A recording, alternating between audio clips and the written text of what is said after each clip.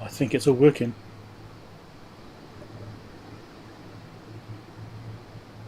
It's raining again. Right. Just started raining. Hey everyone. Who we got here? Got Rob, Dave, Wilhelm.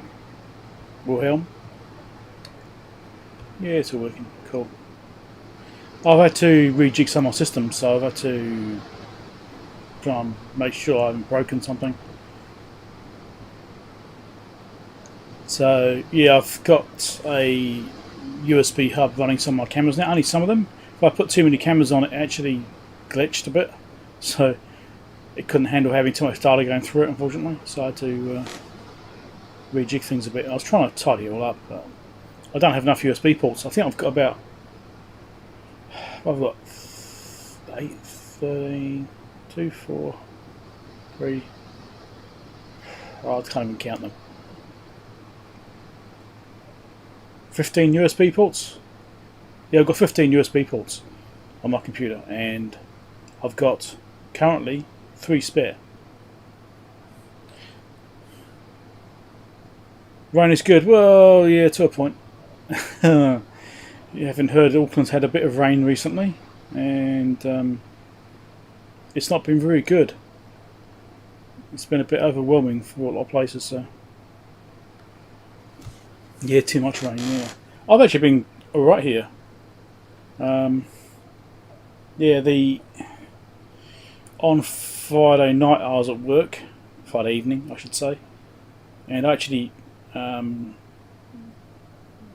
closed down early on Friday evening to leave so that myself and another guy would not get stranded away from home because of flooding. Let's give it that way. Yeah, so yeah, there's a couple of us worried about being able to get home because of the rain and the floods, because the roads we go down flood, and I actually drive through flood waters to get home, and it ended up being a bit deeper than I wanted, but it was okay, got away with it this time. Yeah, so I don't know how the other guy went. I haven't actually caught up with him yet, but yeah, hopefully he got there alright. 220 mil there. We had about 135 over a couple of days. So I think on that main event on Friday it was something like 77 mil or something. A bit more than that maybe. Yeah, so we haven't had as much here, thankfully. But still a fair bit. Anyway. Yes, it's been an interesting few days, and the rain's not stopped yet.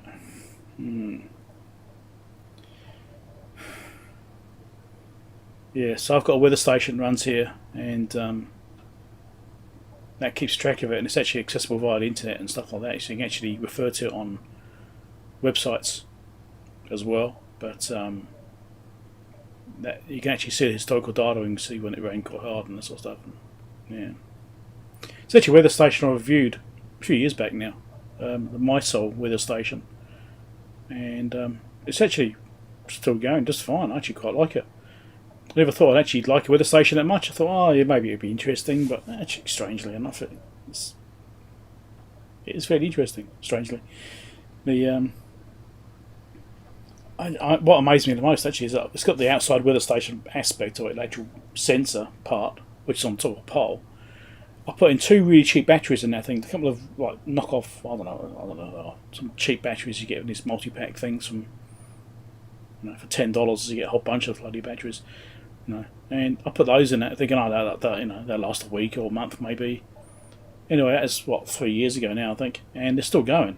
So I'm guessing it doesn't use much power at all. It relies a lot on the solar because it has a little solar panel on top of it. And yeah, it's not glitched at all. It's actually really amazing. Watching me and Dan at the same time, yeah, I gave Dan a bit of stick about the fact that he's scheduled a stream at the same time as mine. I scheduled mine, and a couple of hours later he did an announcement saying he's going to do a live stream at 8 o'clock in the morning. It's like, oh, great. Gave him some stick on this Patreon thing. Bit of a joke with him. So we can't cross the streams. It's bad enough for me and Clive. Yeah, anyway. pirating your stream right now. Okay, that's fine. Who's going to watch this? Anyway, we've got some options, things to work on today. I have... Oh, that's the other thing I've done. I've rejigged my cameras a bit. I've bought some new cameras, which I showed in Mailbag, which are these little Hikvision cameras.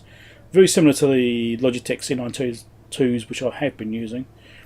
Only that they are better in many ways.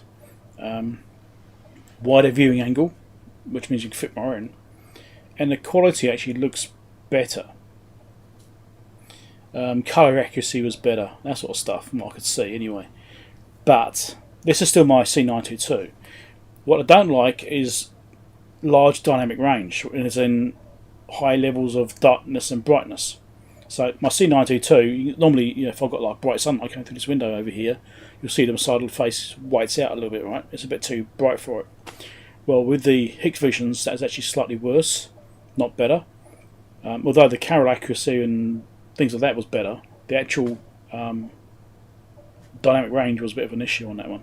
But they work really well on my desk. So I've kind of got the lights turned off as well at the moment over there. But there's top view. And there's a side view. And because they're wide angle, means you can see a lot more on the screen. I'll turn some lights on, might make it a little bit better. Right, so they actually work quite nicely. I actually think it's better than the C922 in many ways. Yeah. And that's without any extra lighting at all, just my overhead light, my single room light.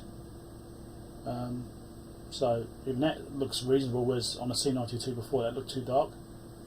So that's one of the things I've changed around. Well, it'd be better once to get other lights on. Hey Christian. Yeah, well, I mean, it actually does quite well. I mean, that I'm not sure about the whole being overly bright thing. I'm not sure if it can handle that quite well with the contrast and dynamic range, but it seems to be better. I think they look better than my C922s did. But obviously, once I get all the other lights on, it'll be more even, and I think it will actually reduce the brightness a little bit as well itself. Anyway, so yeah, we've got this thing over here. There's two things we could work on today. I only decided late last night. I think I'll do a stream. So nothing's really planned that well. So we've got, as I showed, we've got this box here, which is the HP 4300A, is it? Or something like that. Oh, I can't believe what it is now. Yeah, 34AA. Oh god. 3400A AC wattmeter, which I picked up a while ago. I've had this thing for months now. It's been sitting there. This needs a bit of work. Yeah, it's sharpened before. It's a better picture. So that's that I want to work on potentially. Well, I've also got my Valhalla 2305 AC calibrator, which was working. I've already done a big overhaul on that one. Yeah, the audio does switch. So this is on a different microphone across the room. Yeah, I'll come back to this one. Here we go. Hold on, click the right thing. That one there. Oh look, national emergency thing. Oh look, more rain. Yes, we know. Anyway, yes, I do have two microphones. So when I'm on a bench view, it switches to the other microphone. Now, I'd set myself up in the last stream. I had it going on the last one. So if I'm over there, you hear me better instead of echoing from this microphone. Yeah, so that's kind of intentional. Obviously, if I'm trying to show something over there, you will hear me drop off. So, what's saying? Oh yeah, the calibrator. So that was working, and I had it on my stack over here for a while until I got the Datron calibrator, and I had some AC output errors.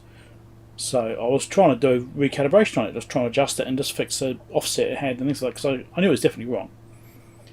and I was just trying to get it closer, and it just went completely wacky. So it's just completely wrong now. It's off by loads, and just I don't know what's going on with it, but it's got a few things going on. But I've already refurbished this thing a while ago when I first got it. I've fully recapped it. It's had all the capacitors replaced, so I'm confident it's not a capacitor problem, but it's got something else going on there. I think it's some digital logic problem. I thought that might be an interesting one, but I don't even know yet. I haven't really dug into it. I've just sort of put it to one side.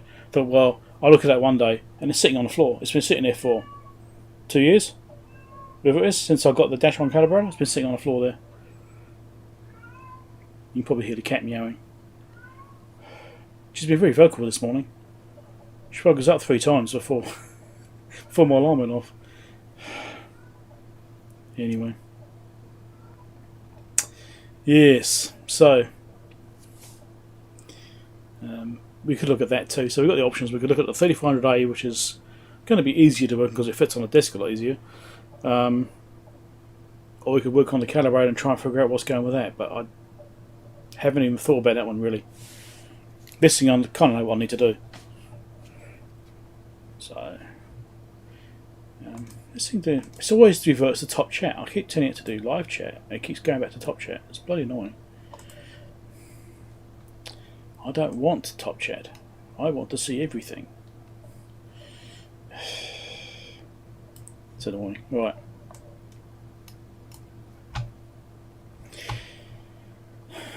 So, should I do a poll, we reckon?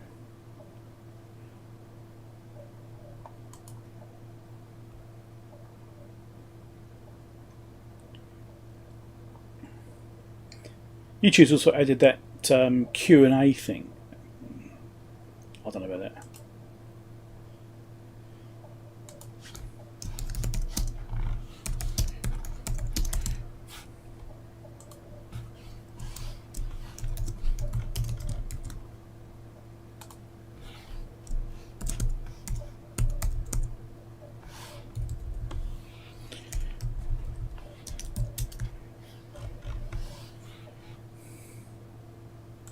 Here we go. Poll launched. Hey Ian, I saw you uploaded a video, Ian. I haven't had a chance to watch it yet.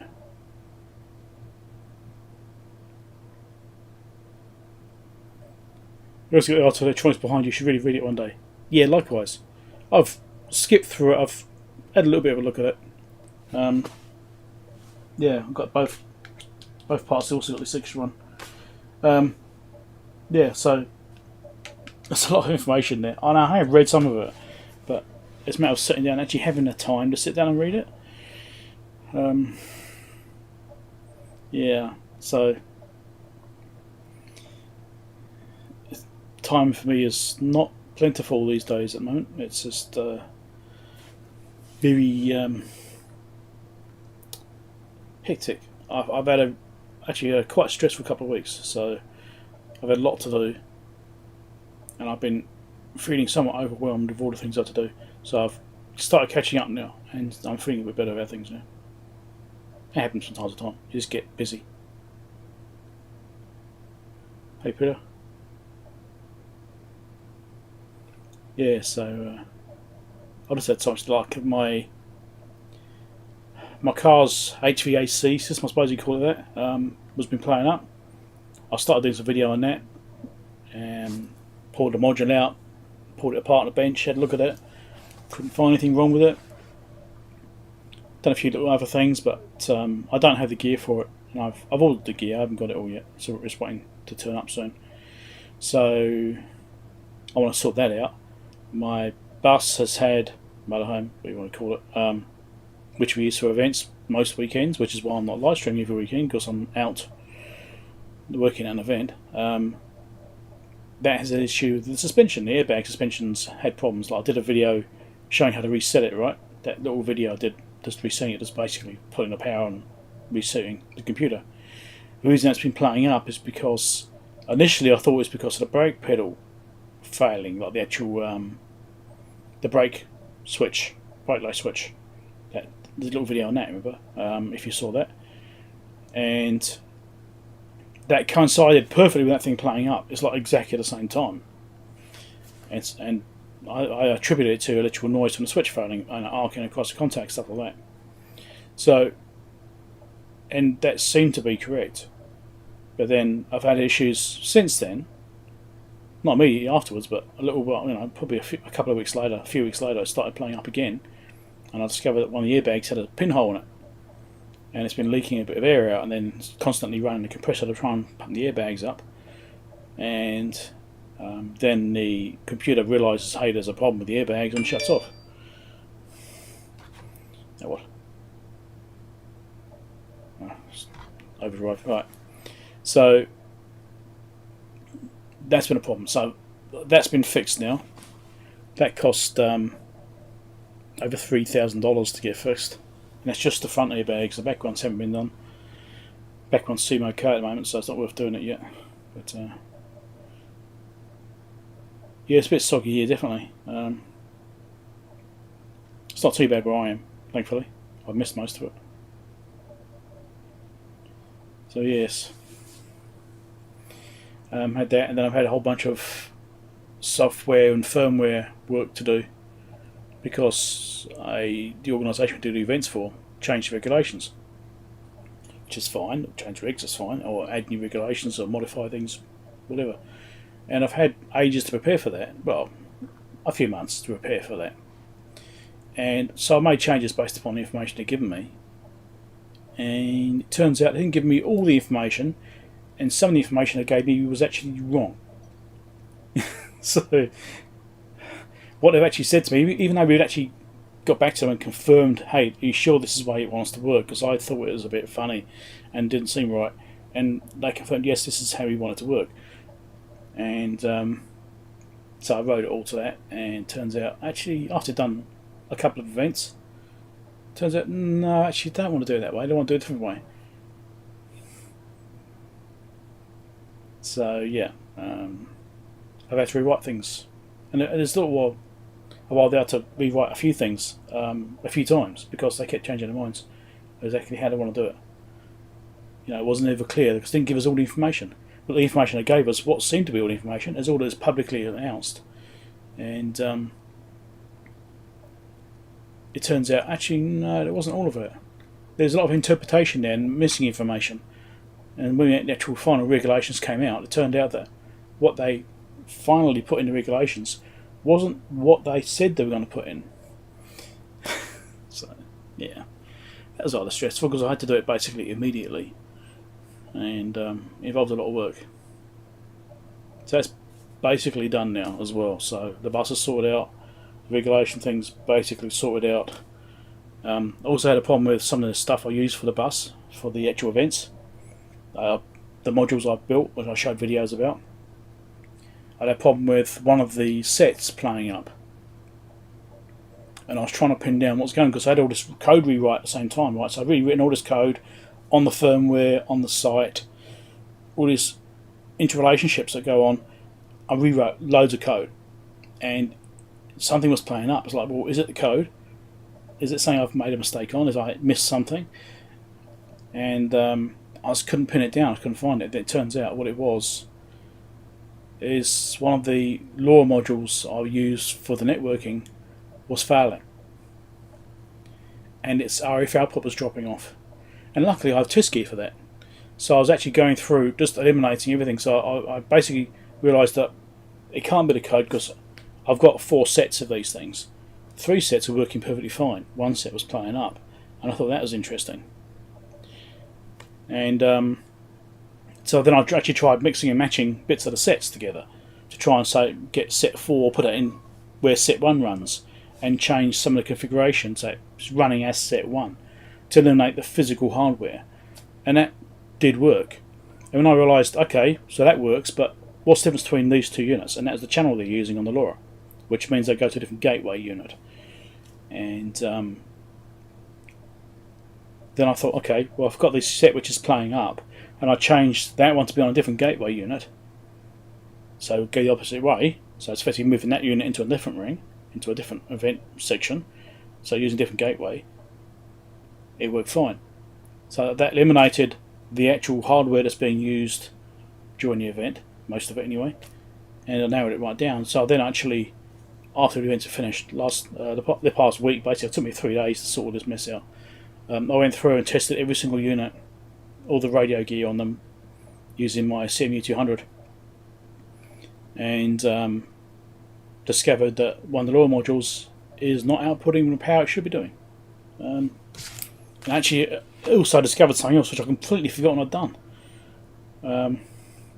So basically, I tested all the units. So we got a pair of units. So we've got a scoring unit and a queuing unit, referred to as, which work on each event ring.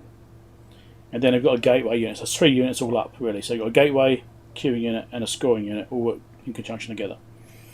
And I tested each one. This is my notes here.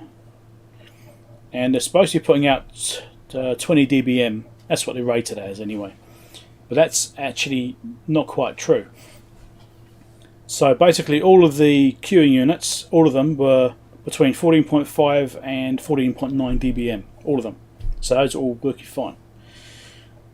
The scribe units, the scoring units, those between 14.3 and 15.3 dBm. Again, all working fine. And the gateways, which I built, which those communicate with, one was doing 18.7 dBm, fine. It's supposed to be 21, because it's the higher wattage modules, so it's supposed to be doing up to 30 dBm, but the minimum setting is 21 dBm, which is what I normally run them on. Anyway, it's doing 18.7, so again, a few dB down, but okay. 2 of them were only doing 6 dBm, and one was doing minus 14 dBm. And that one that's doing minus 14 dBm is the one which is giving me all the trouble. Imagine that. The signal's just too bloody weak. You couldn't see it. That's what was going on. So the units out at the event side, at the ring side, were working, communicating back to the motorhome, because I could see I've got a screen on the actual units. And I could see the data coming in. So I knew that they were getting data to the motorhome, into the bus. We were sitting there watching it all happening, and I could see that all coming through. But the problem was the bus wasn't able to send a signal back because it was too weak, and they weren't seeing it. So that's on one unit. And the other 2 units, say, were doing 6 dBm. What it was, those are different units. What I'd actually done, I must have run out of the higher power ones and put in the lower power ones, the 30 dBm and the 20 dBm versions. So 20 is what's on all the other units, which is why I'm putting it like the 14, 15 dBm output. But because these other ones were the lower power modules, not the higher power ones, they're supposed to be doing 14, I think it was supposed to be, or 11, or something like that. I can't remember what it was now, the lowest setting. And I'm doing 6, because they will sit below. But those are still working okay, even at 6 dBm. So at least I've got a threshold, know I need to be above. But yeah, that was quite a relief when I found that. So I've already repaired all that and got that modified, and I actually got some more modules, and they were, I'll show you one. See, you're waffling about it.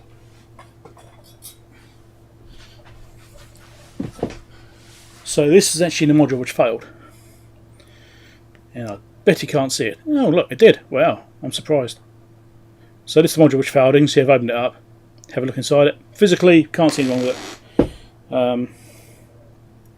Haven't done any testing on it. I just pulled it out. Apart from just physically inspecting it to see if I can see anything blown, and it physically looks fine.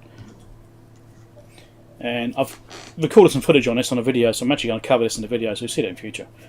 And so the issue there is that, yeah, it died. Now basically these are using our Santec SX1276 is the actual RF unit in these. But then I have an amplifier IC after them, which is a YP2233, I think that's what it was. And that must be what's blown on that, because that's an amplifier, 1-watt amplifier. So I think that's what's gone. I haven't tested it, but I think that's what it is. And yeah. So what I also got last time was, so these are 868 megahertz lower modules. And I went to go and restock, because I've had to replace these things, obviously. And I discovered that the 868 module which I've been using is discontinued. What they've done now is they've combined the 868 with the 915 megahertz module, which is brilliant. So all you do is you specify a higher channel range and it just keeps on going. So normally it starts at 862 megahertz as channel 0 effectively, and you can normally go up to 31 channels or 32 channels because it goes up to 31, so effectively 32 channels. And that's the highest frequency you can do, right? So in that range you can use anything. It's a 1 megahertz step between each channel. And what they've done now is they've extended that out. So I'll read the comments in a second. And so now it just keeps on going up. So it covers the 915 megahertz range as well. So obviously they've done some work there with the RF section inside the unit and made them able to cover that broad bandwidth. So that's the modules offer now. It's called a 900 megahertz. It's called a 900T20 or 900T30 of the modules they sell now, which covers both. So I've ordered a bunch of those. And that's what I'm going to replace them with. That means I can then just change the channels between those two bands as required. Now, I've been restricted a bit to the 868 megahertz to a point. I did want to have 915 as well, but having a module which can do both means I can just adjust it and change it as needed. But the 915 is used for some of the equipment which is used at the events as well, so I need to make sure I don't step on that equipment. Anyway.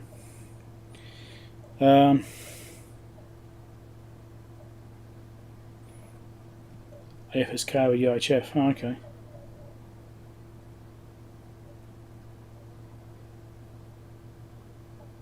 Ah, the LCDs might be available soon. No, I didn't know about that, Ian. Or the VFDs, yes. No, I didn't know that. I definitely want one or two. Probably two. From the same source.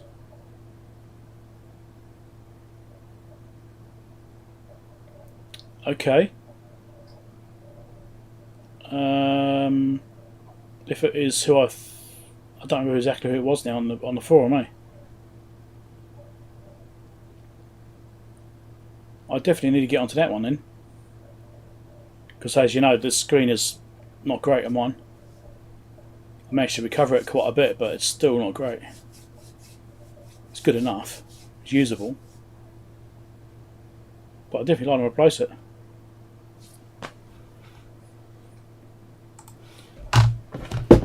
Doing that right now, Ian. That's something I'm definitely going to jump on. Let me just quickly get distracted by this. We'll go and do some work on something. Yeah.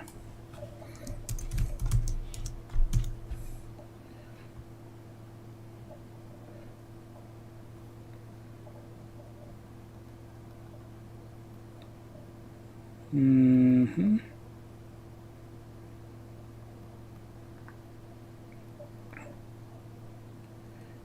I don't see anything obvious. I guess I'm not using the right search terms. I see someone else commenting about repair. How long ago was that posted, Ian? Because I seem to have not seen it. Anyway, I definitely want to get onto that.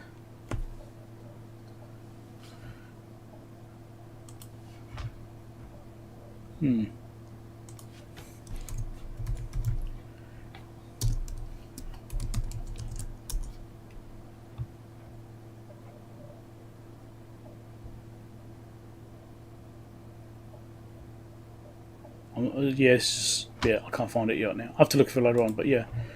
Oh,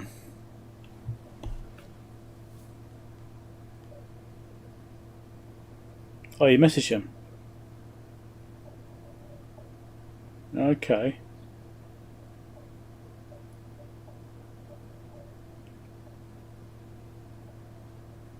Because I messaged him when I got this one, and he said he didn't have any a month ago. Right, okay. Maybe flick me a link to it if you've got it convenient. Might be a bit easier if you've got it convenient. Otherwise, don't worry about it. Yeah. Right. Well, that'd be good to get a new display for it. If that is possible, I'll definitely get a couple. One for now, one for later. You know, you never know, could drop it or something and break the screen. Cheers, Ian. Yeah, that'd be great. Be another follow-up video too. Replacing the... I know it's a bit fiddly on those things. VFD is always fiddly.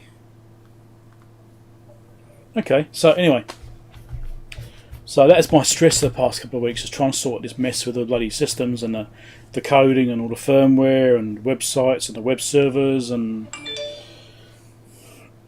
this is getting ridiculous. I keep sending bloody texts out all the time now. National emergency thing, you know, the actual... Anyway. You got paranoid, you got someone, they got slated for not being a big enough response and quick enough response for the flooding we've had.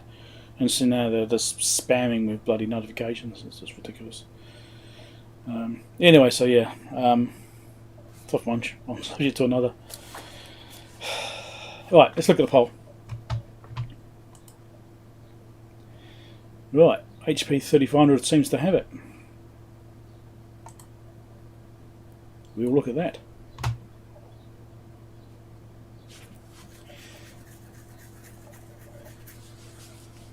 Yeah, so yeah, it's just been a hectic couple of weeks. I've been feeling rather stressed until things started getting under control and I started figuring things out. And yeah, it's a great relief to actually get it under control again, because it's just stress trying to get all that done. Spent all my time putting in this bloody coding, and yeah, it is a worry because I had too much going on at once. Right, let's play with this thing here. Let's turn some more lights on. I should record a video at the same time, I suppose.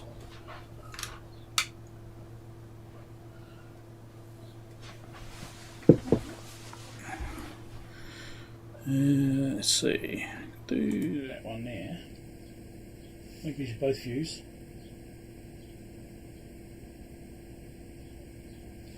Analog today, indeed. If I'm going to turn the camera on, maybe I'll do that view instead. Once it wakes up. It's not going to wake up, is it? I have to change the bloody... I have to refresh this every time. Which camera to use? Use the right one. Oh, come on. It's not even using it.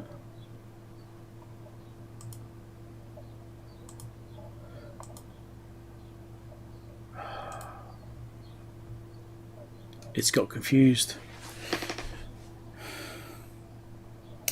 Yeah, I'm just trying to find this bloody... I had this working yesterday. I did all this yesterday. It's working fine. Of course now it's not. Let's just do this one for now. Let me just do this. That's not the right camera. I'm just trying to make it work.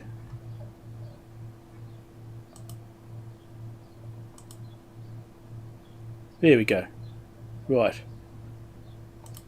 Now I've got it. It's the same one I was at before. Anyway. Let's get the off-screen stuff in on that.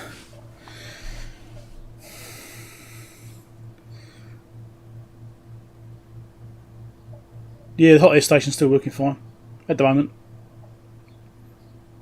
Hasn't failed again yet. Hasn't had a lot of use though. I haven't been doing that much electronics work actually since then. In fact, I've just been so busy I haven't really done much at all. I've done some mailbags, that's about it.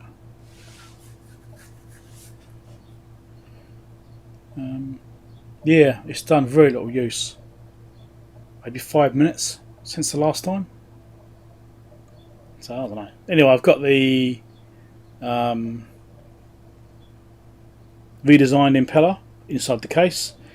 I've got a brand new impeller sitting in a drawer as a spare, so if it does go next time I'll try repairing it again, the redesigned impeller, and if that fails again then I've got the brand new one to put in there, so I've got some backups. Anyway, so this view, or do we want that view? I'm not sure which one you guys will benefit from. I suppose it depends on your screen size. If you want a small screen, this one might be better for you. But if you want a decent sized screen, then the full wave view might be better for you. That one. This one here. That one there, yeah, okay. So this is what my camera can see, my recording camera. So you'll be able to see what will be basically in the video. Which microphone is this using? It's using the one on the desk, okay.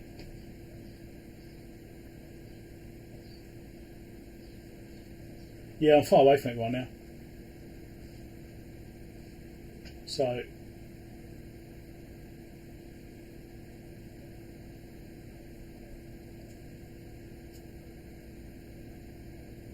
a microphone messing off this.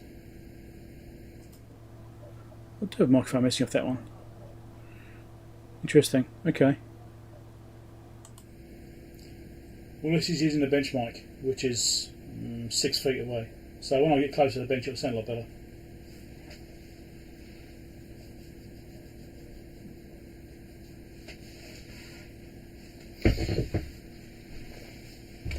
So when I go over here, audio should hopefully be fine now. Hopefully. The audio from the microphone you see in the recorded videos, that's actually straight from the camera itself. The camera's built with a microphone. That's all I use. Because I'm right next to it. I'm literally a foot away from that camera which I'm recording with. So I've been finding that microphones work fine. And the only times I actually use an external microphone is when I've been doing like a further distance shot. Like I've been doing a treadmill repair or something like that, or some other thing at a distance. When I used to do that experiment with the mailbag videos, I had the standing bench.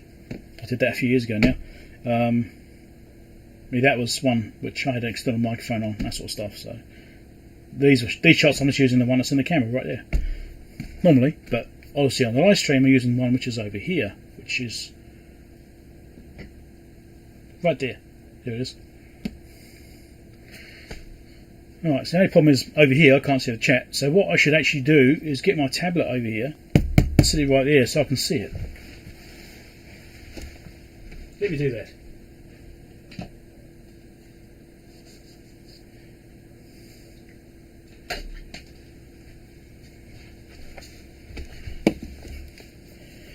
Get it set up. I should have thought about this ahead of time, but I didn't. Well, I didn't really think of it ahead of time, not that much. What vibrates to turn on, that's something. It's not completely dead, it's been sitting there for a while.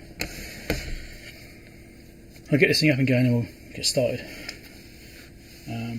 We have looked at this I think in the previous live stream, just briefly, had a little look at it to figure out what we needed to do. So let's see if I can get the chat up on this thing. Once it boots, it's taken a while. I might also need to plug it into power, we'll see.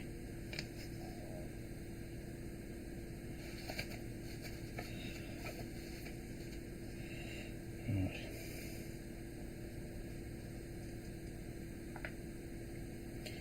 Oh, he's got loads of updates to do. Possibly. I just want to get the chat over here so I can see what's going on with that. That'd be nice. Okay. YouTube.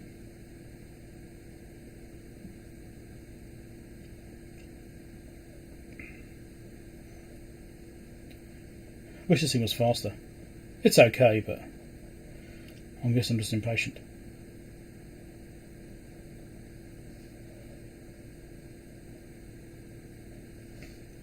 Still waiting, still waiting. Here we go. Here's my live stream.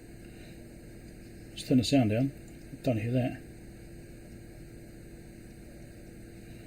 And I want to pause the video because I'm only playing it back.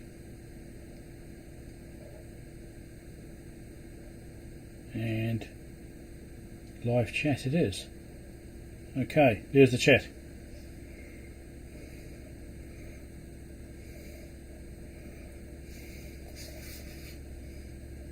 Which way is this going? Is it out the tip? That way, I think.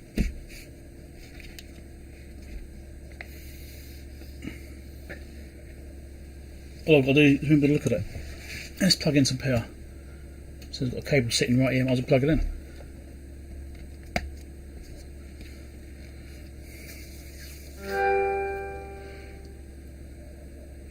I need to SMS my wife anymore. Yeah, that's indeed true. Now, is this thing up to date?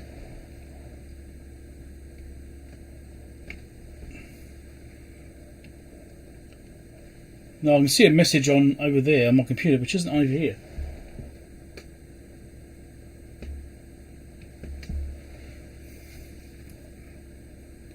Why is that outdated? I'd expect to see this the same speed as it is on the computer, but it's not.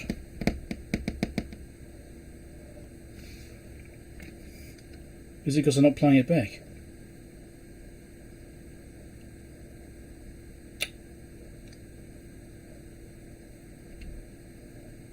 No. That's interesting. This should be working better than this.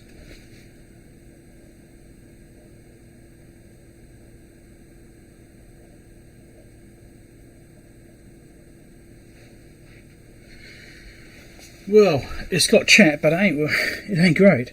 Why is that not coming up? See, if I closed it and brought it up again, it's there. I'm not sure I can trust this.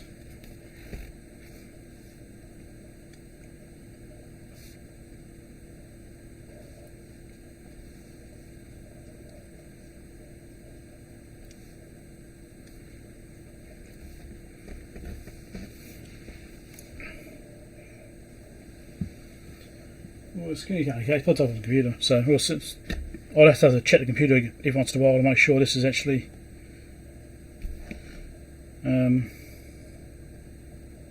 going. Yeah, that's worked that time. Yeah, I don't know, maybe it just got glitched. Okay, let's get on with this. Waffling.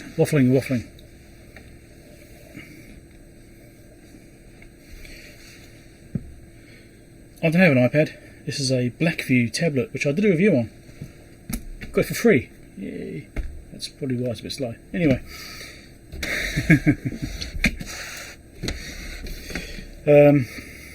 Right. Well, that's a fairly speedy pricing, I think it was. A bit dusty, it's been sitting around for a while. So it's got a few issues. I shall discuss that once I start recording. Let's get this camera set up.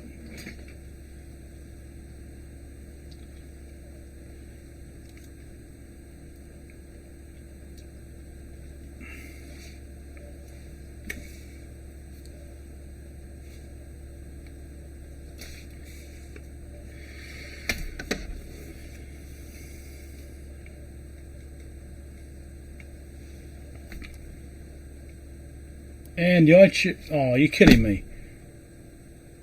The YouTube app just crashed. It just disappeared. After all that, it just bloody crashed. This isn't working too well, is it? Let's go back into the live stream. Let's pause it again.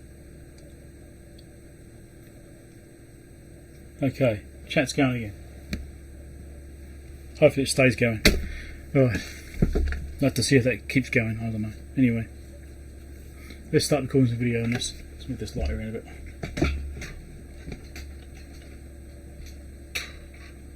Just slightly bit of lighting here.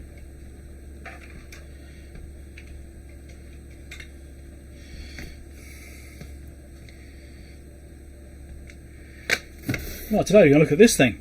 It's the HP 3400A. And as you can see, I've got the original manual for it here as well. I've had this sitting here for a few months. It's been a project I've been meaning to get around to, but I've been so busy. And it's got a few things we need to do to it. One of the things is it's got this power plug.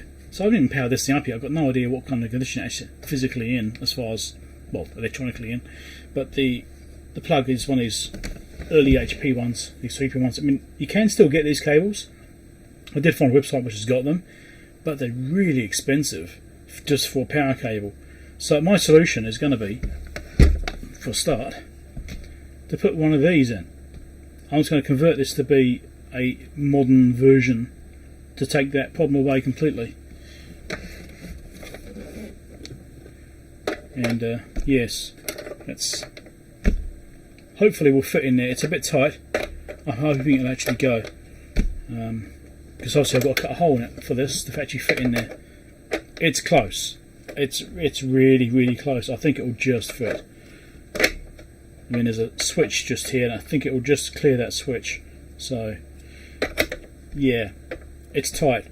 There's also the electronics inside as well. There's a card which comes down, the power supply card in the back. And it's really close to that as well.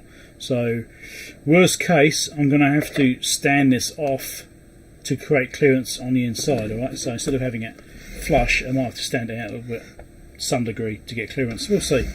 But either way, I've got to cut a hole in it which will fit this thing. That in itself could be interesting.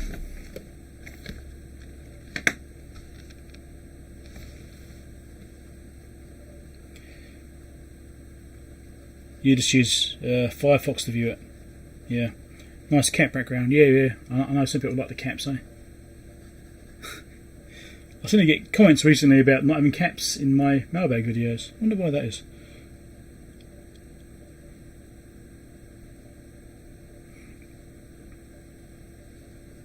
Oh, you see connector on a metal can. Oh, okay. Midder not peeling. Not from what I can see. The midder looks alright. It's probably slightly out of focus because I'm close, but yeah. I'll do it this way. There's no way of getting close. We do it this way. Midder looks fine. It's a bit grubby. There's like dust or something on the inside maybe, but the actual scale itself looks fine. Maybe I mentioned that in the video. This is switchable, so this has actually got a switch on the back for 230 and 110 or whatever it is, 115 is it. So yeah, it's got a switch. I've got it set to create voltage. Serial number, that might be helpful for you. Yeah. So there's a close look at the rear. There's a serial number, 528, which I believe makes this 1965.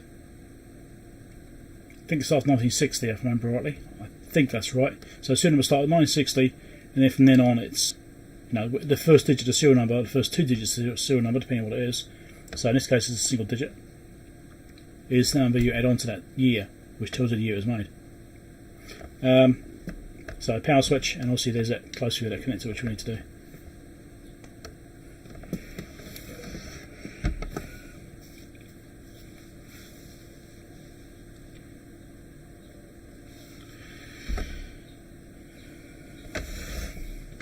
$9.65 is a great year, is it in?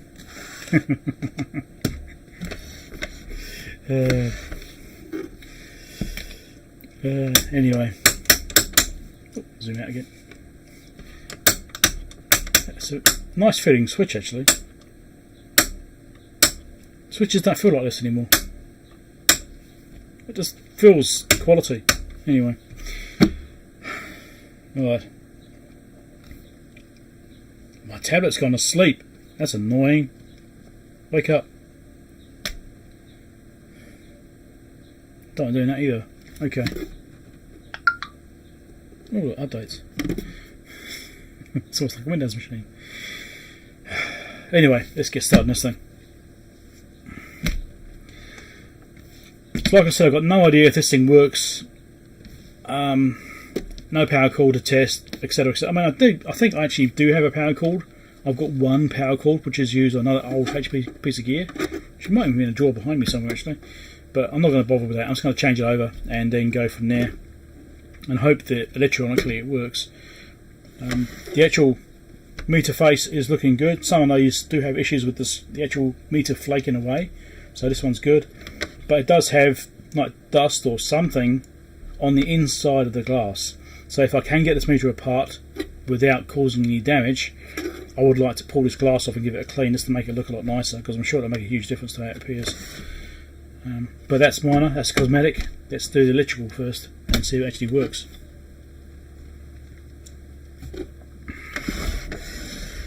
So we're going to have to take all these panels off. That screws me for this. Not much. Not much of it.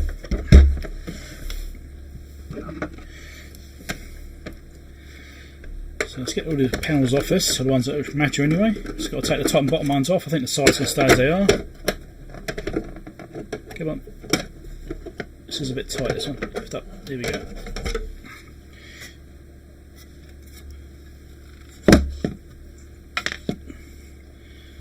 So if you didn't see the original video of this thing,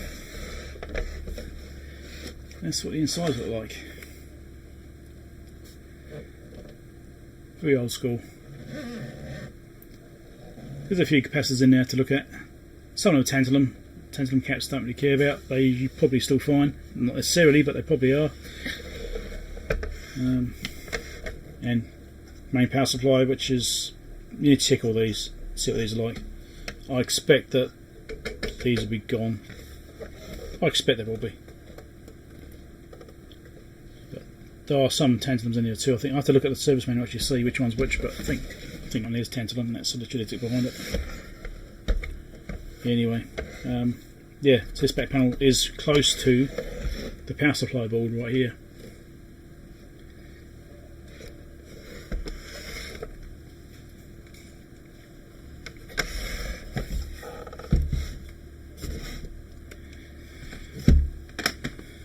Let's get the bottom panel off.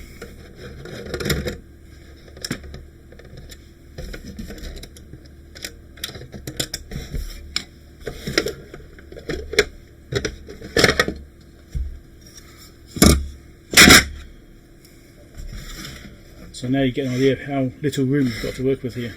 We do have some room, but it's not a huge amount. Okay, so we also allow for the back of this sticking through.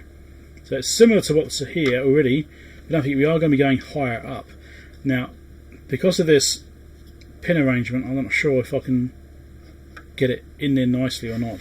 Because if you look at that, it's going to be quite close to those connections. So it doesn't stick out quite as far as the original, once it's flush, right?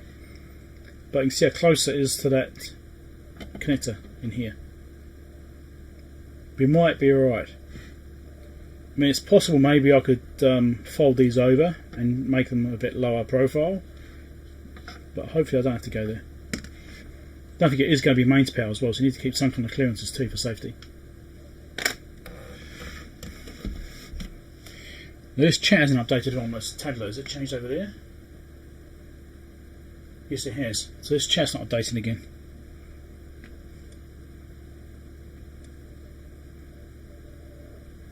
Here we go. Right.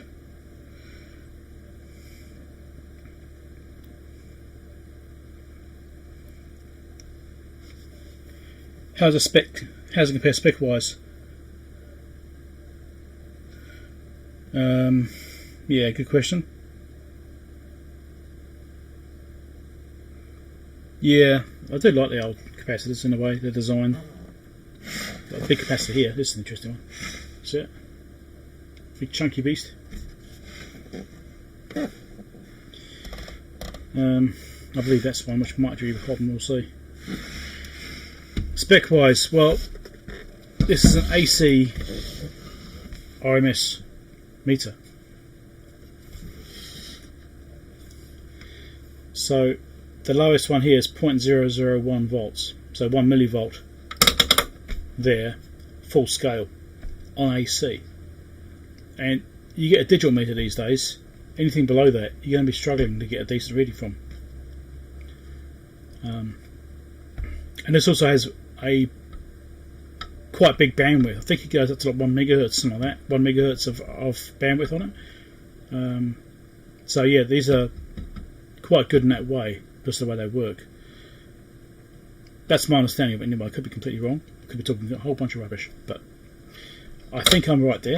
I believe that because of the bandwidth of these, it gives you an advantage, even though it's analog, but because it's got a 1 millivolt scale, full scale 1 millivolt, so you can see, you know, right down here, basically it's what my scale is 100 in that one, or 0.1 I should say. So yeah, below that it's basically unusable. What I recognise, you know, that's basically noise, and so anything above that is usable range. Needle does move.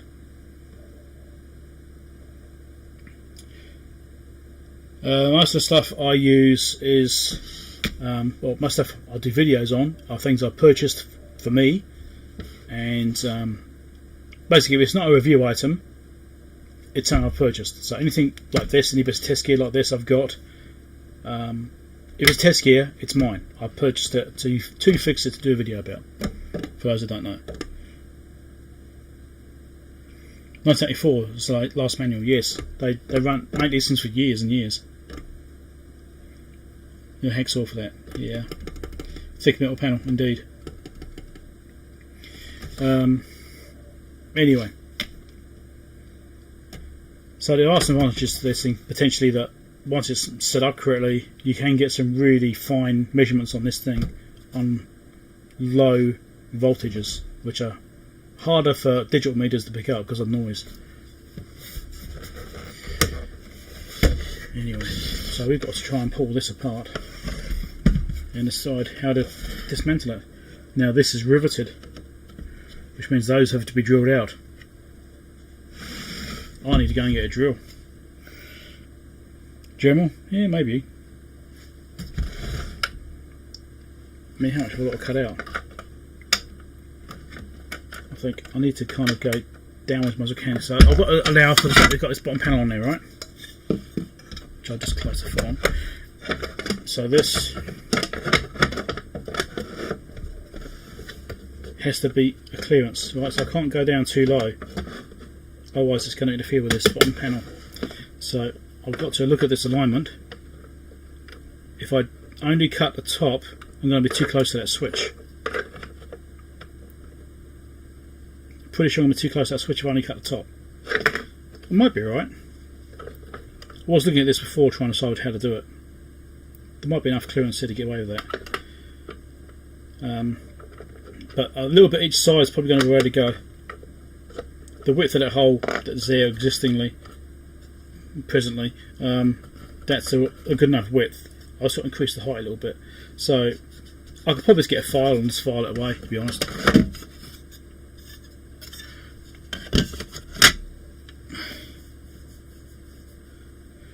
That panel's come off. This one does have screws on the sides, yes. It could be removed, but I still need to adjust it to make it fit.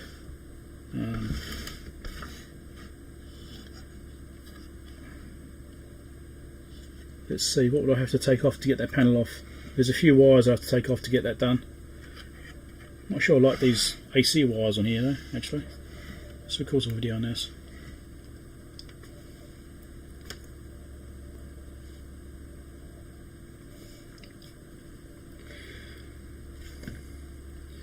So I'm just looking at this wiring in here. This original wiring is awfully thin. This is obviously the AC side because it's the fuse, back of the fuse here, and it's little. Yeah, I'm not sure I like these wires. I mean, that's what's there originally, but I might look at maybe replacing just the ones in here. I'm not sure yet. I mean, they feel okay. They don't feel too brittle or anything, so they're probably alright. But yeah, don't know. Just like a bit more insulation on wires that are 240 volts. And my tablet's gone off again. And it means it's probably lost the chat again.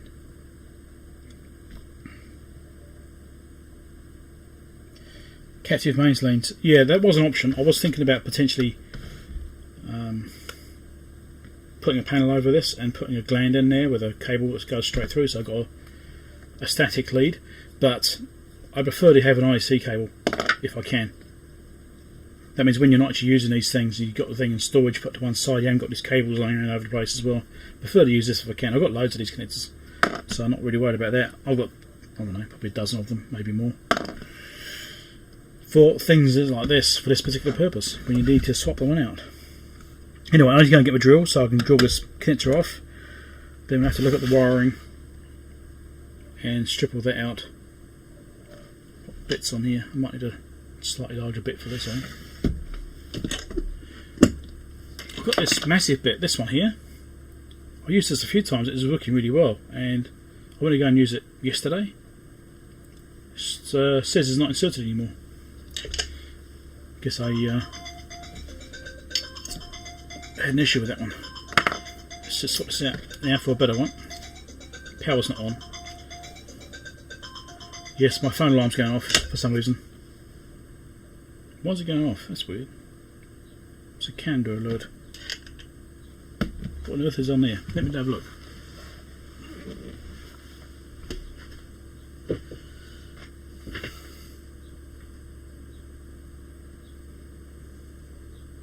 Oh, right, okay. Right, let me go and get my drill and probably a file. Yeah, it won't take me long. I'll be back in a minute.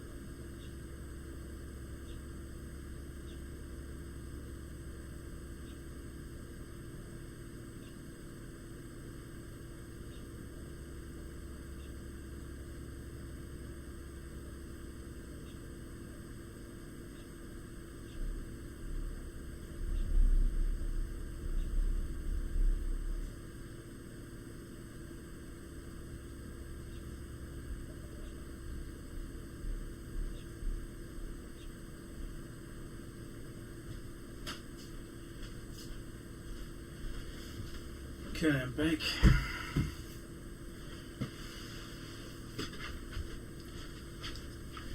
What did I miss in the chat? Is the tablet still going for the time being? I suppose I should touch it every once in a while. Right.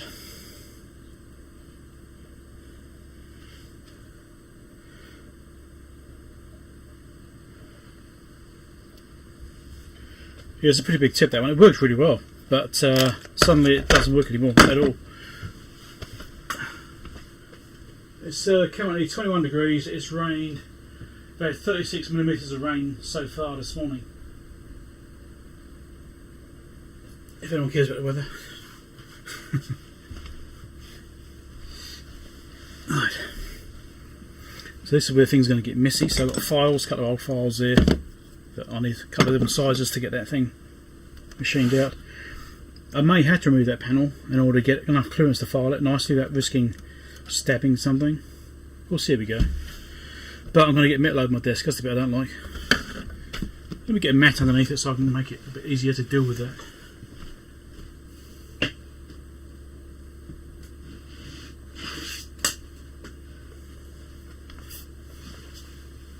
There you go. We'll chuck a mat underneath it. That way I'll do is take the mat away with all the filings on it. It's a bit easier than trying to clean the desk off. Let's move this out of the way for now.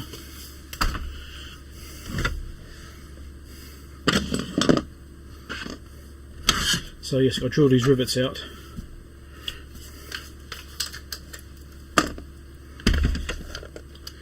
I've had this drill for years. It's Hitachi. Worked really well. Still on original batteries and that sort of stuff. Really good. Be very happy with it. What size do I need for this, I wonder? Let's go with the 4mm. These are slightly rounded. That could be interesting. Maybe we will go smaller.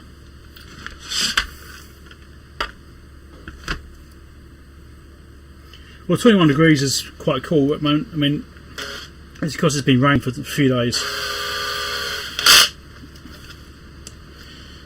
Small drill first. The other day it was like 26 degrees in the morning, like 7 o'clock in the morning, it's 26 degrees kind of thing. This is Celsius, not Fahrenheit, by the way. Should be clear on that. Right, let's look at. Let's hold that foot down. Hold the foot down. Let's get the remote. Right, so let's now look at drilling this out. I've got my drill here. I've got I think it's about 2.5mm bit, something like that. So I've just got to try and drill these 2 rivets out here. And hopefully it won't be too hard to get done. Hopefully not. It might slip off, and I'm hoping it doesn't do that, but it could do. These are rounded. So, yes, we'll get to this. Centre punch. I don't have a centre punch, believe it or not. Or I could punch it with something, I suppose. I could whack it with the screwdriver. Do I want to put an impact through the chassis? Probably not. Humid, yes, probably is. 26 degrees of heat wave here. Yeah, well, we had. I saw up to 30 degrees here the other day when we had nice weather. Humidity, where are we at to? Right now we're at 70% indoors. That's 75% outside, is it? I'm just trying to read it. It cycles around. That's the other indoor temperature. So I've got 2 sensors indoors, one saying 70, one saying 75. Outside is 99%. 99% humidity because it's raining, I suppose. Anyway. Nail and hammer, yeah. Let's see how I go with this first. See if it was a chance to slip. I want to prop this up a bit. I don't want to drill it upside down. Let's do it this way. Let's go for this one first. See how we go. See if it slips. Yeah, it's going to slip. Okay, let's not do it that way.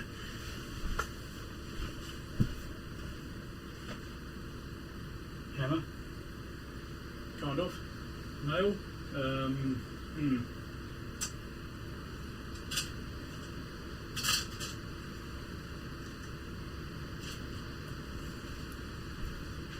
This is probably a bit small. That's what I heard. That's even better.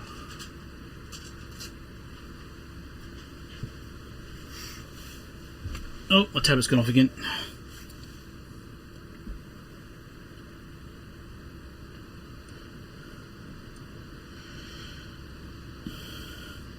Blasting.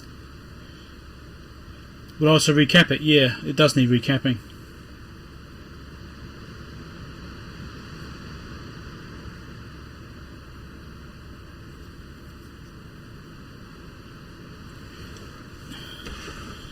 So, screw, small hammer. I mean, these are aluminium rivets, so hopefully it will just give. Shall I get in the centre? This is not easy to do because it doesn't want to stay. No.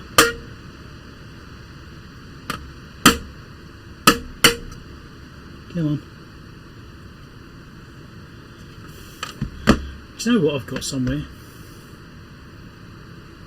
I lie, I do have a centre punch. It's one of these spring ones. But it's pouring rain right now. It's just got really heavy rain coming down. And if I go outside I'm going to get soaked. I know where it is. Let's see if I can make do with this. Not really. Okay. Here's another idea. Let's file a flat on top of the rivet.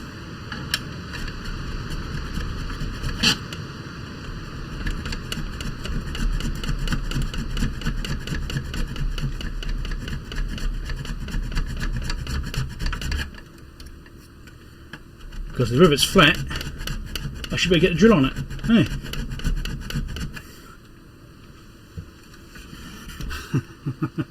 What am I doing this stuff? Should be careful not to scratch the panel.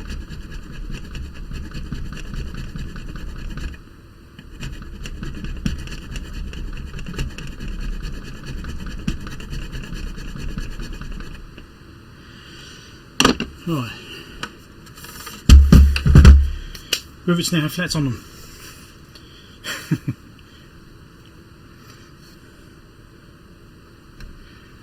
That noise is rain. Let's try this again. Look at that. That works now. Yeah, it's walking slightly. Come on.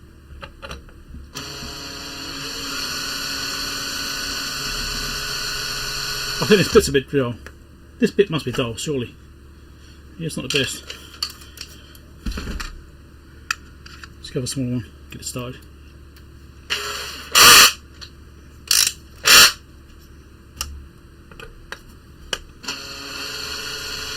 That's better.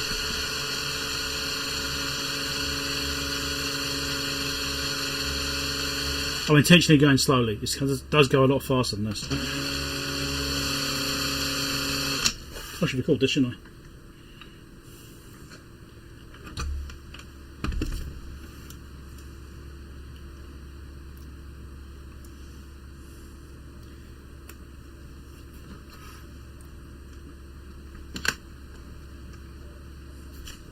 Let's drill this. I've already done some work on this to try and get it to drill a ball. I didn't have a centre punch to hand, so I've flattened off the top of the rivets because rivets are curved, so I've got a file, flatten the top of the rivet off so the drill doesn't walk away, and now I'm in the process of drilling it out.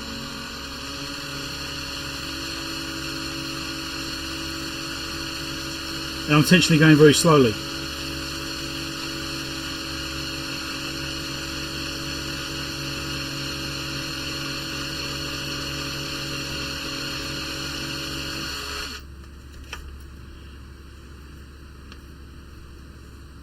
Maybe too slowly, but I'm trying to be careful because if I shoot through into the inside it could damage something, so I'm trying to be really careful with it.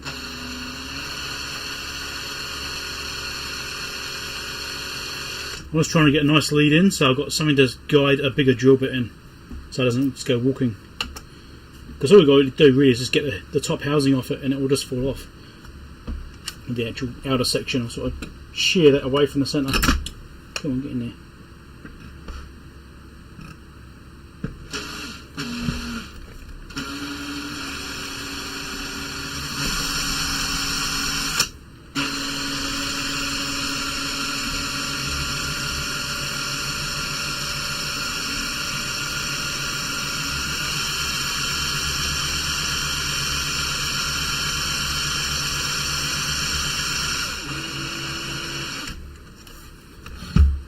Probably enough.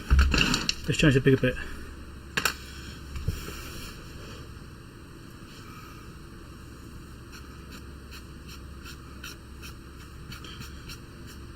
Probably should have drilled further onto the desk so it doesn't go on the floor. Don't be going on the floor. This Hitachi is well used. Yeah, it's had a lot of use. It's a good drill. I really like this one. Rock solid drill. I'll definitely buy another one.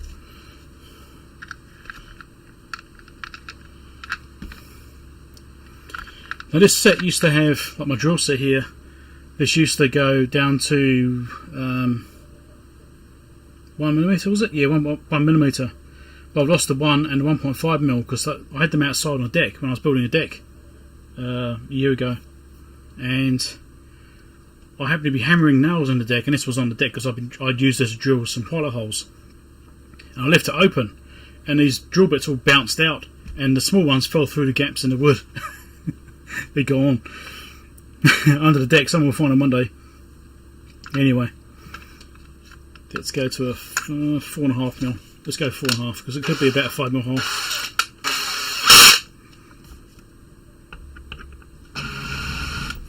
And the 4.5mm is not had much use. It should be pretty sharp.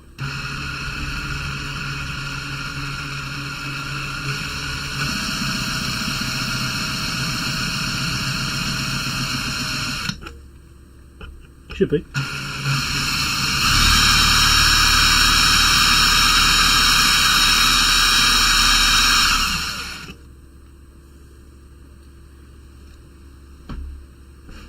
Must be getting close.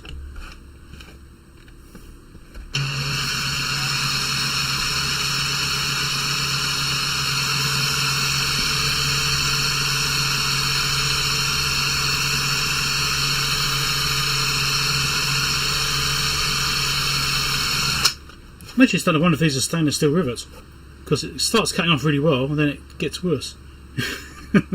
Starting to wonder. I don't know what it would be, but.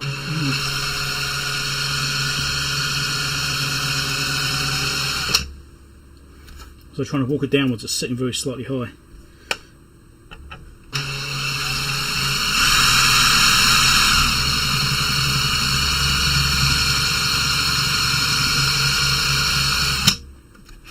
Well, this is being stubborn.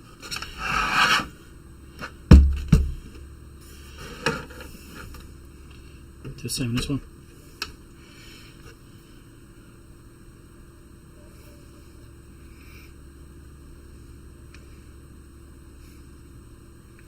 And it.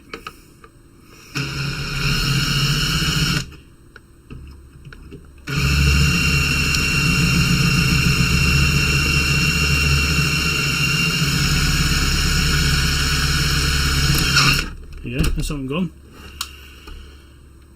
So what is this one not going so well?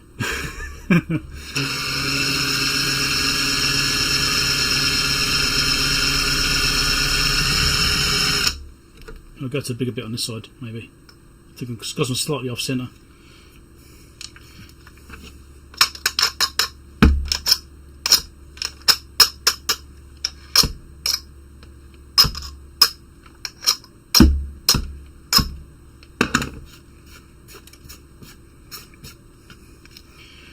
Hoping I don't get a metal splinter in the back of my finger. Let's go to slightly bigger drill. Let's go to 5.5.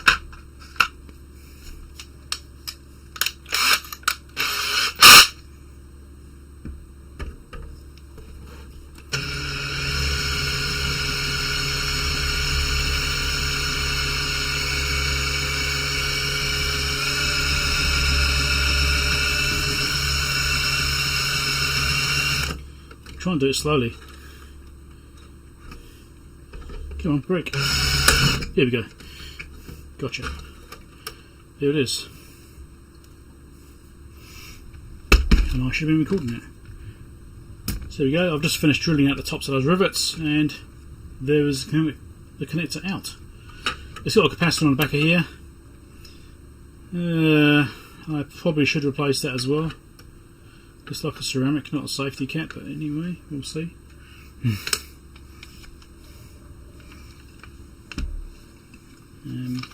I probably will need to drill again.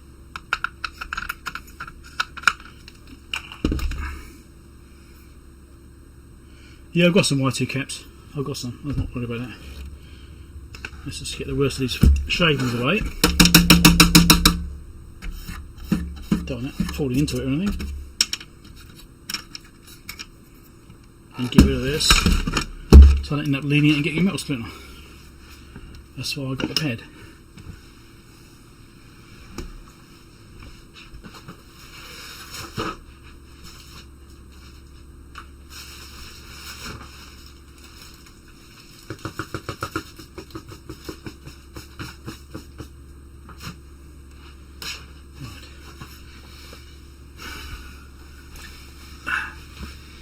Okay.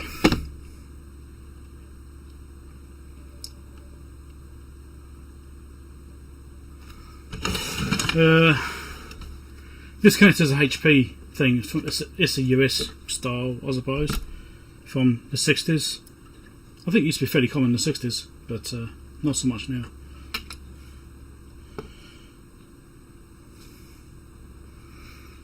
Put the cap after the fuse.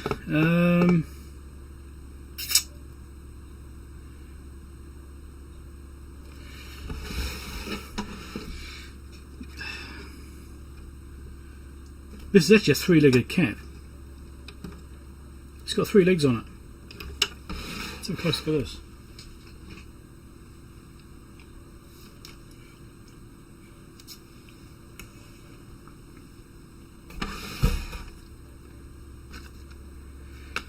So this is the original capacitor on the back of that socket, and look at it, it's actually got 3 legs on it. So it's obviously purpose designed for this particular function. It's not just a standard capacitor. That's very interesting. And it's actually marked as a we see it there, 2x,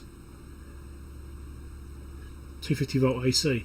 Now 250 volt AC could be a bit of a problem, as I mean my line voltage here is often about 240, 241 or so, around there. So yeah, it's a bit borderline for the voltage rating. That definitely does need replacing. But is this an X class cat? Is that two X class together? Is it? Don't know.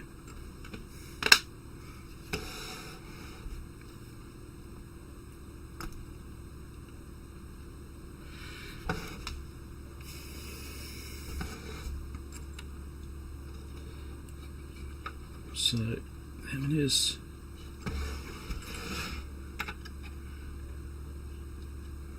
I'm not sure I like this wiring on this. It's awfully thin.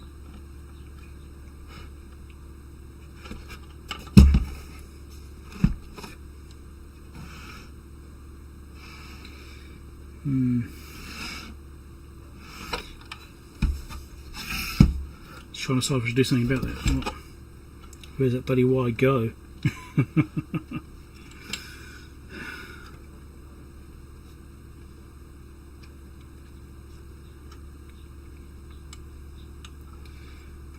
Yeah.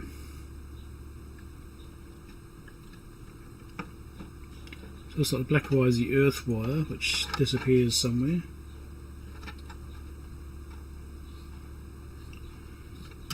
Trying to follow the looms.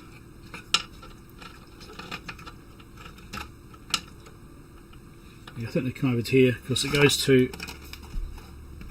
You've got this transformer here, so I believe it comes up to the back of this. Let's just pull this card out, shall we? Try and pull this card out. Let's try and pull this card out.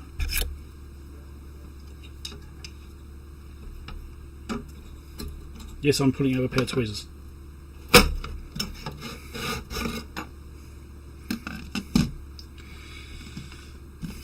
So I'll just remove the card, just lift it out, gives us access to the back of this, because I'm just looking at this mains wiring, I'm just not sure I'm happy with it, because it is awfully thin wires. I mean, it's probably fine back in the day, but yeah, this is 50 years old now, or 60 years old even, almost 60 years old. I mean, the quality of the wiring seems fine, it's not like it's cracking or anything like that, so if it's cracking I'm definitely really worried about it, but it's not cracking. So there's a few things going on. I mean, this is a transformer over here or something. Weird transformer wiring. Strange setup. Never seen one like this before.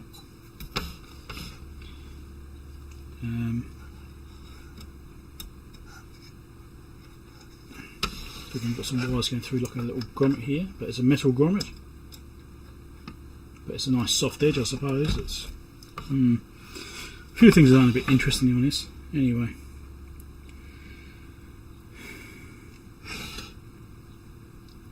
Right. Just assessing a few things. One thing I want to look at before I forget, you've got this resistor sitting in here. I might just measure that. See if we get a reading off it. Because this is one of these old carbon composite type, and these do tend to go off value.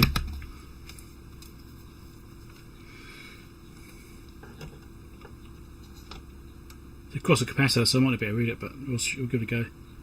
246 ohms I'm getting across there.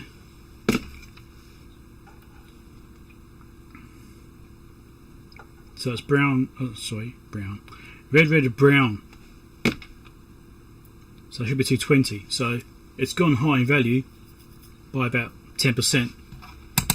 Yeah, it's probably right. Just then. I'll leave that alone.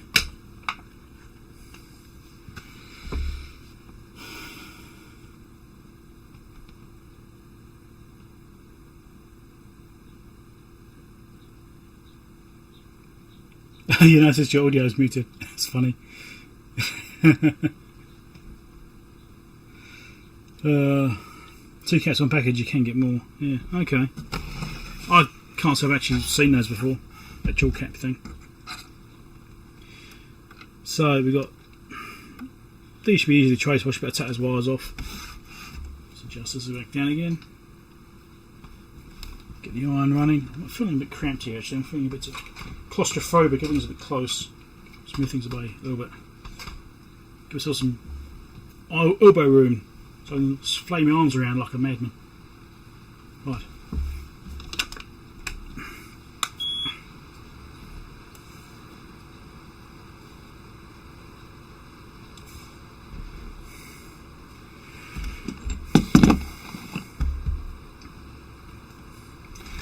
So I'm going to take the wires off this connector here because I know which one's which. This one's going to the fuse, the other one's obviously neutral, and the black one is obviously the earth. So I can take those off and not worry about it. It gives me a bit more room to work without this thing being in the way. And hopefully I can just desolder them, but they're probably wrapped around these bloody connectors. We'll find out. Bit more heat. I may need to put fresh solder on to help it melt, but we'll see how we go.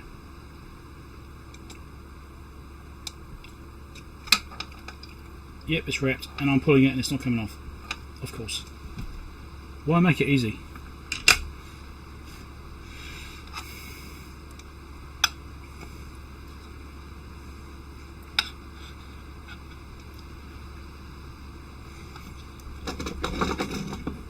Let's just cut it and restrip it. I may even just replace the whole wire, we'll see. These wires are plenty long enough for me to just cut them off and restrip them.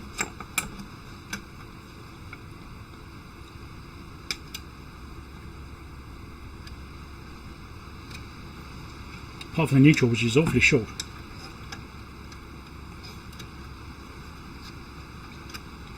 That one has to be desoldered.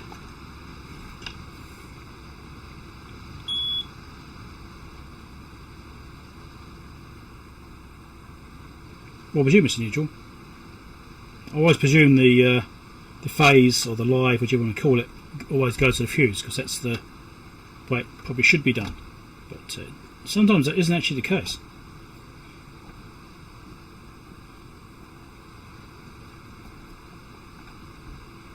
Come on. Come off. There we go. Right. So I'll just remove this. I cut two of the wires because I've got plenty of length on them. The other one I've actually desoldered it with a bit more effort because it's only quite short anyway. I don't want to shorten it any further. So I might see you at this capacitor. I mean, this capacitor needs replacing. I've got some caps. Let's see what I've got.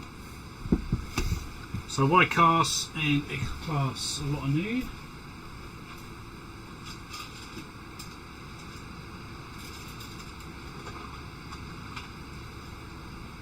What value is this one? I didn't notice the value. Doesn't really say. Actually. Well, I've got some caps here anyway. What have we got in here? It's only for filtering anyway. God, I can't even read these. I've got a few. The markings on them are really faint, like they're a light. I think they've been lasered or something. It's just been not easy to see. This is a Y class. X1, Y2. So does that mean dual function? Maybe. What else have we got?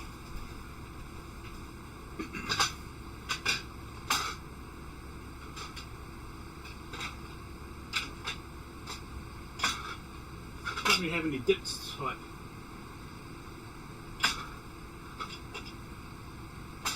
I've got X class caps, but they're not really dips type. So I might just go with the Y class and leave it at that. A couple of Y class, just chuck those in. Any opinions on that? Smart's 0.1, is it? Is that what smart, is it? Good spotting, is it? Oh yes, so you're right, 0.1M. 0.01M. Yes. But that is, let's actually test it, shall we?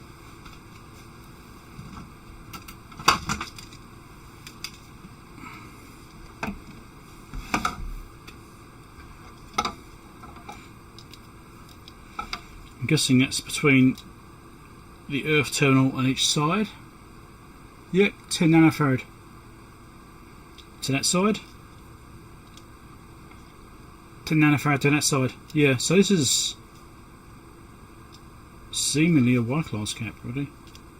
and of course they're 4.5, yeah, because they're in series effectively. So yes, it's basically a Y class cap effectively, because the X class goes between phase and neutral, and Y goes between the Earth and each. It's more like a Y class anyway. Okay, so that might just basically do two individuals to replicate the same thing. Ratings on these, I should check the voltage rating on these to be sure.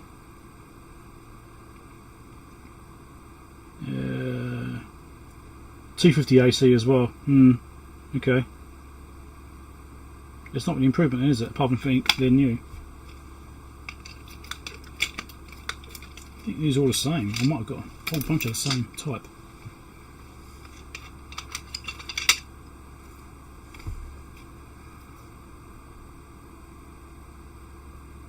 Yeah. 250 AC as well. So effectively the same rating, but new. I think I'd probably go for those. I think it's marginal. I think I would like a higher voltage, really.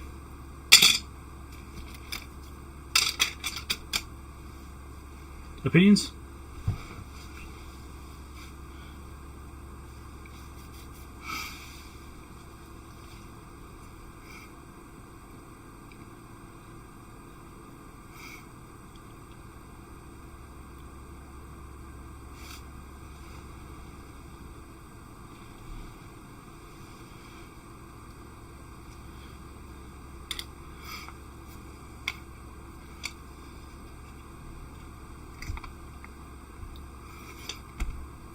You reckon? Okay. Z class is what we're trying to fit. Right. Well, you reckon they're right. I mean, yeah. I mean, personally, it's almost like putting the original ones back in is okay, but then it's really old. So, do you trust it?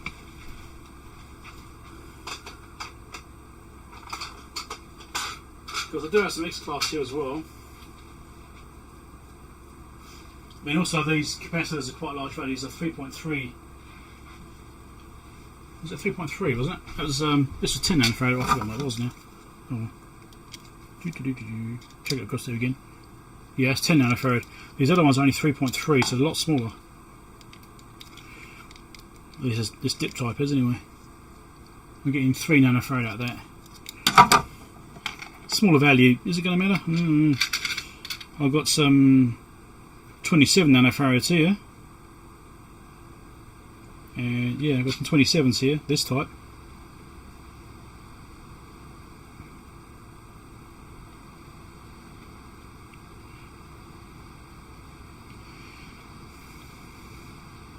I don't know, opinions. Do you reckon I should just reuse the original one? Or should I put these ones in even though there's a different value? I don't know.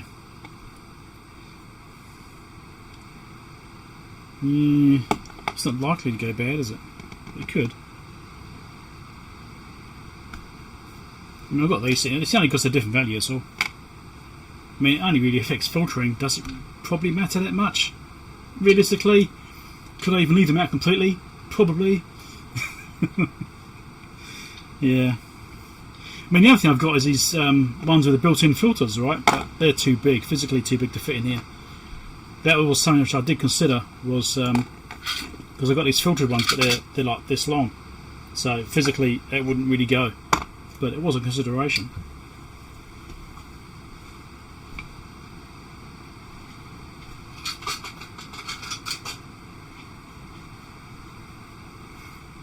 I think if I keep on tapping my tablet and just keeping it awake, it seems to behave a bit better. Ian saying reuse the old one. Oh, says Peter.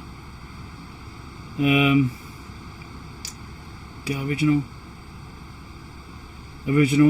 Oh, I think we might be going with the original then, because it's looking like they might be going that way.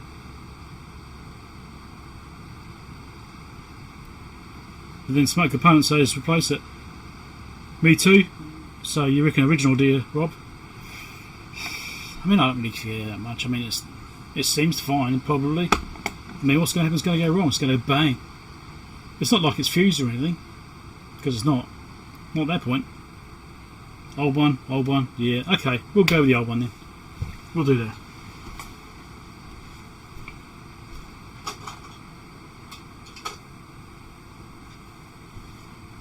course, you guys are all assuming I can get the thing off the pins.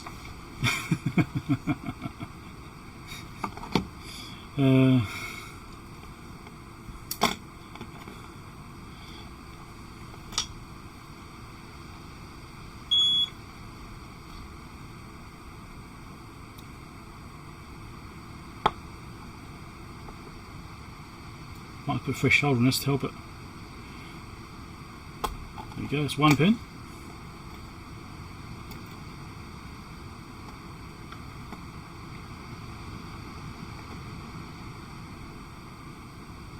This is why having that big bit would have been handy right now, one which has failed, because it would have dealt with this really easily. 2 pins.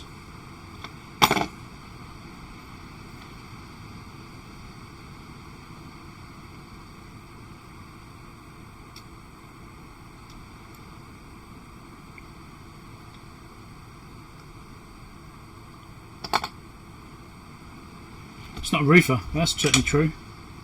If it was a reefer, it'd definitely be getting changed. Right. Anyone want one of these? Anyone need one? No? Okay.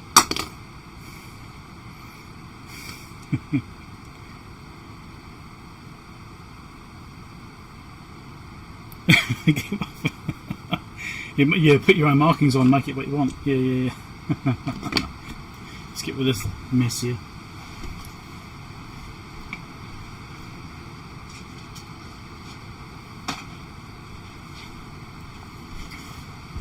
Well, it's taking way longer than I thought it would. I thought I had this thing swapped out ages ago, but no, still messing around with this. Tweeze over there. So now we need to make this hole big enough for the other stuff, for the other fitting. Now, can I tuck wires out the way and just have them clear so I don't file through them, or do I need to take the panel off? A bit of thunk, I bet that was loud on the microphone.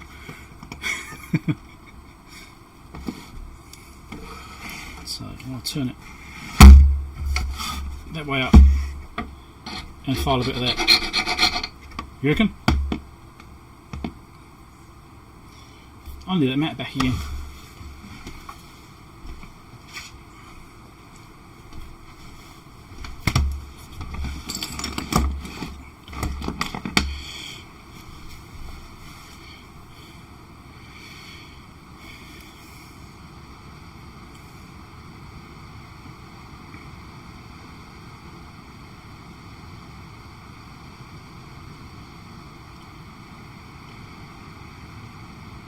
It does appear to be 2 Y clasps in one package.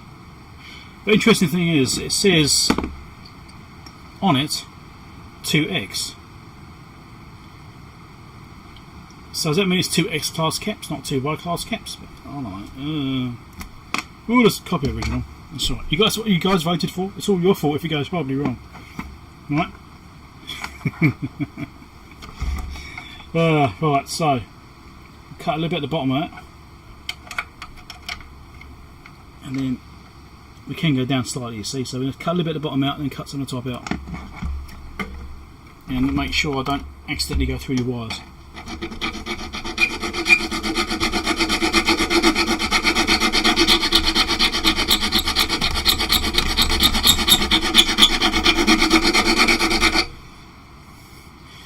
So I'm going to file away some of this chassis now. So I'm going to take a little bit of the bottom off. And then I'll take a bit of the top off as well. I'll go down as low as I can the bottom pose first, because I need to get as far away from the switch as I can, and then I'll just have to take away whatever I need to on the top to get the clearance I need there. It'll take me a little while, so I'll come back when I'm done. Right, check again. All your teeth, yes, exactly. What width do I need there? I need to go wider than that.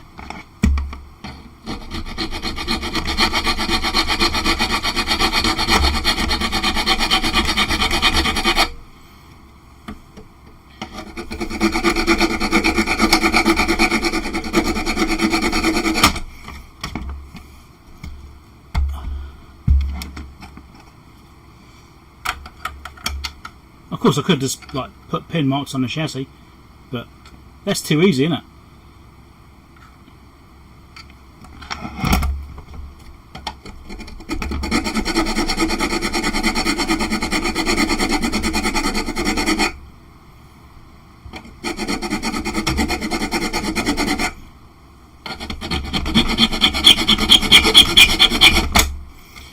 That's aluminium, certainly cutting a bit easier. It's just about wide enough there. Just about. Now, what height can I go to?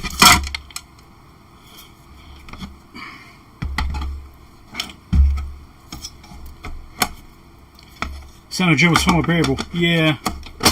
Yeah, I mean, that'd be using cut-off wheel though. And I don't like using cut-off wheels if I can avoid it, because you know, they tend to break and then go flying into your eye.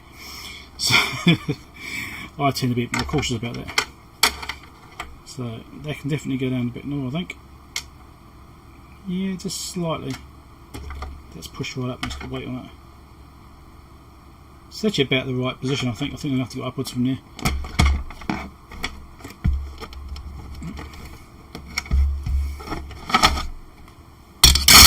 Let's flatten it out.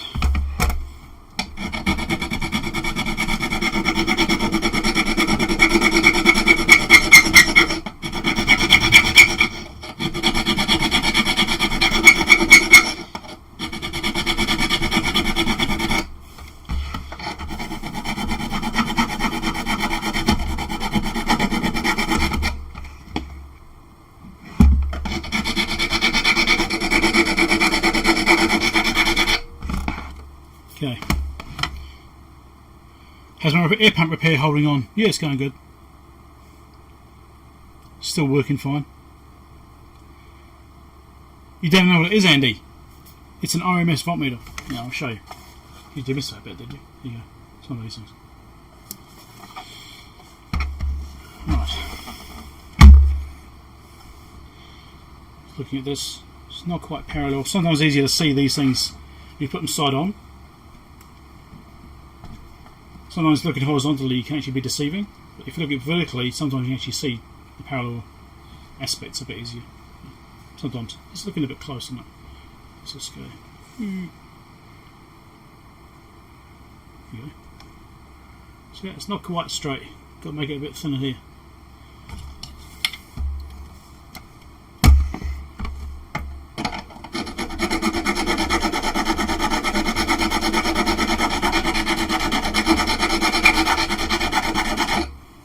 That's probably good enough.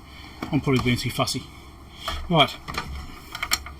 So from that, I've got to go up a certain width on this other side, which may put filings inside it. Well, so there we go. It's just easier to push downwards than it is to do it the other way.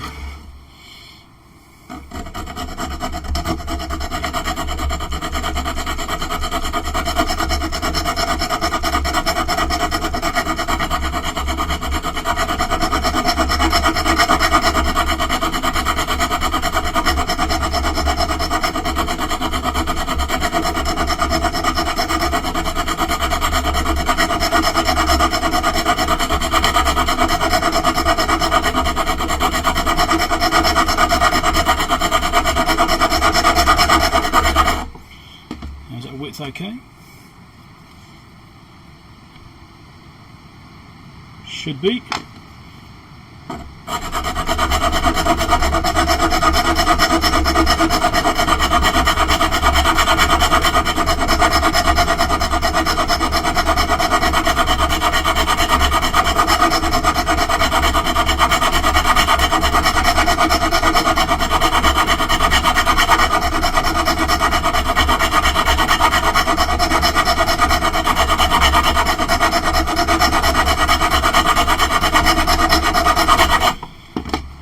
Check for fit.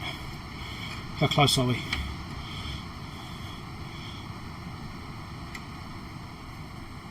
Not there yet. Just the teeth. It's over the teeth jamming, yeah.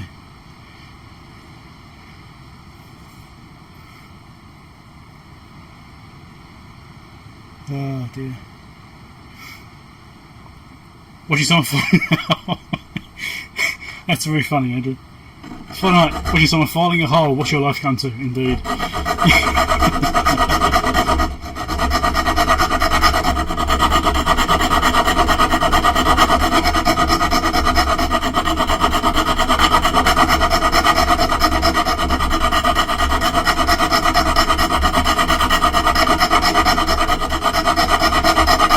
Just about down to that switch now.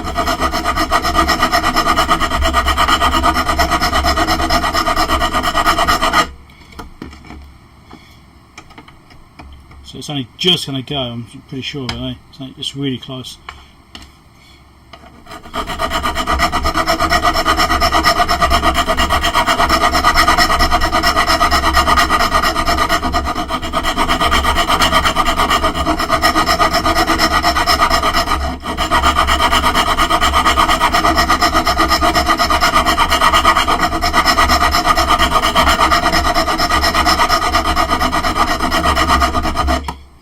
Basically down to that switch now.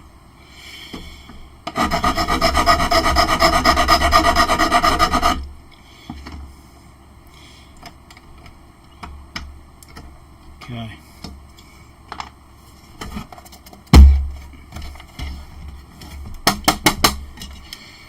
At least you're not alone watching someone file a hole, indeed. It's nice when it stops.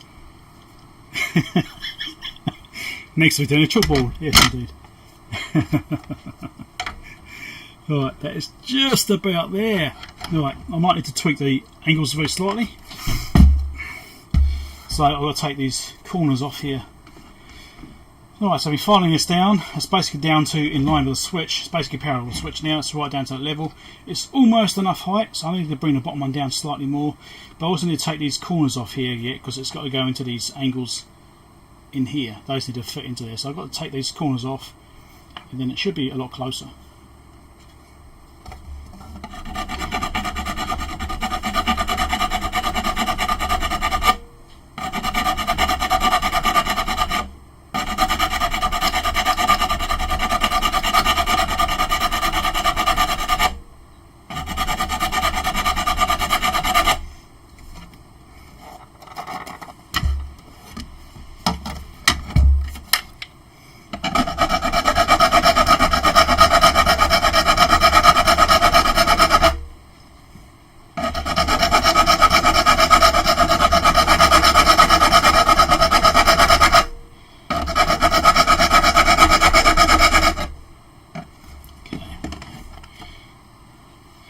Swap out of it.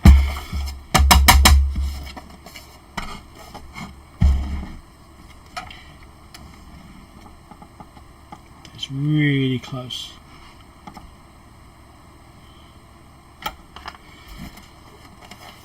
Just got to take slightly more off from over here.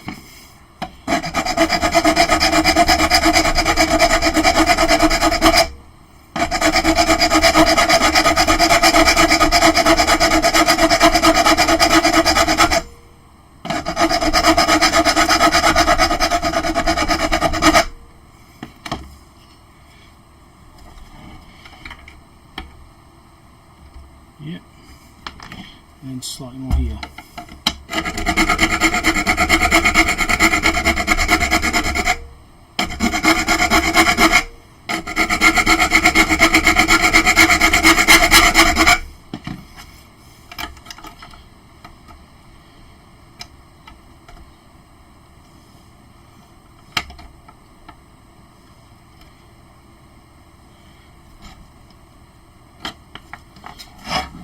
And slightly more over here.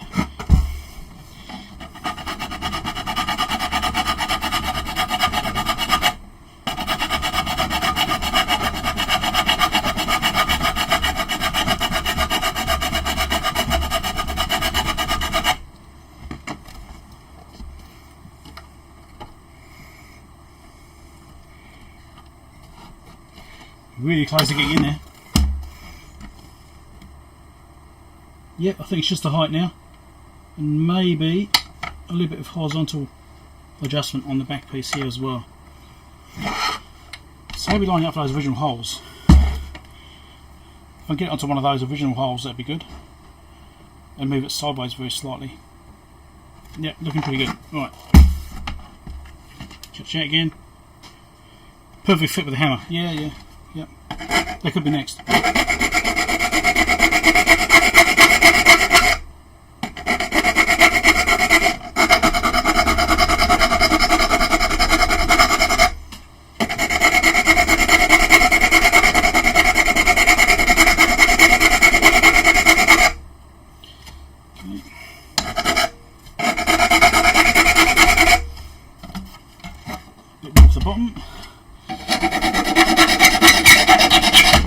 I know he had less sound less, but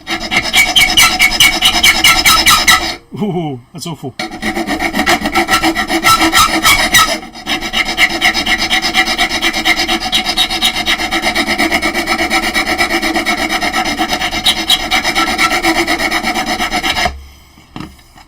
Please make it stop and show us what you guys are saying.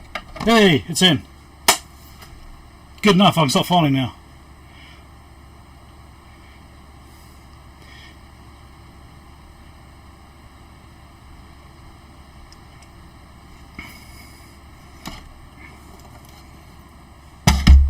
And clearance is looking fine, actually. That's actually worked out quite nicely. So great.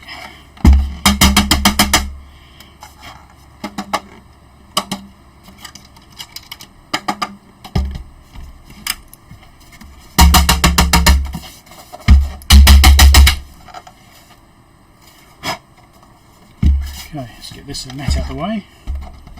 Nice covered in files.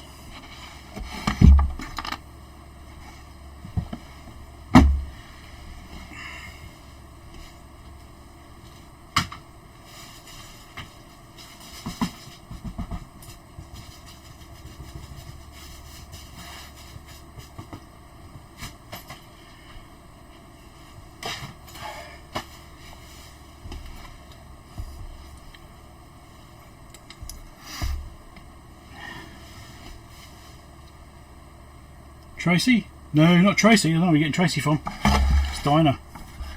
She just bought me a coffee. Or am I saying hello to Tracy? Is that it? Hello, Tracy. Is that what you're doing? The other way around. The other wife. Scott Tracy. Oh, Thunderbirds, I'll go. I used to watch it years ago. There was a place in the UK which had some of the Thunderbird stuff, and actually had other things there as well. And actually had the Thunderbird's car there, one with the 3 front wheels. And I sat in that when I was a kid. Useful information for you. Anyway.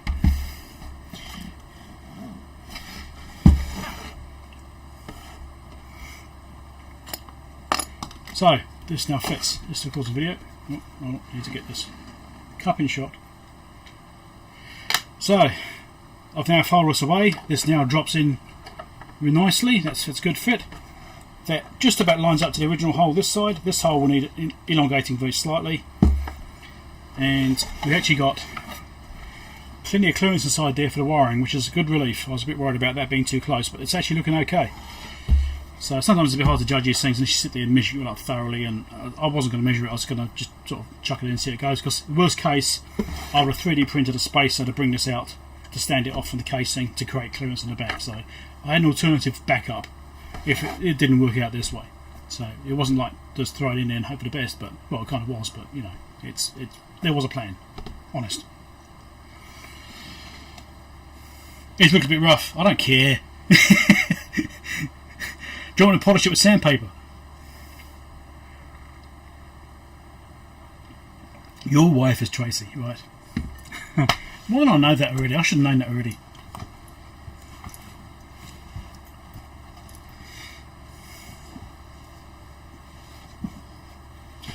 Okay.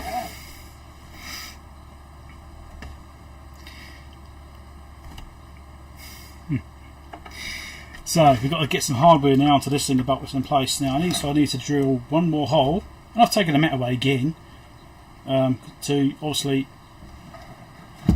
get a bolt in that point. So let's just do that, and it's on the edge of an existing hole, because that's always fun, drilling a hole on the edge of an existing hole. Yeah, because that never goes horribly wrong. So I've got to drill a hole here on the edge of this existing hole, And yeah, that's always great fun because that never goes horribly wrong, does it?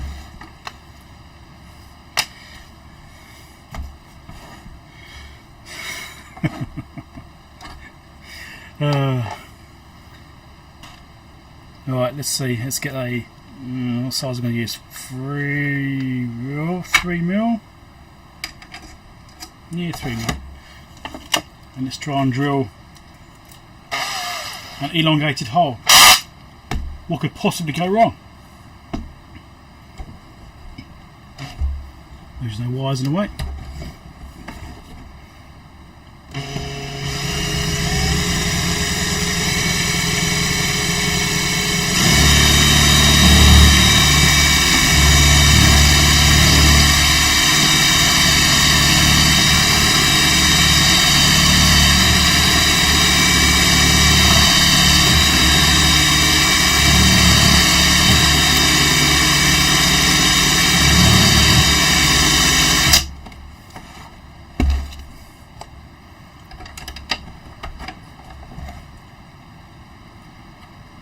Almost the right width, got to come down slightly more. It's almost there.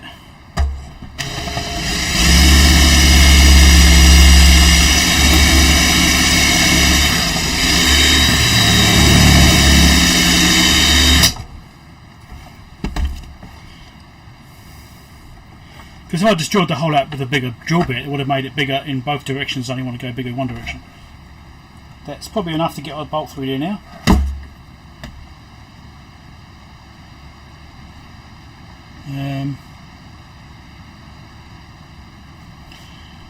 Have I placed Thomas? Oh right, he did the logic probe, right, of course. No, I hadn't. I made that connection actually, Rob.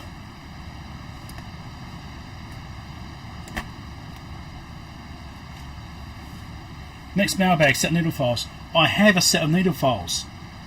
I just didn't bring the round ones in with me. I actually had them in my hand. I thought, do I need them? But no, I need them. Yeah, no, I do have needle files. I've got them in the garage. I actually have a smaller triangular one here as well, which I thought I might need, but the bigger one was doing just fine. More filing. Yeah, I do actually have round files, but they're in the garage. Like I said, I did actually almost bring them in. I wish I had now. I had a packet. I just almost put the whole packet in. Anyway, so that's maybe slightly more.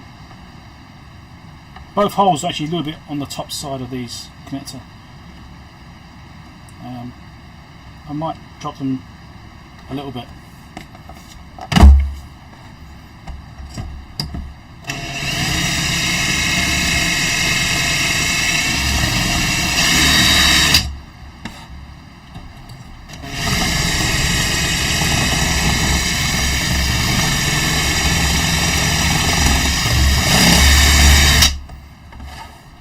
Just a touch.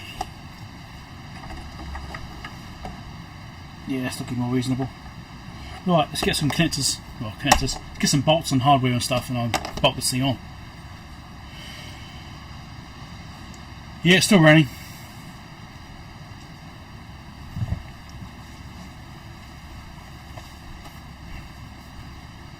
Let's see, what do I have here?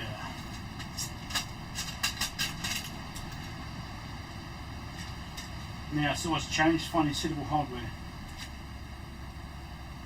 Because it has a countersunk entry on the actual connector. Hopefully I'm not too quiet over here. Probably am.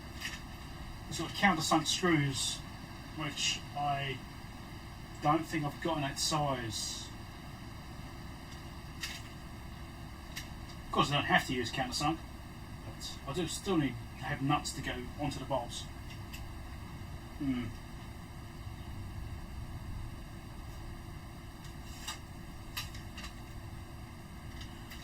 I'll just bring this over and try and find something. I do have some assortment sets as well, which I can dig into. I always like to try and use these first because, well, they're messy and I like to try and get rid of them.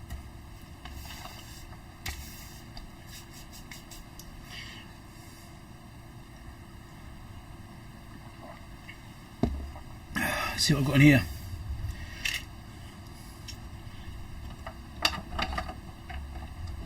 doesn't go through, it's way too big. Right. So whatever I use I need a pair of, so they look nice, I suppose. I also had those matching nuts. They were nice matching nuts.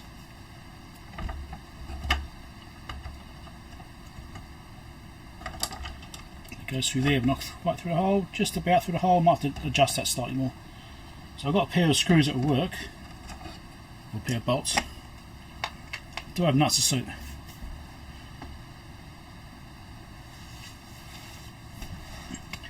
It's like Nessie from this angle, does it really?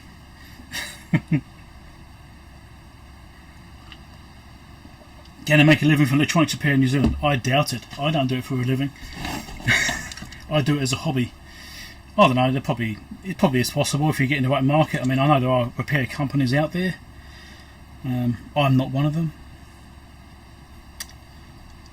What nuts do I want for these? Trying to find decent nuts for these. That's going to be trouble. I don't have many selections of nuts.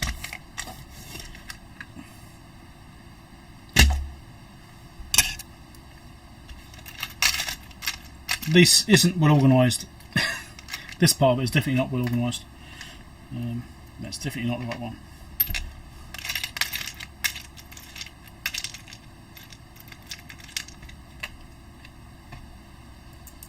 That's definitely not the right one either. Okay. Got some standoff things. What these will do it? No. I may have to go to one of my assortment sets. That's not the right size. Yeah. Hardware is saying I'm actually not very well organised then. This is just, yeah, not fitting.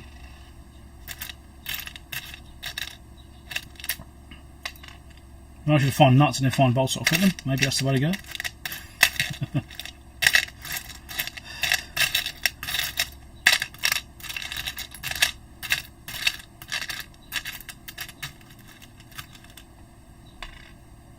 No.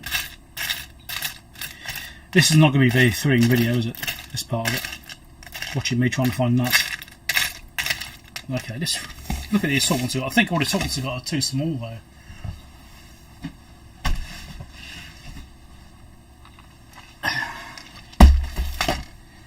Just looking here.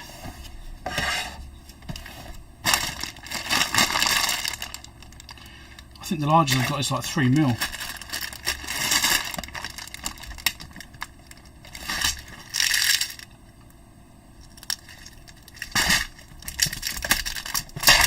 Because most is focused on getting smaller parts, smaller bolts and stuff. I've got these things. I've got 3mm nuts.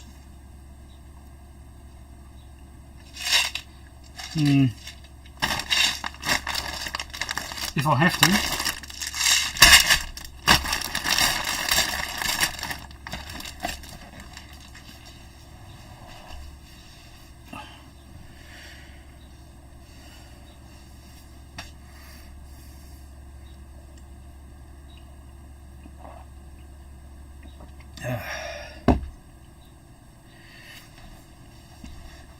Well, I mean, these look like these are imperial screws. These ones don't look like they're metric. I know I've got some metric screws here. I've even got metric nuts with them. These look like metric. If I get a pair of those, I mean, those fit on there, alright. Holes are a bit small for them. It means I have to make the holes in here bigger. It's not that big a deal, but if those will fit on there, which look like they will, if I can find nuts that fit these bolts. I think these are 4mm, maybe 3.5. That's not the right size. That won't be. No. Okay, I've got one nut there. There's one pair. I think I have a gap in my inventory somehow. Let's try this one.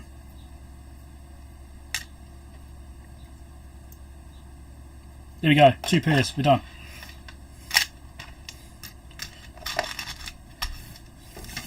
just have to make the holes a bit bigger.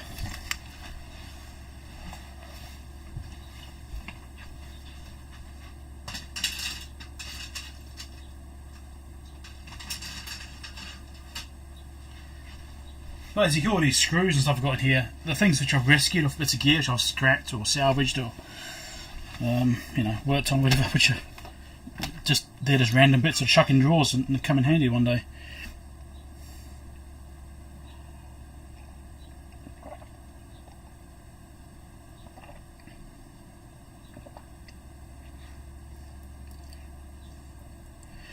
Yeah, I really wish I had better organisation for nuts and bolts stuff.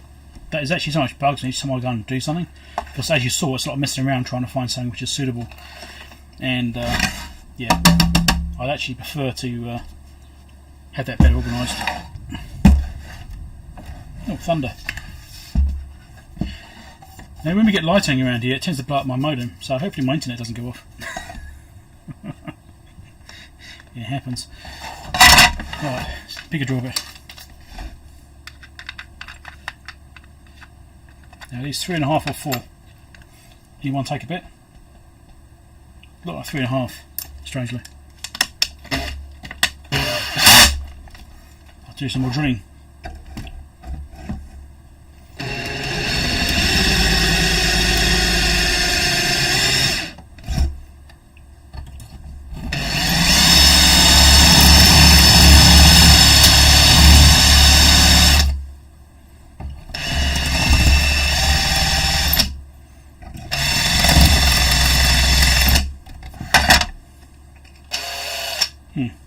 Well, these are 3.5, so might need 4. Let's just give it a slight touch with that.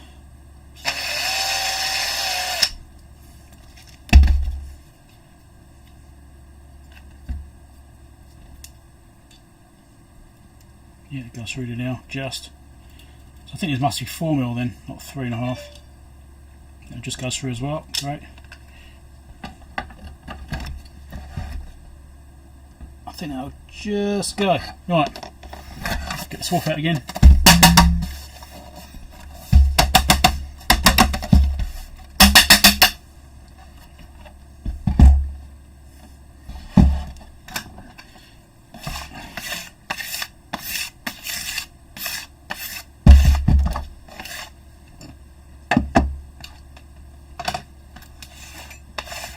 My camera's going to shut off any second because it's not been recording for a bit.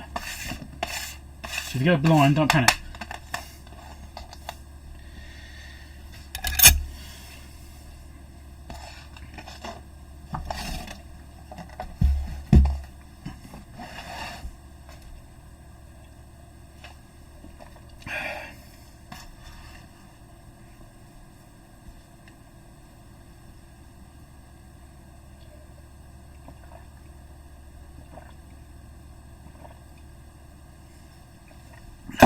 Right, coffee finished. Now I can concentrate on this. So, video. So I've tweaked all this now, drilled these holes out a bit bigger, elongated it, and that sort of stuff. I found some bolts after much messing around trying to find something which will fit, and these will go. Hopefully they will go through both. I might have to tweak the alignment a bit more. I might run a drill through it when it's in place, just to make sure it's all definitely aligned. But these should go on and sit on there nicely. Now I'm thinking I need washers for the other side. Anyway, let's get a screwdriver, which I've lost. Here it is.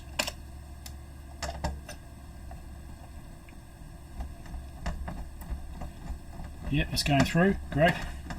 About the lines up at least.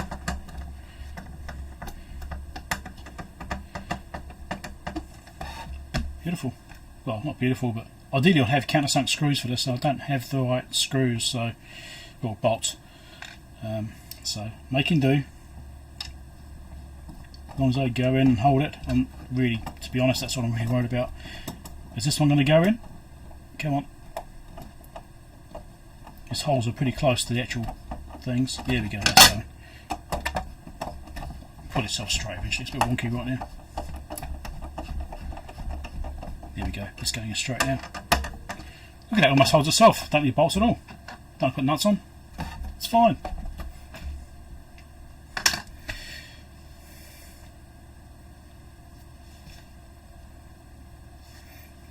Yeah, I use 3mm more than 4mm. Now, do any washers on the back of this? Probably should put something on there. That's the next thing. Can I find washers? In fact, it might be easier to find washers. I've got plastic washers. I want lock washers. In fact, if these are 4mm, I might have some lock nuts. Actually, some nylocks. But they're in the garage. Washers.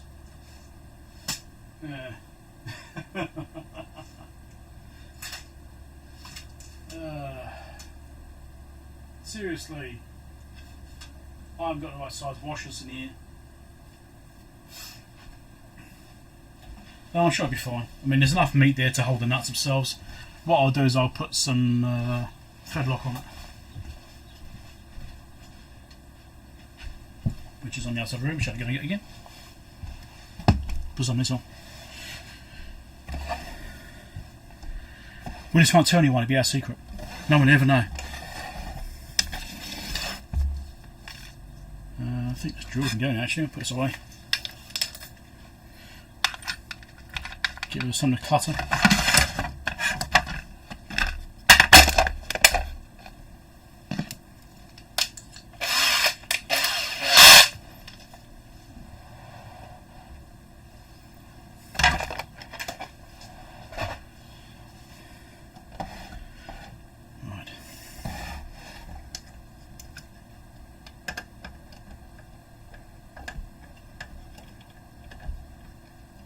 Go on, spin on. We're on before.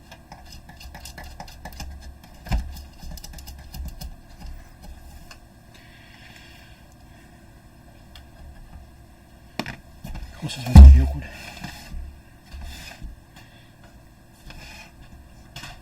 Tweezers, can't get my fingers in it.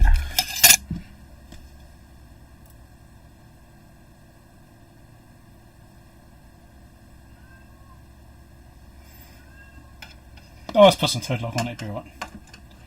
Main thing I'm worried about is the reinforcing on the steel, but, well, not only on the black panel, but if it's okay, then it's okay, not worried. There we go, that's going on.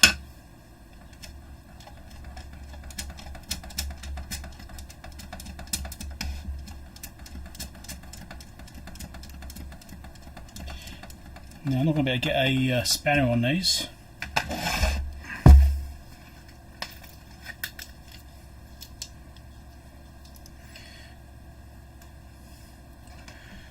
So I'm just attaching the actual thing now, putting the screws in there and bolting it up. In fact, I've forgotten to do something, because I need to put some of this on before I tighten it up, otherwise it might be underneath the nuts.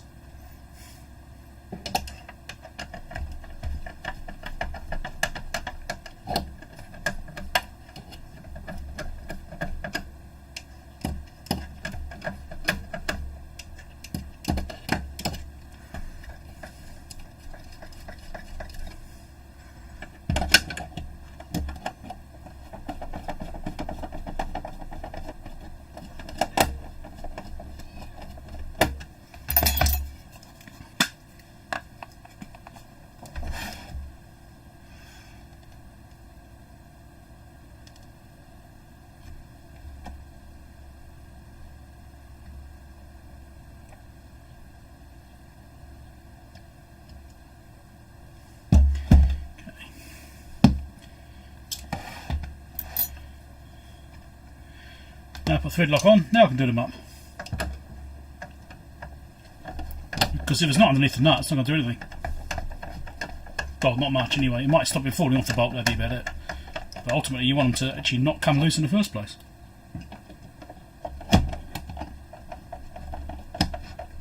This one's a bit harder to get onto.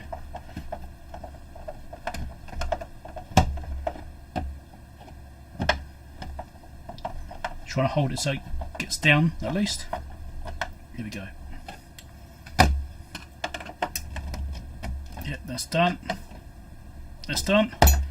Physically it's in. Right. First part.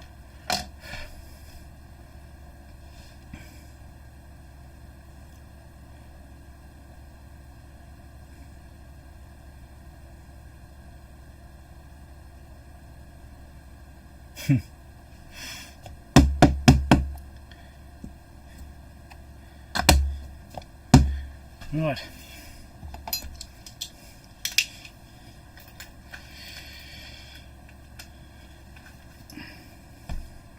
I've got spanners, I've got a bunch of spanners, but there's not much space in here. I mean, I maybe could have got onto that one, but this one here, I wouldn't be able to get a spanner in there. Maybe a tiny socket with a universal joint would have done it, but yeah, it's fine.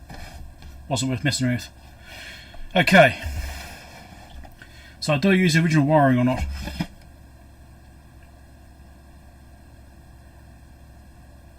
And the thing I always forget is which connection is live on these bloody connectors. I know I'm marked. Live is the right hand side. Okay, cool. Well, right hand side from the back, I should say. So I'm going to change this wire. I'm feeling lazy. I'm definitely feeling lazy. But then I don't like this wire. Let's put a new wire on it. So I'm going to replace this wire that comes from the fuse holder here, because I don't like it. It feels a bit weak at the bottom here when I'm moving it around. It's not feeling great.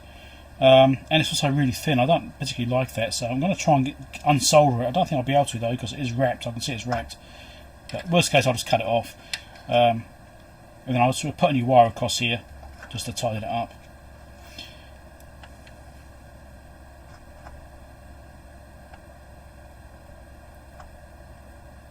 There's quite a big thermal mass here to try and heat up. In fact, I might put some more solder on it.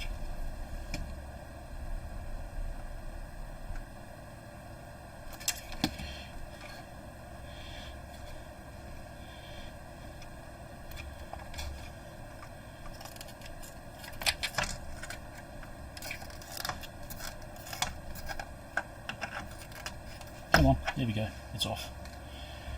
Guess what wire, I've also got to put this capacitor on the back of this connector as well before I put solder on it. Mustn't forget to do that.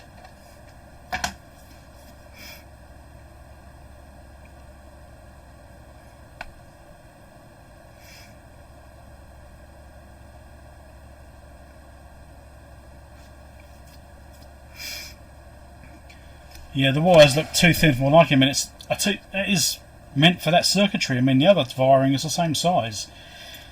I'm not a fan of it.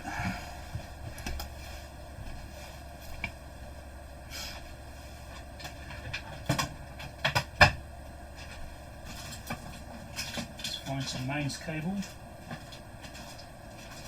I've got some here somewhere.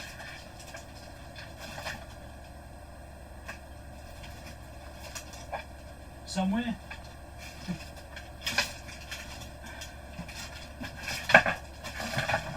Oh, I've got one already half stripped, so I've been using that.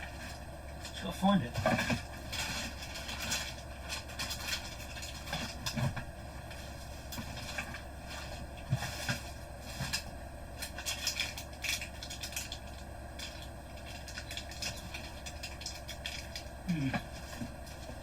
Oh, here we go. That's not what I was thinking of, actually. Where is it? I'm starting to feel like Paul Daniels. Not the magician. You want to watch this Paul's channel out on me.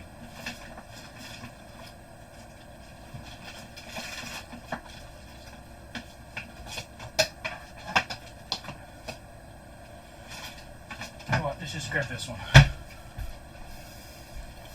Doesn't really have to be mains cable, to be honest. I should have used some brown wire. No, I should just.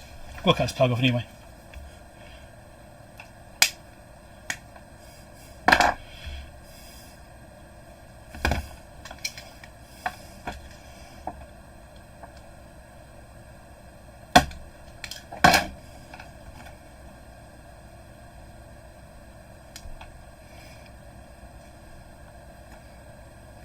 Oh, my tape's gone off. I can't see the chat. I was just about to look at it too.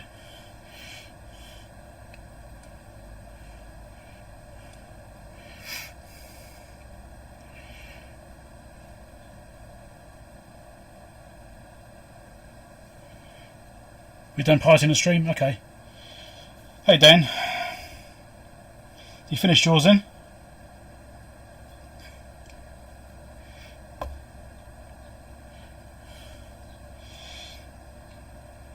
It's a shame because I actually would have wanted to watch your stream, to be honest. Oh, these colours are... These American colours. Look, it's white, black and green. I wanted a brown one. Oh well.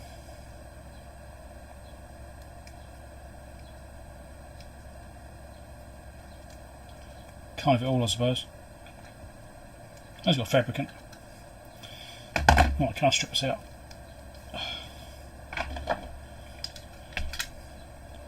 Go on, who's going to comment about me slicing my finger when this slips off the cable? Come on, someone's going to do it.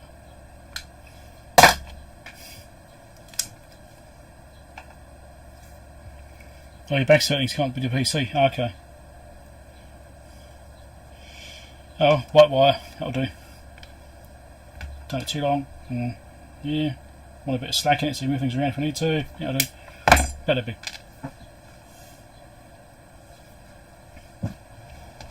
The interesting thing about this is that the grounding on this is also not very good. Because the original black wire, which is the ground, I don't know where it goes.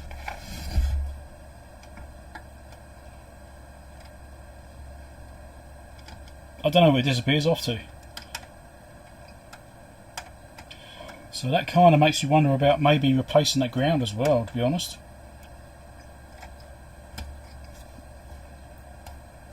There's some wires over here. Does it go to this? Does it? That's a purple wire. No, it's no, it's not going to there. I wonder if I should replace the ground wire as well. Put second ground. Oh. Yeah. Means I have to find another nut.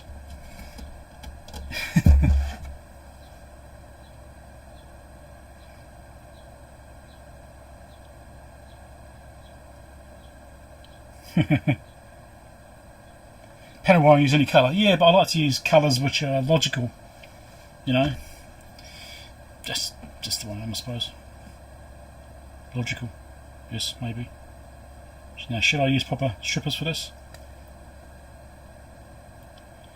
You know what I'm doing, eh? I'm using the cutter part instead of the stripper part. I did this bloody last time too. There's a stripper on it. Just use a stripper. If I can get it to actually pull. There we go. So yeah, that was hard.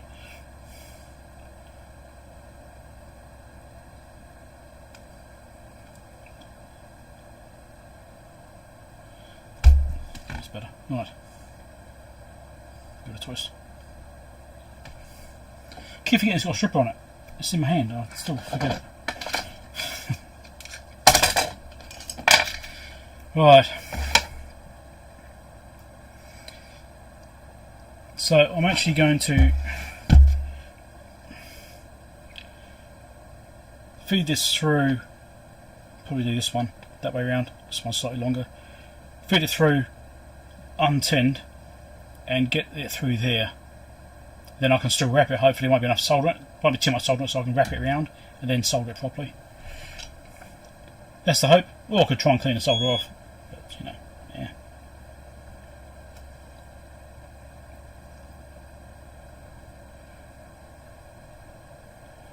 I'm not sure live wire always isn't alright.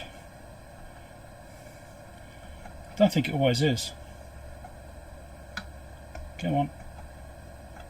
Big thermal mass and not enough solder. I don't want to add any more on yet. There's the hole there.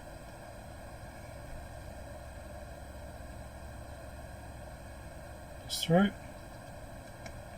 Great.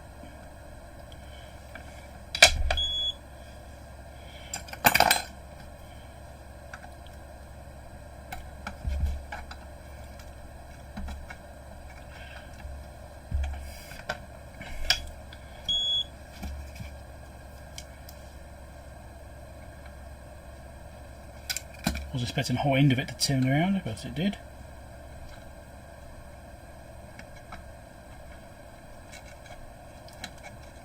Come on, right.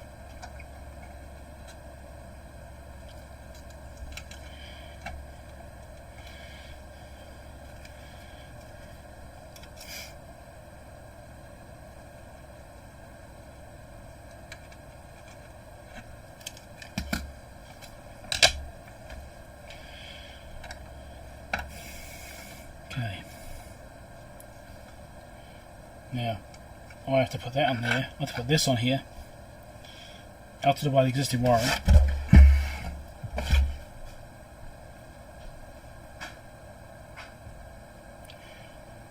The electrons are going to get confused. Yeah, they are.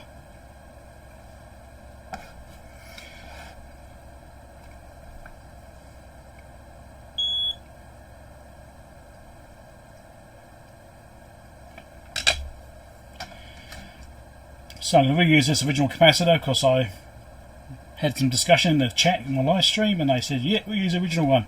Keep it original. So that's what I'm going to do because this is a ceramic cap and it is designed for this function.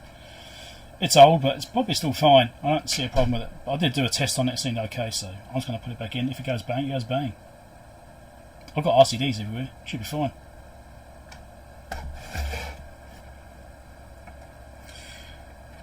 Here's the neutral. Get this neutral fished out.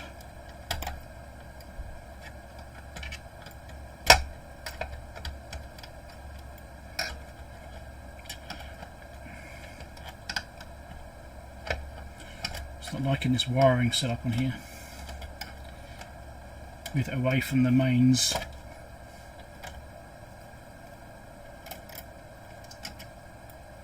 Okay, it's better. A bit more isolation. Has to be a good thing, doesn't it?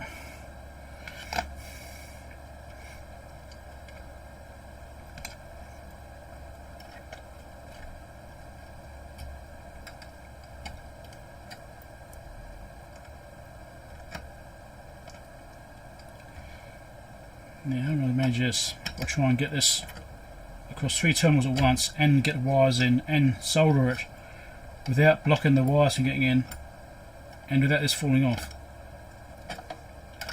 Sounds like one of those puzzles they have to do. Anyway, we're getting there. I'm just feeding it through. Right, I've got one wire wrapped around.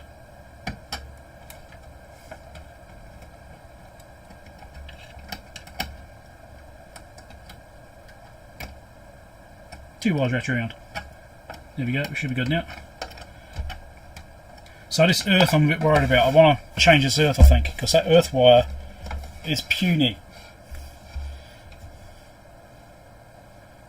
Right, this little black wire here, this is the original one, right? So I don't think this really meets the requirements of a safety earth. Yeah, I need to figure out where that goes. I might have to pull the diagram up actually and have a look and see what this is supposedly going to do in case it's doing some weird function. But I doubt it is. It's probably just going to chassis. But I think I need to basically, maybe I could probably stick it on there as well, but add a secondary one going to the chassis just to be absolutely sure that, you know, I could go from, nope, focus it. I should probably even record this, shouldn't I? Let's zoom out slightly. So in here we've got this earth wire, the original one, the black wire, that was going to the earth pin on that connector, and I don't really trust it, to be honest. It's way too thin, it doesn't really meet current standards, so I need to verify it does actually go to the chassis, which it should do, I think. I'll check the diagrams, and what I'll probably do is attach it to the earth pin and then add probably a second wire going straight to the chassis. One of these bolts I put in just now for the actual mounting of this is actually bolt onto that maybe, and that gives it a second earth point. So at least it'll have 2 earth points. I don't know if I should keep this one attached or maybe I should leave it disconnected. I need to check the diagram to see where this goes, but I imagine it's on there somewhere.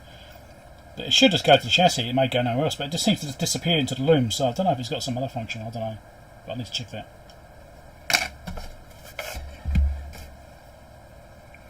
In some grass there's no ground at all. Yes, indeed.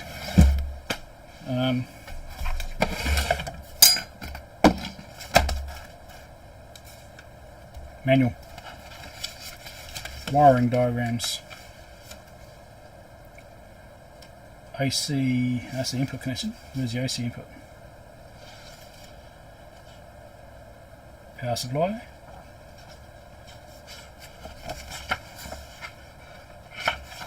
Where's power supply?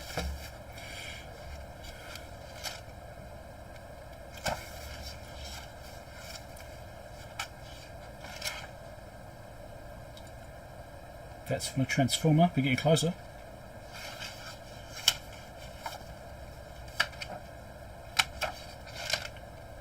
There we go. Input connection. So it does go to chassis. try and get this in shot so I can show it.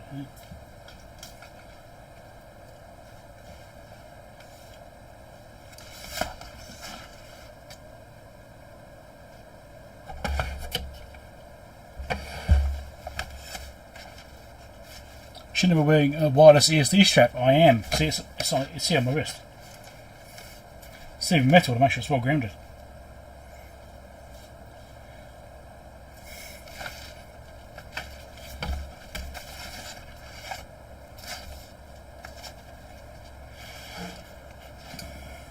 It's not a great camera angle, is it?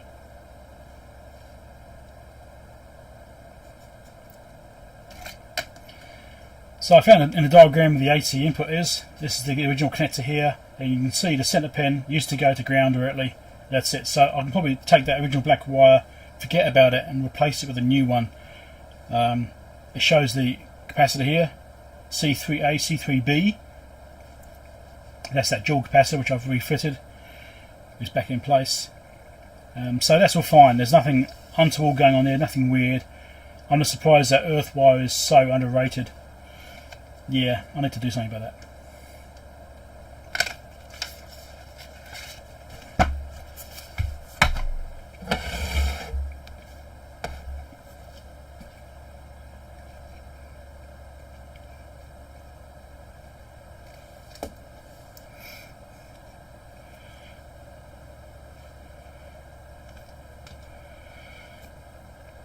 Right, let's get some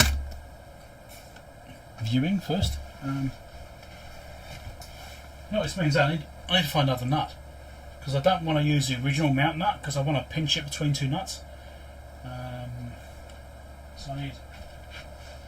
This had a green wire in it. It did have a green wire in it. I can use that wire as the earth. Excellent. And I need a ring terminal and a nut. I mean, in fact, this black wire still goes to ground. I mean, the thing is though, yes, the black wire goes to ground still, or to the chassis, I should say. But if you've got a full current, whichever one's got the least resistance will be the one which has the most current going through it.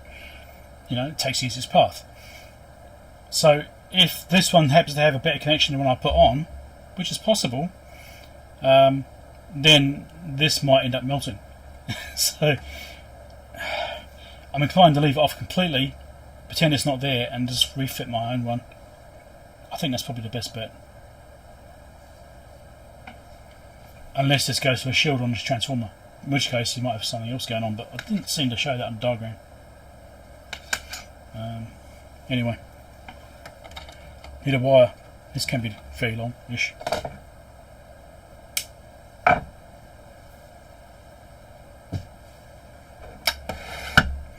So I need to find a terminal for this as well.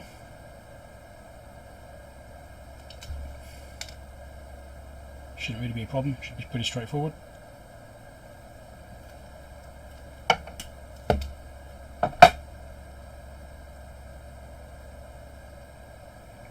There's plenty of nuts in the chat, isn't there? Oh. Can it be as large as the input fuse? Yeah, kind of. Don't forget, a fuse is rated for a fusing factor, which is based on how long it takes to blow. And the higher the current, the quicker it will blow. However, it still takes a finite amount of time to blow. In order to get the current, if it's an earth fault, you need to have an earth system which is capable of taking that fuse, that fault current. And it can be significantly more than a fuse rating. So if you've got a 2.5 amp fuse, I don't know what's in this one actually, I haven't looked. 0.25 amp, this one, so it's really small anyway. But okay, you're assuming the fault is in the fuse, after the fuse. What if it's before the fuse?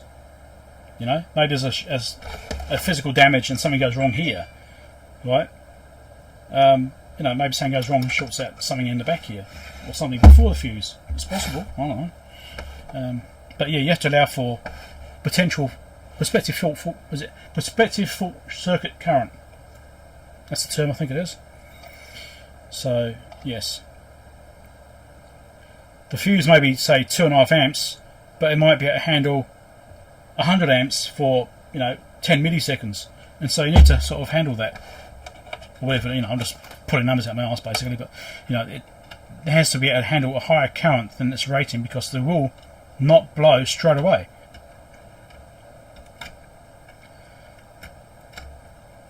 Which is also part of the reason there's a slow blow and fast blow fuses, because of the fusing factor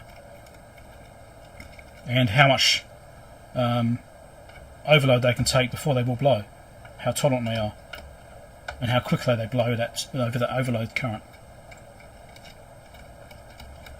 I think it's typically about 2.5 times to blow within half an hour, something like that, or 2 times for half an hour, something like that. Surprising, actually. There is quite a tolerance on them. It's something like, I think it's like half an hour is 2 times the current or something.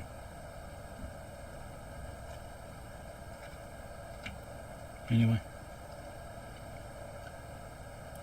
that's my understanding of it anyway. But I do know that fuses can pass a lot more current than they're rated for before they blow.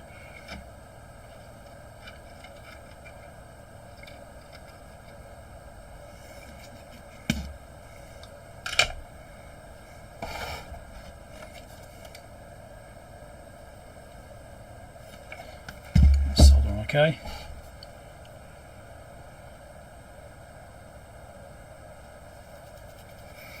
Lightning protection should also be used. I've got lightning protection on my main board. I installed it a few years back. There's God, what's it called? I forgot what it's called. Anyway, I've got a module on my main board, so my main live supply coming in is over voltage protected. I've forgotten the name now, it's gone out of my head.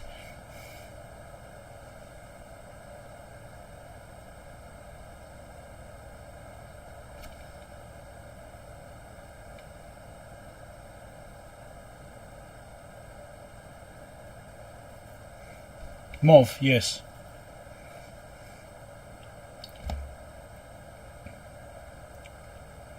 A 1/4 inch drill will blow instantly at 600 amps at 415 volts.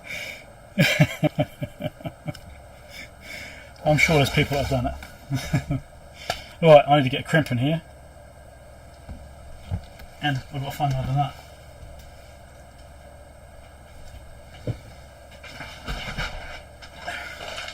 I probably should have put the crimp on first, because now it's going to be hard to get in there. I really should have thought about that.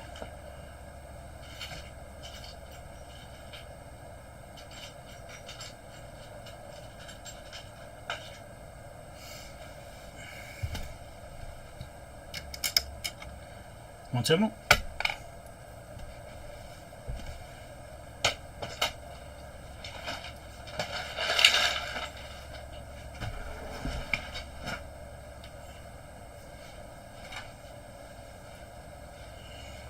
Crimpers.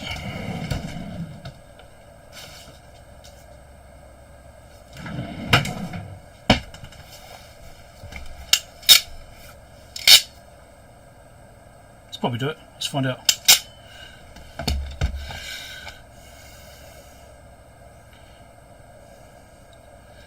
supposed to be 2.5 mil. We'll see, I suppose.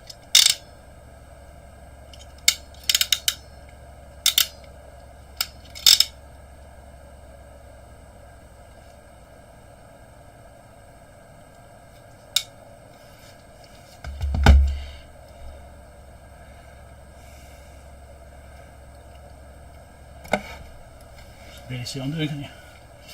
There you go, it's adjusting in. You'll see me do a horrible crimp.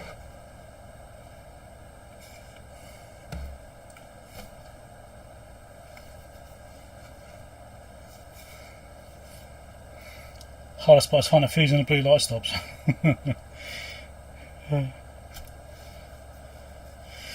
Right.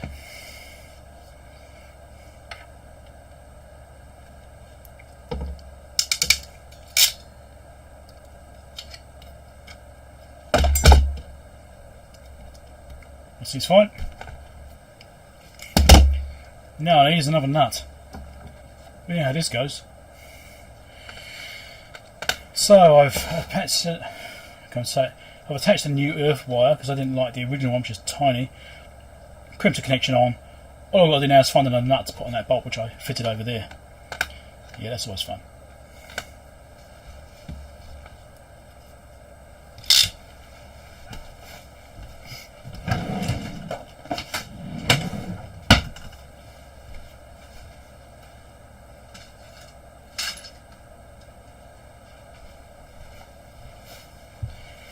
You thought it was hard trying to find 2 nuts, now I've got to try and find 3.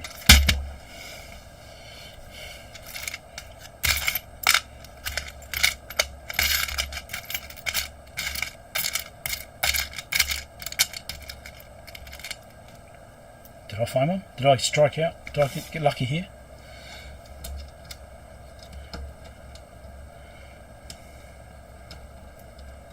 I don't believe it, I got lucky. Now I still don't have a shake-proof washer though, which is what should be on here.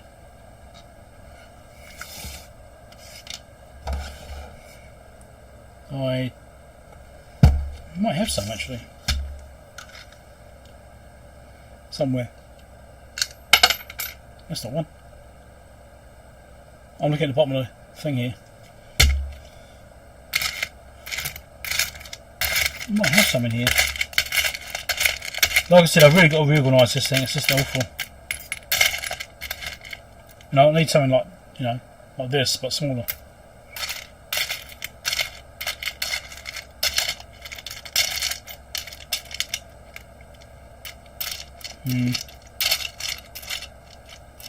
Got an oil washer.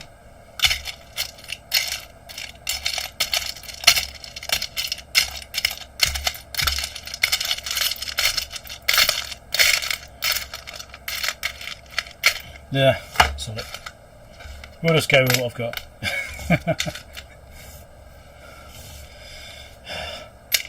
I'm sure it's fine. It's still better than the original. I'm being too fussy. Shove that down there.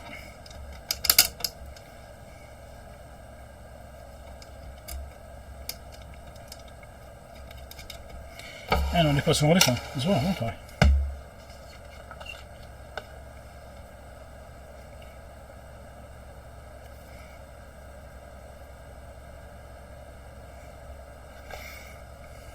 Hey, someone said it as well. Greg said it. Oh, good spotting.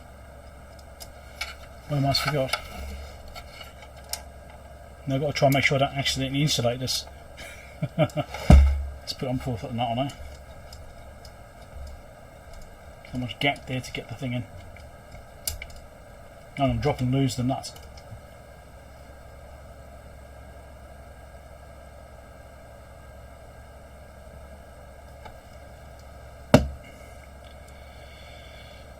I would have been happy with a shake-proof washer on this, you know, locking washer thing, but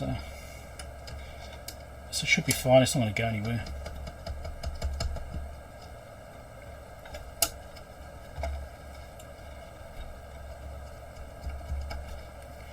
Now I think I do need to get a spanner on this to do this up properly.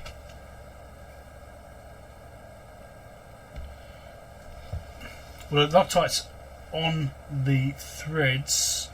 So it's sandwiched in between, because you've got the aluminium chassis, then there's a nut, then you've got the ring terminal, then there's another nut.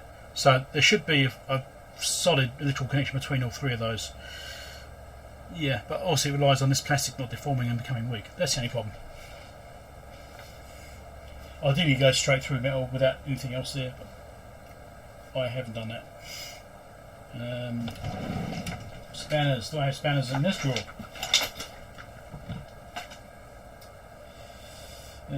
Nothing I can get in there with. Oh well.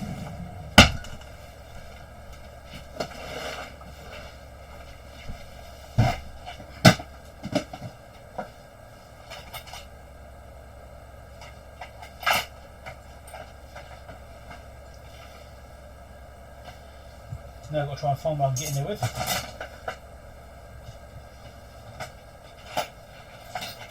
Could try is see if I can get in there with that. Maybe I'll be able to. Let's find what size it's going to likely be. Maybe an 8. Not an 8. Don't think I'm going to get in there anyway. Don't have enough space. 7 fits. Because I've got this thing, which would be great, right? I could use this to do it up. I'm not sure I can quite get in there. And it's going the wrong way. Just there, eh? Just get it. Spin this around a bit.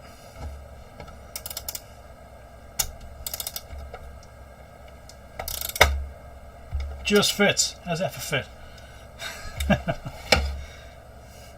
So I've got this attachment here, which is a little spanner, little ratchet spanner, and I've got a socket, I suppose, in hex or hex base socket. So I can get in there with this and do something nice and tight to get a nice, good connection to earth. But I can just get in there with it. That was lucky. That should be good. Now I suppose you want to test this to actually make sure it actually does have a decent earth, don't you?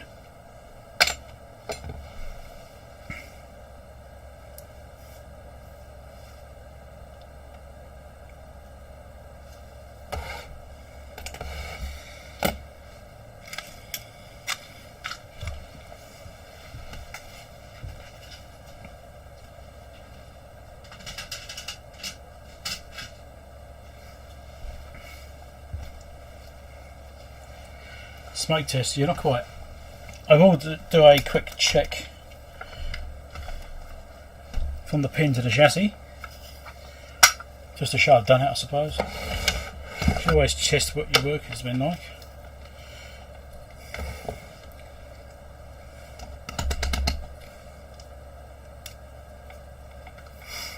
So, from earth pin to this is chassis on here. I think it is anyway. Half an ohm, so lead to lead, 0.4 ohms. It's not as there actually.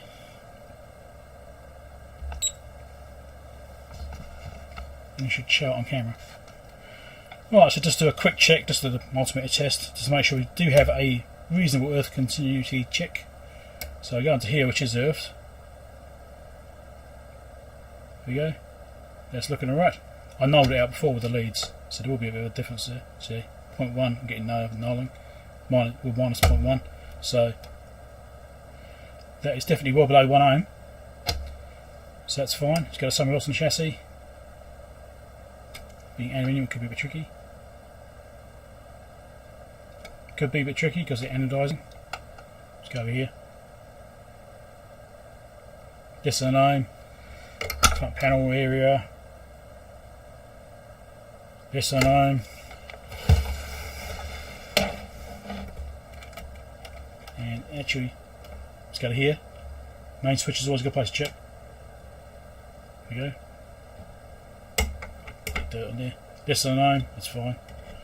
And yes, I know. No issues. Everything's fine.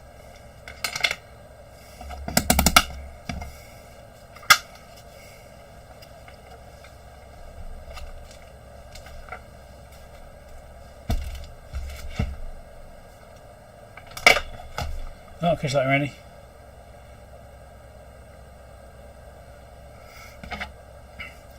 So I did actually show this in the mailbag, this thing, a while ago, a few years back. Good luck finding it.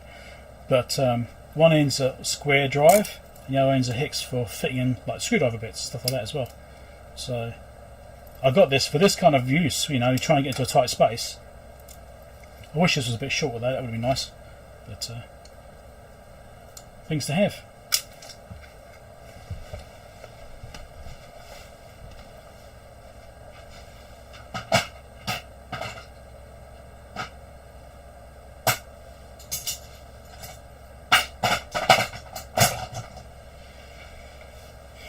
Right. It's taking me ages to fit this socket. This is just ridiculous. Alright, so this black wire, which is supposed to be an earth, I'm tempted just to hook that up somewhere and get rid of it. Maybe heat shrink the end, just leave it tucked inside, leave it original. Let's get a little bit of heat shrink.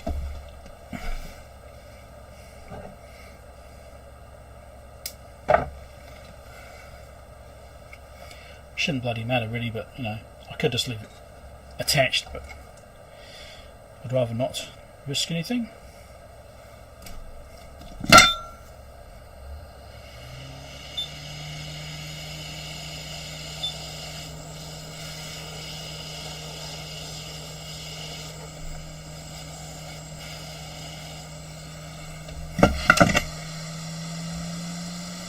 Okay.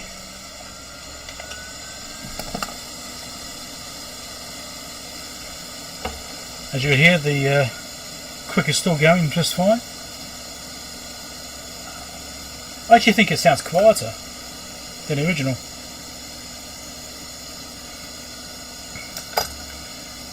Right, let's get this on. It's the main side.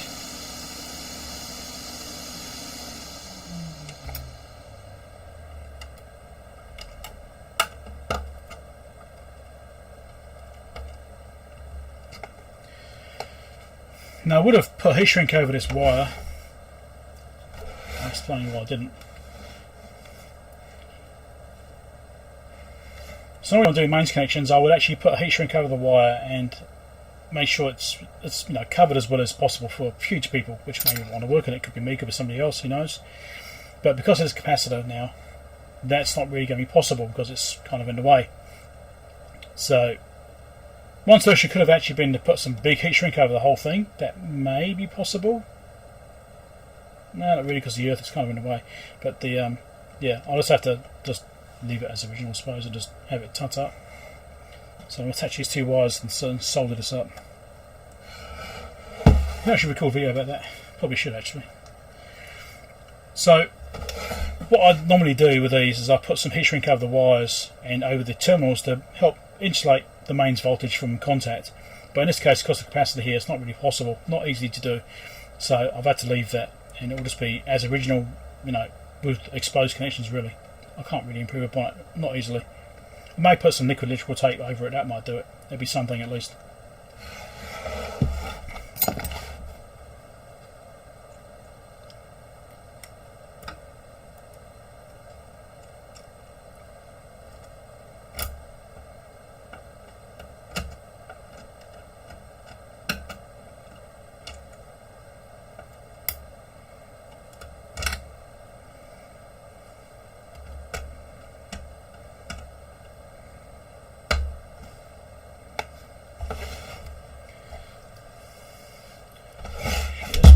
Yeah, I'll do it that way. Okay.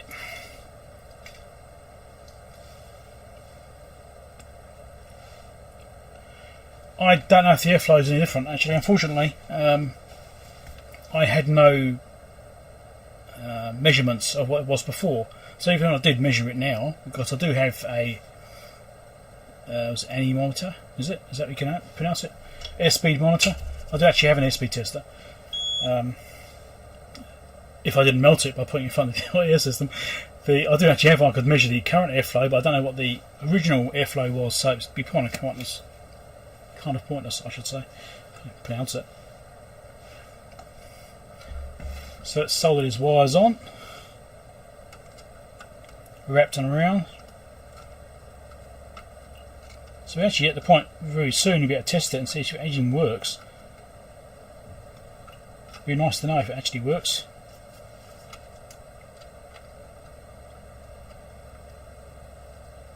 Because I haven't powered this up yet, because it had the wrong connector on it, so it hasn't ever had power. Well, since I've owned it for, I don't know how long I've had this thing now. Probably 4 or 5 months I've had this thing, I think. Must be something like that. Anyway, let's see how that looks. Can't see it too well on this lighting. Oh yeah, that looks alright. I'll put some more on the earth terminal, which you guys can't see, so I'll stop recording.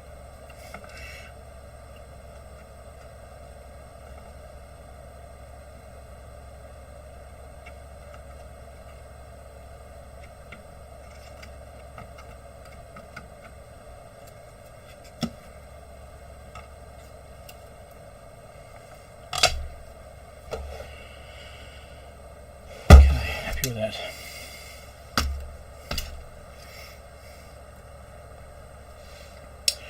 Think about record players, they had as separate ground to stop main hum.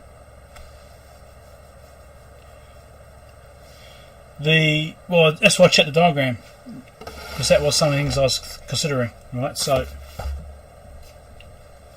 the diagram I looked at, I don't know if you're here for that bit or not, I'm not sure. Where are we? Trying to find the right diagram. See something.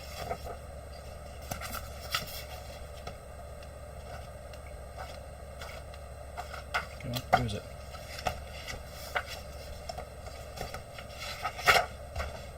Yeah, this one here.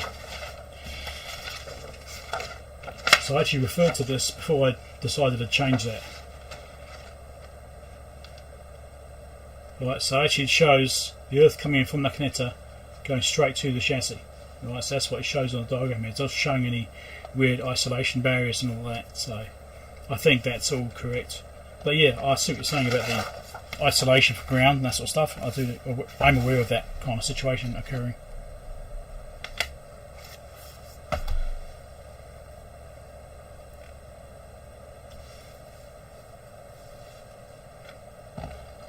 Yeah, that's right. Okay, so I think we're actually at the point where we check this. Let's see what fuses in this. 1/4 amp. That's fine. Now I know that Ian, he would normally check across the. Let's zoom out a bit actually. Let's get this adjusted. So I know Ian would normally test across here to check the transformer. Make sure it looks kind of right, not big short. Because I know he has experienced problems with transformers before. I don't know if Ian's still here.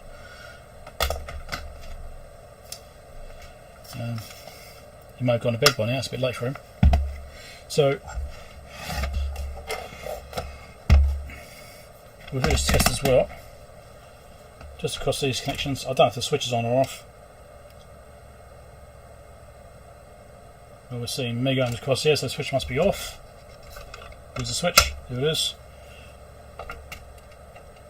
And with the switch on. Oh, yeah, it's still here. Still awake, good on you. Getting about 0.7k. That seems reasonable. And to earth. That's looking open. Obviously, this isn't high voltage. It's only low voltage test. Not quite the same as an insulation test, but it gives us an indication. That looks fine. There's no dead shorts to earth or anything like that, so we can probably be pretty safe plugging that in. Which is what we're waiting for. Plugging it in, see what actually happens. As far as an AC source goes, I could use a signal generator to generate an AC voltage. Or I could even run a cable across to my calibrator, because you have outside the room there, and hook it up to that.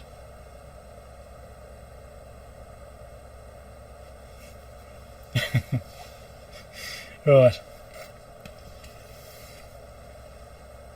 I should have recorded those bits. So I just tested across the rear terminals here. I actually forgot to record it, but I tested across the terminals here between neutral and earth. Sorry, neutral and phase, or live, whatever you want to call it, or hot if you're in America. And I was getting 0.7k resistance across here with the switch in the on position, and it's open circuit with it in the off position as you expect. And I checked across the earth terminal as well, and that seemed fine as well. No obvious shorts, so it looks alright. You have to do kind of basic checks before you power these things up if you've been doing any work on them, just to be sure they look okay. So we're just about to power it up.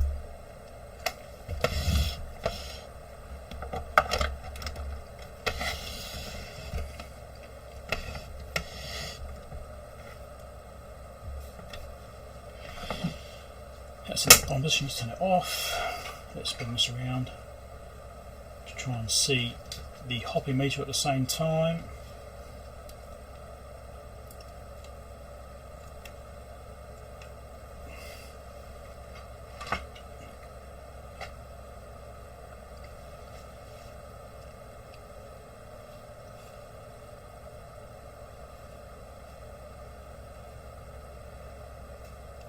Go back there. Trying to get them both in focus is going to be troublesome. Oh. Do you think I should put this power supply card back in again? What do you reckon? Hey, Ian, well done, you clicked. Good on you. You thought of it at the same time I did. You go, oh shit, doesn't work. In you go. Come on. Line up properly. That'd be helpful. There's such a tight fit. Bloody hell.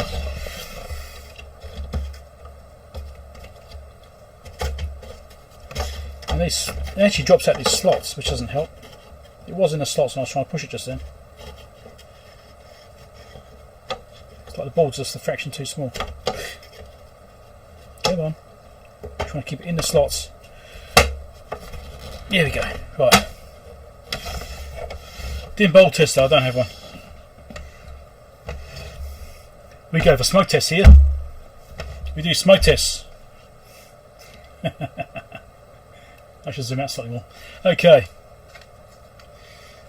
Ready to try it for the first time. Just for power up, see what happens to the meter and that kind of stuff, and just see what's going on.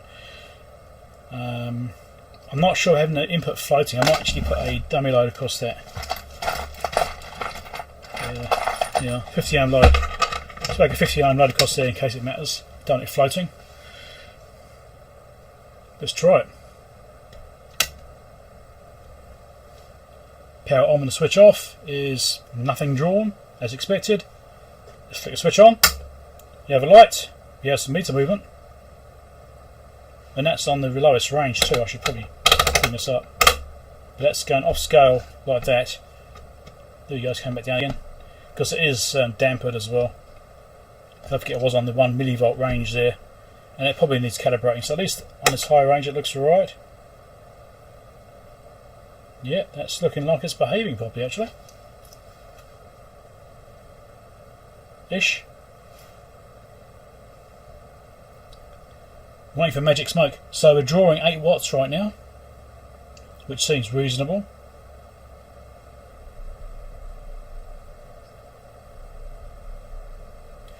So this meter creeping upwards is interesting. It could just be dirty switches.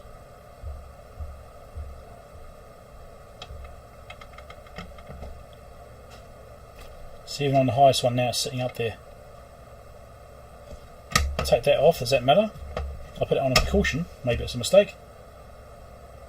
No, no different. So this does seem to have an issue.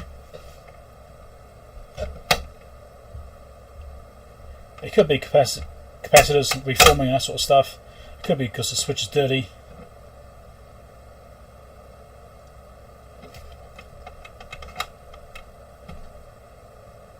More work to do, it seems.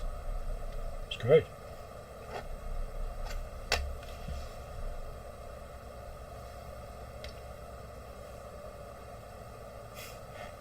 Hiss, pop, indeed.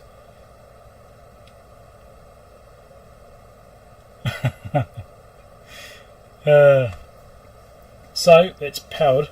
Let's power back down again. But I wouldn't expect to see a big meter movement on the maximum range here, which is 300 volts.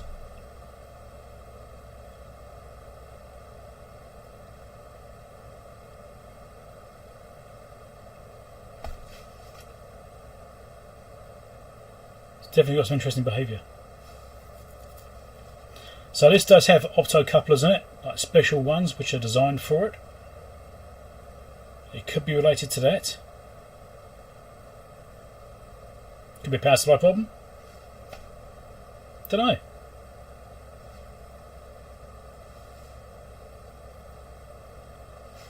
Just want to give it a bit of a chance to reform any caps and stuff like that. Time for rails and ripple indeed. That's what I'm just looking for now. Manual. Let's find the power supply rails and see what they look like.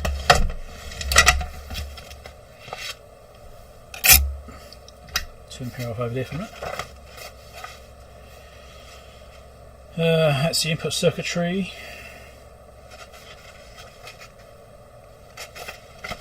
Video amplifier. I should actually read the corner of the diagram. It says what they are down here.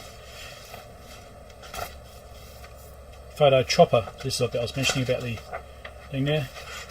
It's got this custom part in there, which hopefully isn't bad. That'd be hard to deal with. Power supply. which is that first diagram we looked at before with the input circuitry. So what should we have here? Minus 6.3, minus 17.5, plus 75, plus 77, and something else. Doesn't actually say what it is.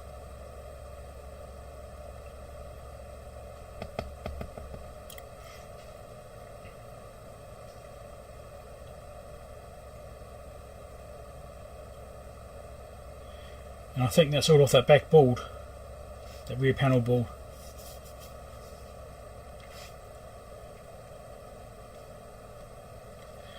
Now, are there any markings anywhere in here, which means I can refer to them more easily?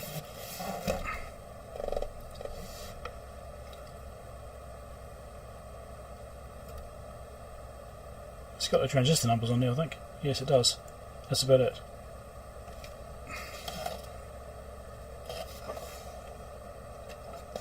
Just looking for any references to voltages.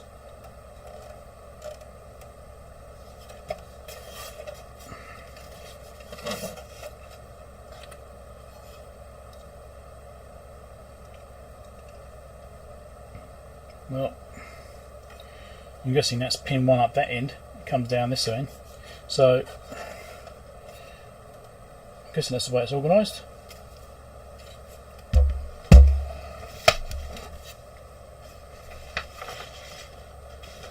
So, yeah, pin 1 at the left. Yes, that's correct. So pin 1 is at that end, that side. Pin 22 down this side. So if there's pin numbers here, which there are on most of them, one of them doesn't have it, interestingly. So you've got pin 10, 18, 20, 19 and 17.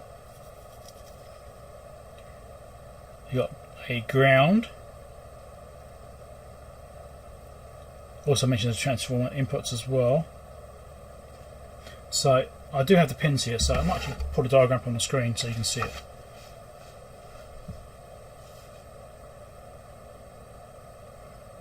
This because covers off. Possibly, it could affect it.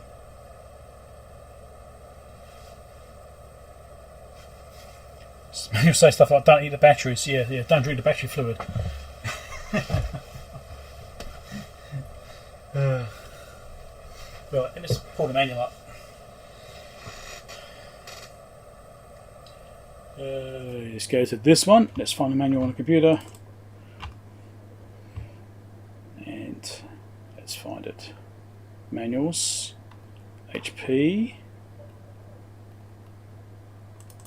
That's not the right folder. I missed. 3400A. Now there's a few versions of this. I've got 3 versions of the manual. 72, so I should say this, 1972, 1983 and 1984. Now this is a 1965 version. So there may be some differences between the earliest one I've got here and this unit.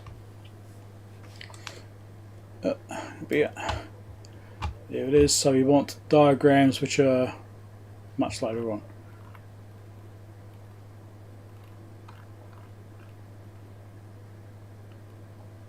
There it is. Come on, zoom in.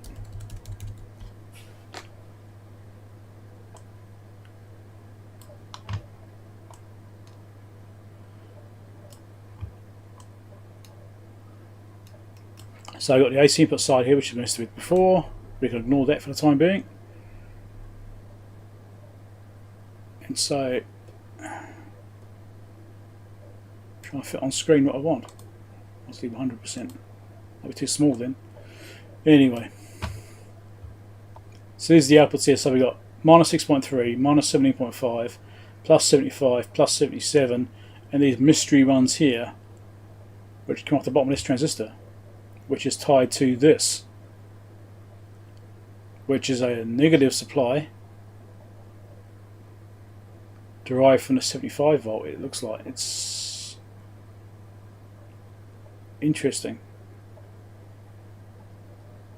So you've got 7.1 volt Zener there. So does that make that about 68 volts, is it?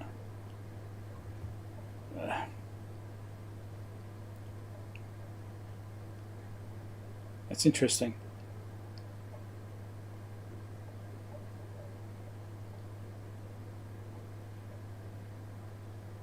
Unless those are the floating common?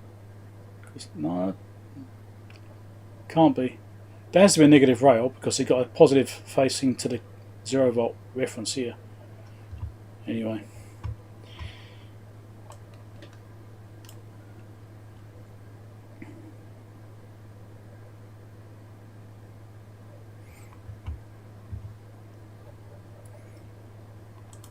So we've got to find these pins and check those voltages and see if they look kind of okay. But I expect these capacitors will need replacing on this board. I really expect they will. There's a few there, but I might be surprised. Okay, I'm still trying to interpret this thing, because that's positive supply coming in here, plus 75 volts going there, right? But then you've got negative reference coming in here.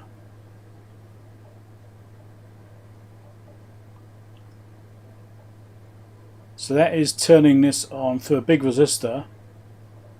I guess this is the convenient power supply. Okay, so it's putting that on, which is pulling it down to this rail. So it's the negative side of this coming through this transistor. So that might be negative 75 or negative 77 or so. Because if the positive is plus 77 before regulating,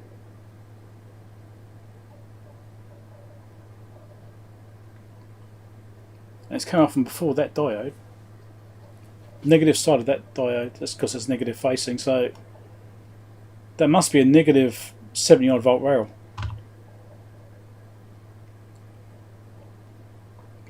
I don't know whether you guys can see this on screen. I'll get it a bit closer so you can see it a bit better, hopefully. Alright, so that's what I'm talking about here. Once you've got diode bridge, there's a simple 2 diode bridge, not a full bridge rectifier. It's only half bridge. So that's the positive side here, and this will only be negative side because of the diode facing that way. And so they've got the positive side coming through here, which means that's a positive supply to this transistor to turn the base on, which means this is also NPN, which means it should be negative coming through this way, which is based on that. It should be correct. And that's obviously limiting the voltage to not overdrive that resistor, overdrive the transistor, and then it should be negative rail coming through here then. I'm just surprised it doesn't say what it is.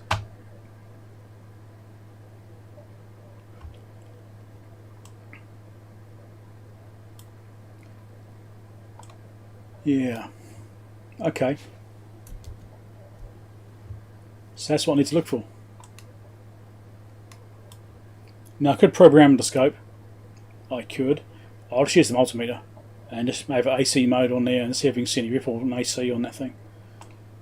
See if it picks up anything. So we've got heaps of smoothing on this one because we've got these big bulb caps over here.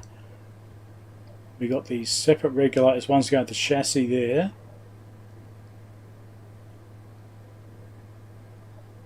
So that's creating a virtual ground there, isn't it? And then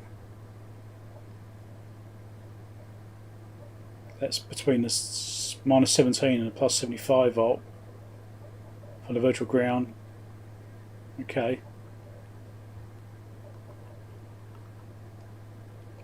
Heaps of caps on this one.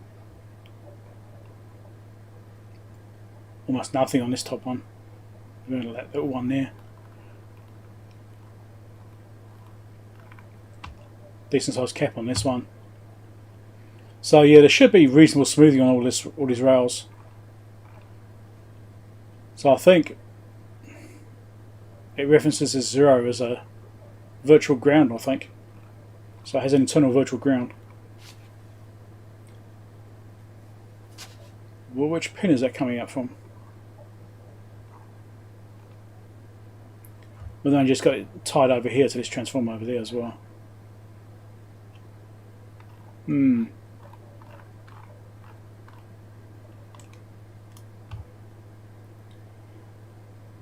Okay, got a bit of figuring out to do.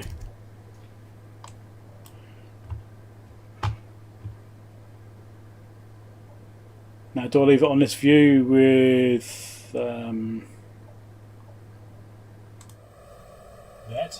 or maybe that one? Do you want to see that view there, or do you just want to concentrate on the camera?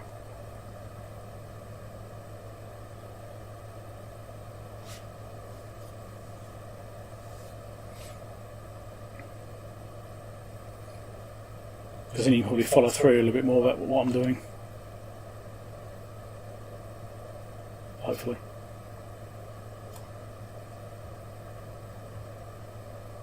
I'll do like 110 or something. Yeah, if it's better.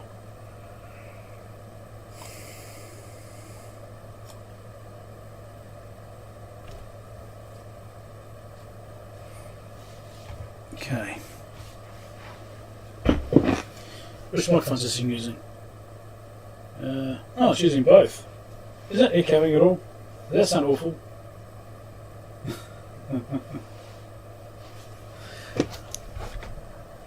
Let's turn off that one for now. There we go. Yep, there we go. Right.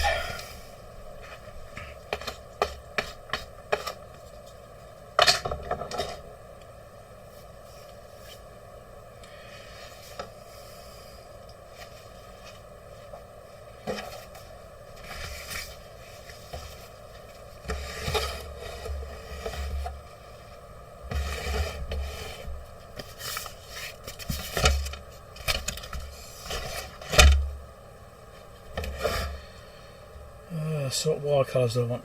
Does it actually have wire colours? It doesn't, does it? No. That would have been convenient.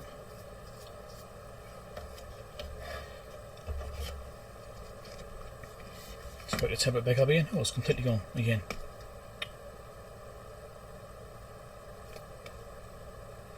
Come on, where's my thing gone? No, it's minimised. Come back up.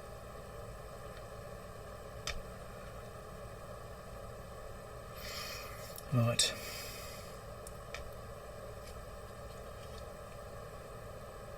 Okay, we're 142, eh?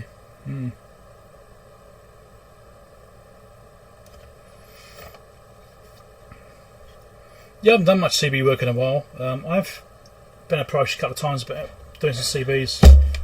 Oh, that was gone off. Last year, I think it was. Someone emailed me about it, and I just so busy at the time I didn't even reply. I was just flat out. I didn't have time.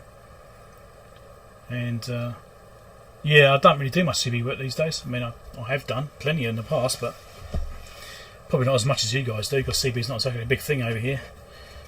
I certainly did a lot more in the UK than I did here, ever. But yeah. I mean, I'm sure you guys know about my Radio Mods website, don't you? You've been around long enough, I think you guys must know it. Look in here. I'll try and figure out these wires I need. So we want pin 10 for a start. 2, 3, 4, 5, 6, 7, 8, 9, 10. It's got a big bundle of wires on it. Directly beneath the AC mains fuse. That's great. I should maybe get there without shorting it out. That would be a bit of a disaster if I shorted between those. I'm thinking about it. I should put some of this on. Make it a bit safer, right?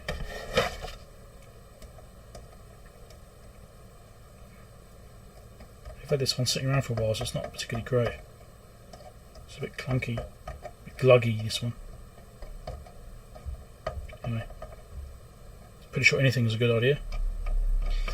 Anything which puts something between you and mains power is a good idea. This one's really not doing very well. It's really old. It's a bit not ideal.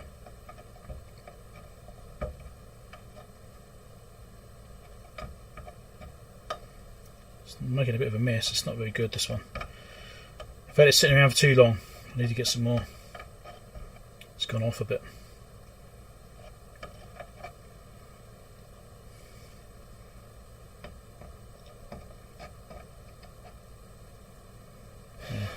some kind of protection. Yes, it's not flowing like it should do. It's semi gone off. Maybe they seem to have a couple of years.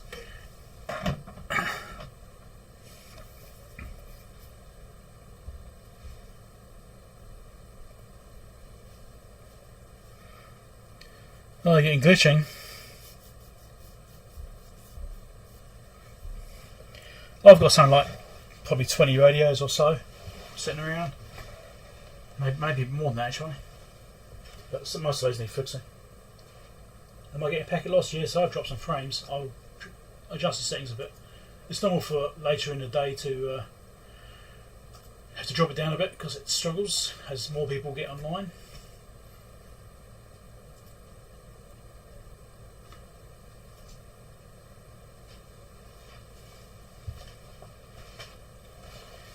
Alright. So yeah, you've got a little bit of insulation on now. It's not great, but it's better than nothing. Now, 5k for 2,000, you're kidding. Bloody hell. They're not that rare.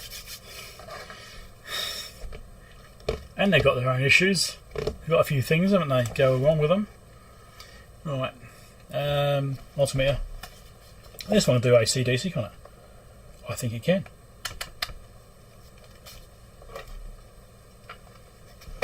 Pretty sure I can do dual mode.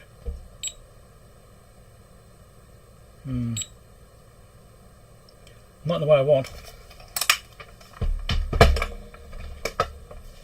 Let's get the other one. My slightly dusty Fluke.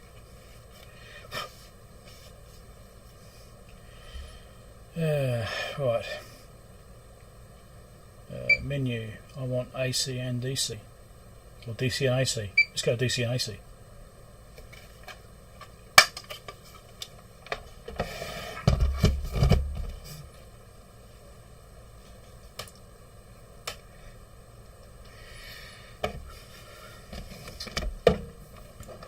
I'm not quite sure where the ground wire is yet. I'll have to poke around two different places at once and try and find that.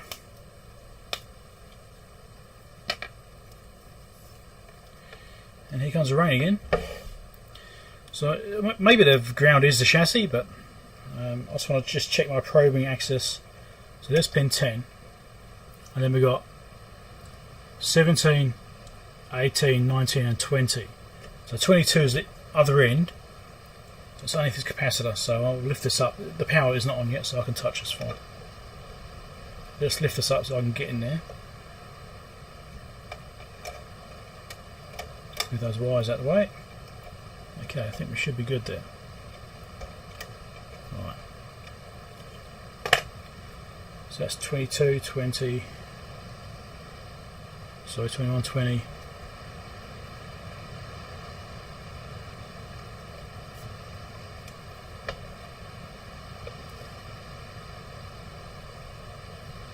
$19, 18, it's got a big thick bundle on it. Yep, okay. And there's 17. Okay. The only thing I've got to figure out is where the 0 volt floating reference is. So I might have to find one of the main rails and then just measure across the other ones to find out where the reference is. So let's adjust this some more. Get a better camera shot. Hopefully.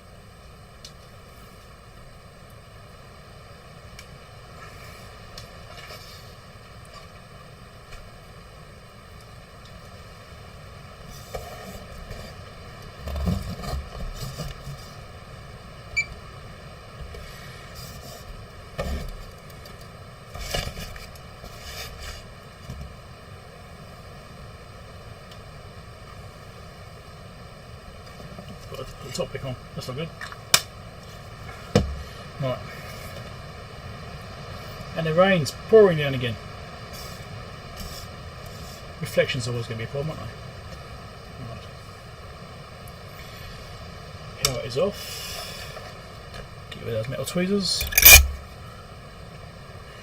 Right, let's do some probing around, see if we can find out where these power supply rails are The diagram here does say what they are, some of them at least. This one's not numbered. It's got a 6.3 volt, which you can't see on screen, which is minus 6.3 volt. Doesn't give a pin number. There's a pin 10, pin 17, 18, 19, and 20 should all be rails.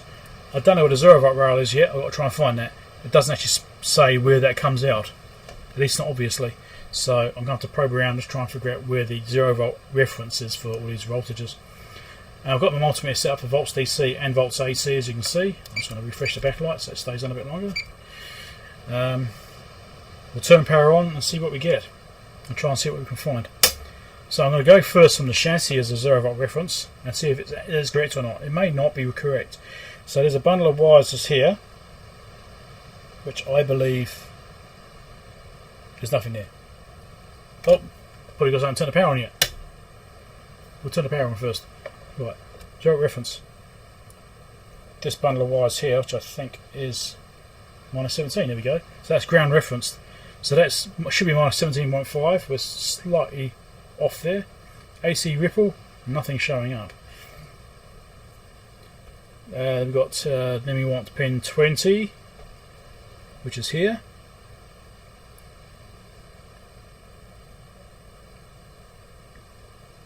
So that's 77 volts, no ripple showing up.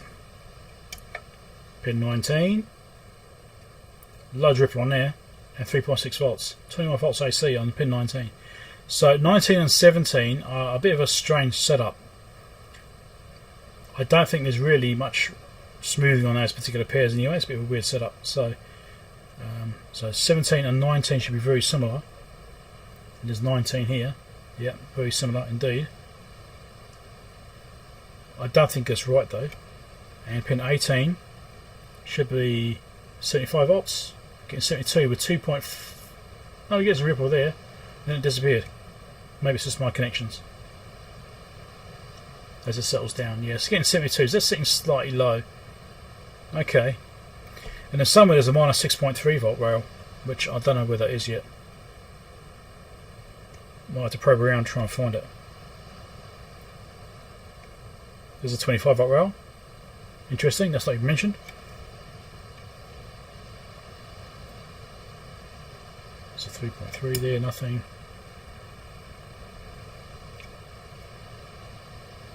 Nothing. Nothing. These might be the 0 volt references there. That's that other one I already measured. That's 17, yep.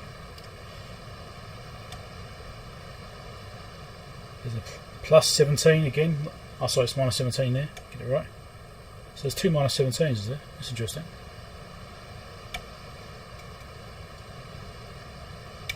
I may have not seen everything on the diagram here. There you go, it's minus 6.4 there. There it is.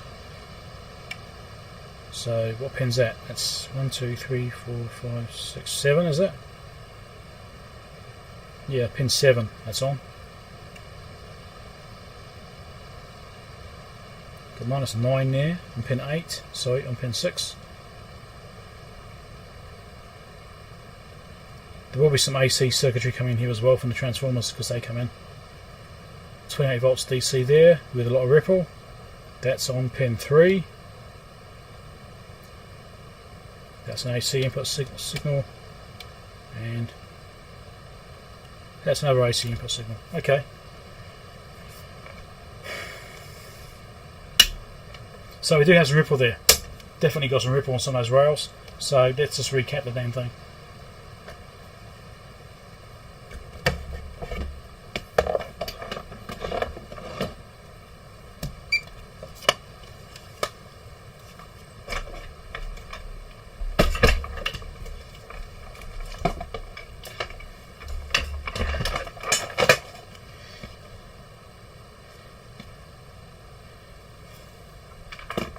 And my tablet's gone off, so I can't see the chat.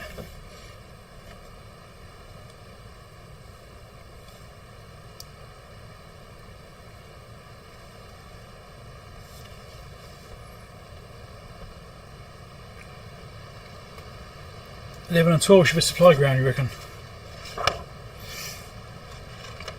90 volts AC, yeah, some interesting things going there, isn't there? Yeah, 11, 12. Oh yeah, there they are. I didn't see those. Correct. That's right. So they do go to the chassis, so it's the same thing. Excellent. So it's interesting I was getting those other voltages. Was it pin 3?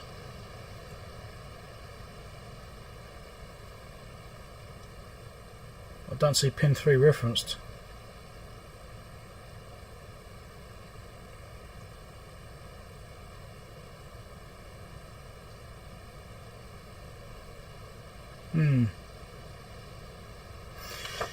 But don't forget, this is a potentially a later version. Which use this manual. This is 1968, so this one's actually really close to the correct one. This is slightly, well, it's older than the one that's on screen.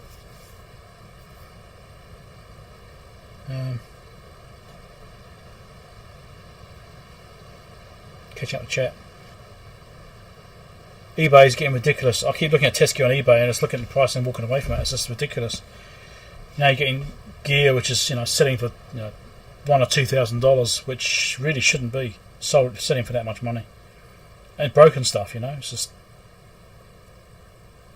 I keep looking at eBay stuff and looking at test gear, trying to find test gear to fix, And I go there and just.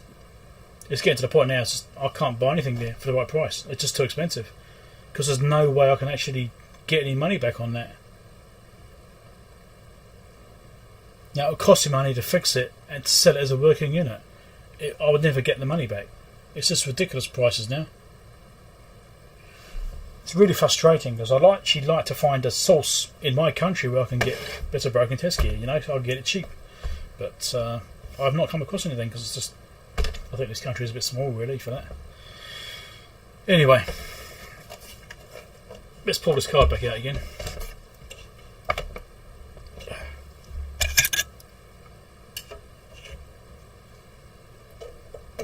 Come on.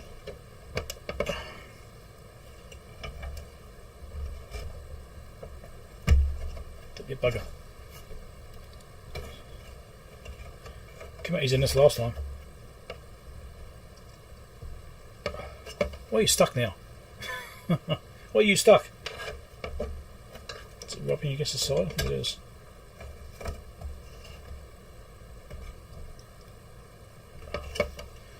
Come on.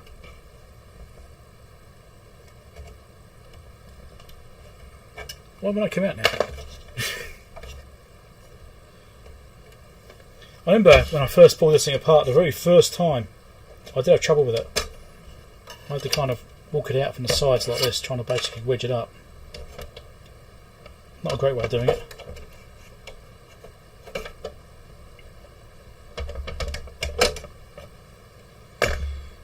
There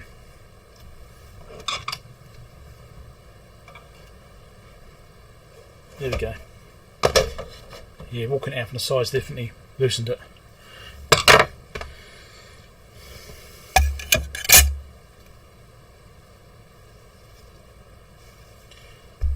A 1253B. I'm not familiar with that one. Is that very similar to this thing here? Is it very similar to that? Let's change camera view this way. Let's go.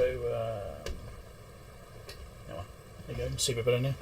So, is that similar style to this one, or is it the slightly smaller version? I'm not sure. That one at what's his foot? IMSAR guy uses. He uses a different one to me. Looks similar, but it's not quite the same. Could start a local exchange group. Well, the thing is, though, this country doesn't have that many people here. Oh, siren's going off. That's interesting. Ooh.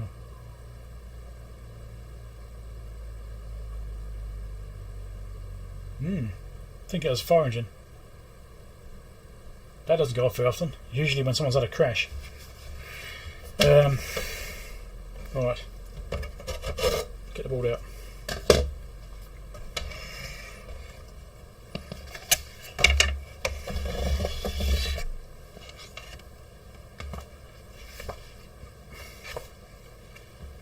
So signal path repaired. Okay.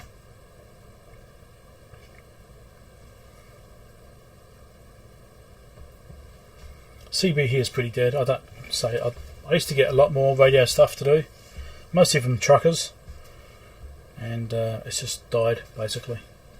I used to have 1 or 2 truckers that bring me loads of radios. There's all their friends and stuff like that, and people they know, they'd give them to them and they'd pass them on to me to work on. And yeah, I used to do quite a bit for that. But I don't actually miss not doing CB work anymore. It's just it was very time consuming and very little money from it. I could spend a week fixing a radio with a really stubborn fault, and I might make $50. But back when I wasn't so busy, I didn't mind doing that. But now it's a case of, well, I'd rather be doing other things. Time is really, really limited for me now, so I don't really have the time to spend a week on one minor fault to earn $50. It's just not worth it. It wouldn't even make that good a video, I don't think, probably. Anyway, we will get these caps out, and this, I think I'll just replace all of them. Really, these all look like electrolytics, so a whole bunch of axials.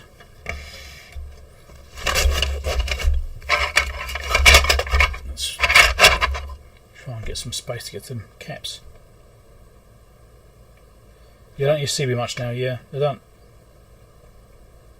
But as soon as cell phones came along, CB started dying. It's like that. It started dropping off straight away. It's got replaced by cell phones because people used to use CBs to communicate with their friends, and now people just phone them up because your cell phone's with you in your car or your truck or whatever.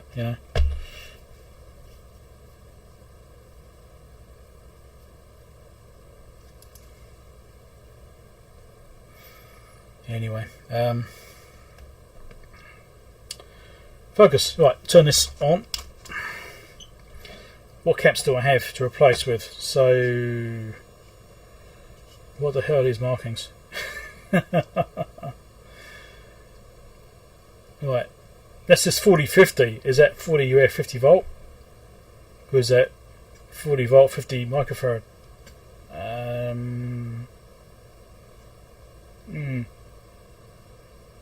That says 10 150.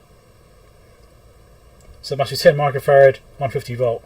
So 40 microfarad 50 volt, 50 microfarad 25 volt.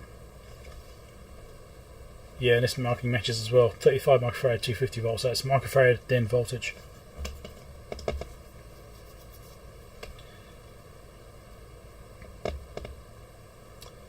Okay, so 40s. Well, I've got 47, loads of 47s.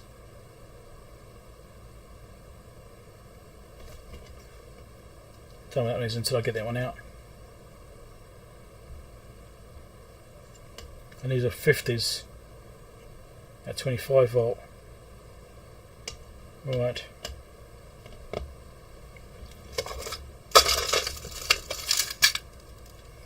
Going bigger probably won't matter. In fact, some of these are actually in parallel with each other.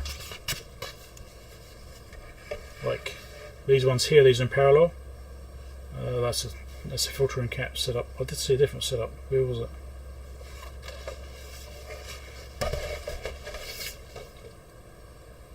So we've got this set up here, which I think is that big cap which is on the chassis. Got 2 in parallel there.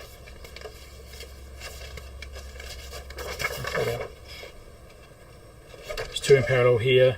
So 706, 707 are in parallel, and they're not marked, but they are marked here in the layout. So 706, 707 in parallel to each other. So I could actually just put in one big cap instead of 2 small ones. So we put in like a 100 microfarad instead. I don't have a 90, but that would do. What, 80, was it 80? Yeah. So I could put in a slightly bigger value there, for example, just to a single one. Although, do you think ESR, is that an issue? Could it be because of ESR? Maybe doing 2 single ones would be better because of ESR, because then they're in parallel. Maybe I will do single ones just to replace like for like as much as I can.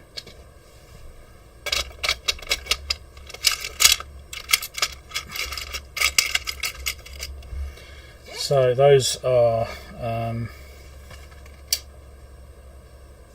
40 volt caps. Is that right? No. 40 microfarad.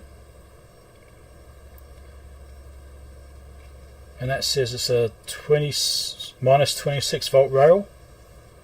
So I don't need a particularly high voltage on those. Even though it's got 50 volt caps in it. So, you know, 40 volt cap would probably be alright, maybe. Let's have a look, see what we've got in here. That's a 50 volt 47.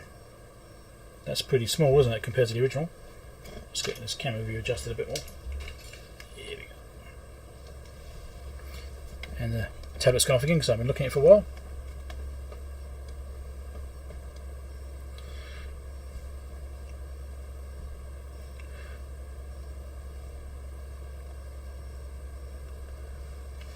These are Sprague caps. They're all Sprague.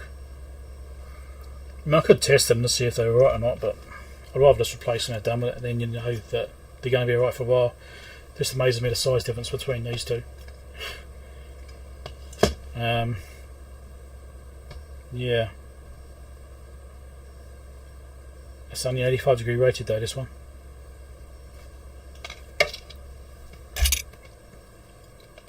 I'd rather have high quality ones in the main power supply. What's this one here? 25 volt, that's not enough voltage. And it's also a Sprague cap actually, but also 85 degree. Alright. What's this one here? Also 85 degree. I think when I get these axial caps I have to compromise sometimes about what I can actually get. And that's a 50 volt 47 as well. Why are these so different? It's not 4.7, is it? I should check for that in case it's mislabeled or misfiled. That is a 4.7, not a 47. That shouldn't be in the drawer. Is it? Oh, these are all 4.7s, these small ones. They bloody well are. Okay, we'll get rid of these. Sometimes it's good to be suspicious. Somehow I put them in my own drawer.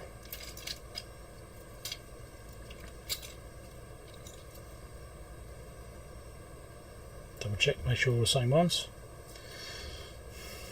That was a lucky catch, wasn't it?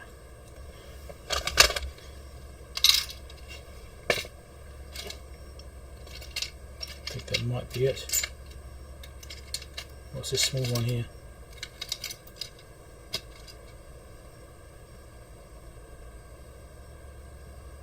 That's a 47, that's fine. 25 volt, okay.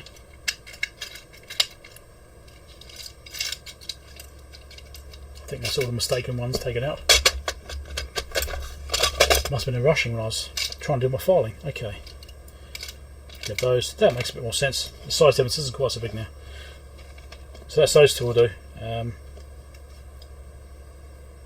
There's a 10 microfarad 150. I don't know what the other one is. It's probably the same, is it?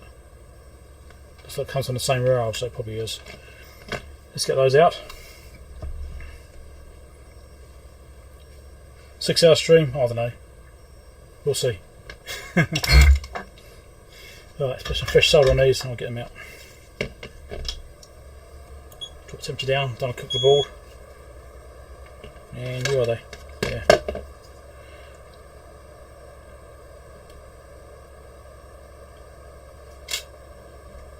Oh no, you're blind again. I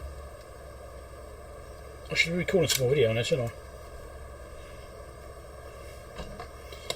I? Nice to remind me.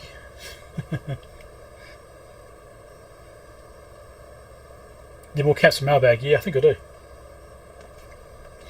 So I'm going to put some fresh solder on these caps here, just to help make it easier to desolder. Does make a difference. I'm just going to take these caps out and just replace them. I haven't tested them. I'll test them after I take them out. In circuit can be problematic anyway, but I just want to replace them and have done with it. I don't want to mess around. They could be fine. They may not be. I mean, there was some rip on some of these rails. I'm not going to sit down and evaluate how good these all are. These caps are 60 years old. or very close to it. So it's not worth messing around. Let's just take them out, replace them, and then you don't have to worry about it.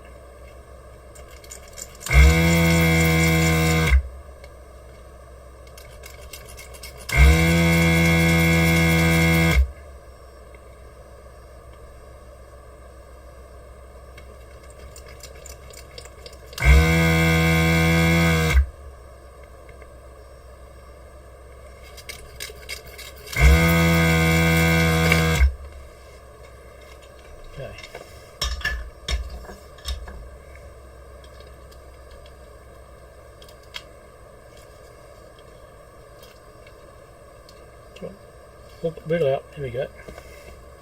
There's those two, they're both the same, aren't they? But make sure. I've got the information on the manuals anyway. So the originals are somewhat bigger than the replacements.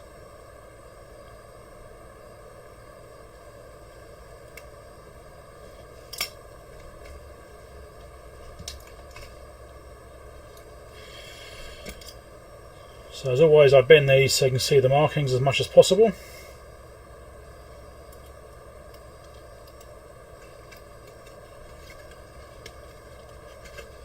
So you can see the actual readings on them, the actual values, and hopefully the negative polarity mark. Although most capacitors have this band around the end, like the actual dimple on them. It's like a channel around them, and that actually tells you the orientation anyway. Because that's the positive side. I think just about all the time. I don't think I've seen an instance where it hasn't been. So anyway, I suppose you try and get these lined up to each other so they look all nice and tidy.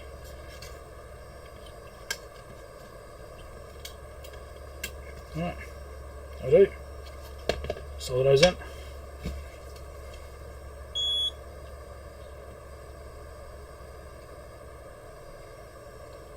So your heat zone gets right through the board, get to the other side and fly on the other side as well. I'm using my very fluxy solder here. I've got the thinner stuff I could use. I'm using the big chunky stuff because it's got loads of flux in it. And this is an old board, so it's going to need it just to help it to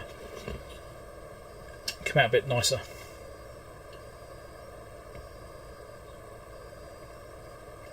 I've only got the temperature on 280 degrees.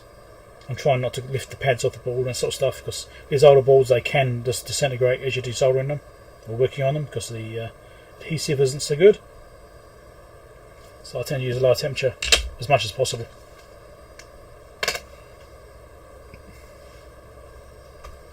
Okay, Ian, thanks for dropping by. Catch you later.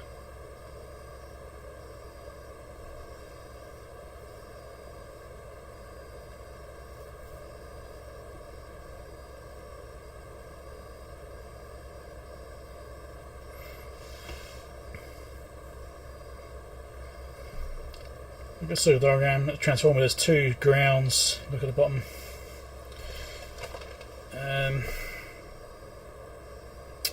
Yes, there are indeed two grounds to the chassis. Well, there's a ground there to the chassis, yes. They both go to the same thing, or it's got a ground shield, doesn't it?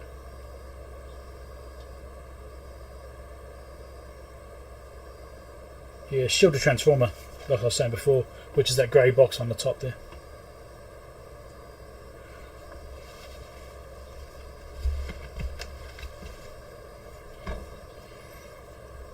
Right, let's clip these off.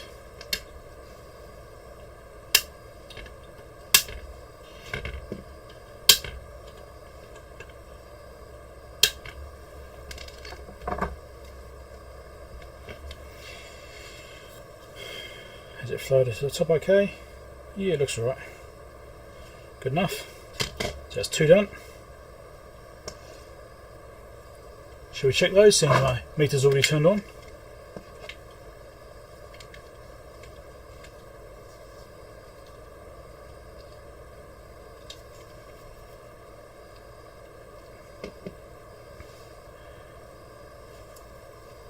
ESR. So I'm getting 45 microfarad, 1.1 ohms ESR at 100 Hertz.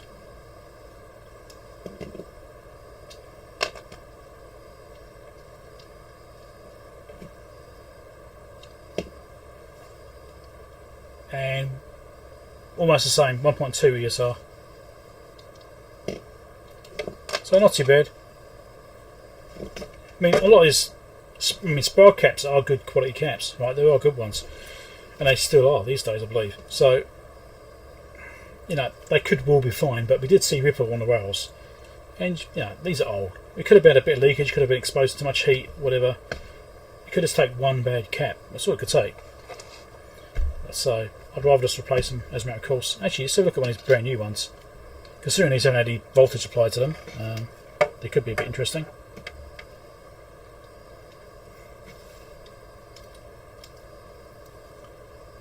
That's showing as 51 microfarad, 1.6 ohms. And I think these are 47s, so it will be slightly higher. So these actually have a slightly higher ESR than the originals. So the originals probably aren't too bad anyway. Right, moving on to the next one, which is a 50 to 25 volt. So another one of these. I'll probably be using this one, I expect. That's 25 volt. It's 47 at 25 volt.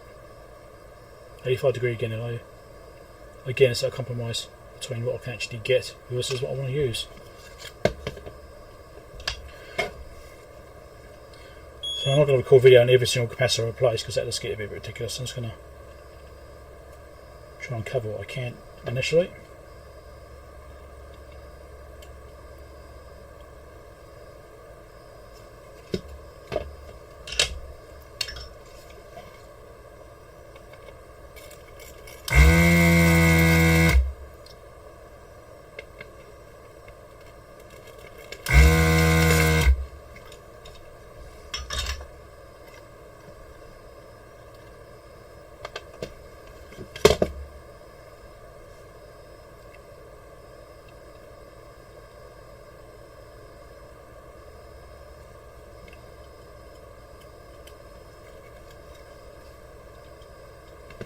Got 40 hours to go as well.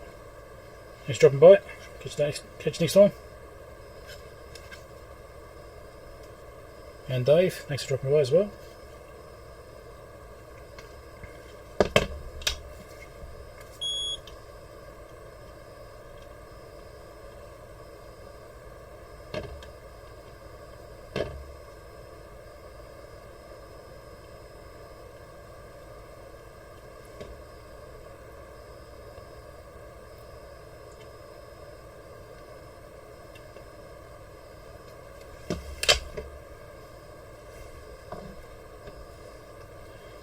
So there's the next capacitor in. I'll clean up the board afterwards, finished. Get the flux off in one go. Rather than do it piecemeal. Right, it's two done. Let's check this cap. More for curiosity's sake than anything else. It'd be nice to actually find a bad one. That's saying 1 ohm, 62 microfarad. That seems fine. So it's actually reading a bit on the high side actually by a fair bit, but then what's the tolerance? Does it have a tolerance? It doesn't have it on there.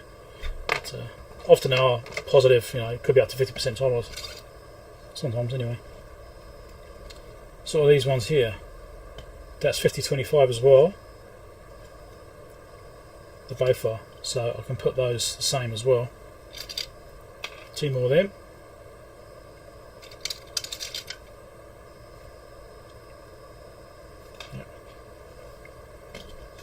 If I can actually desolder these without putting fresh solder on, because it seems like it's melting really easily, so maybe I won't need to do that.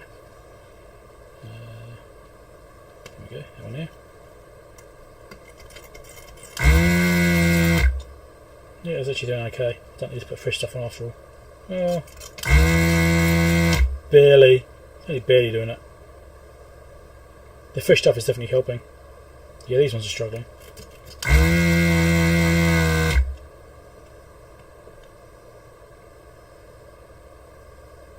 Come on. Yeah, fresh stuff is definitely making it easier to go. Oh. Capacitor fell out as I was trying to do it. There we go.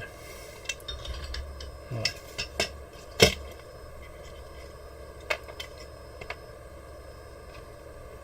I'll get the same way around so I can make sure if there's a problem I can verify it.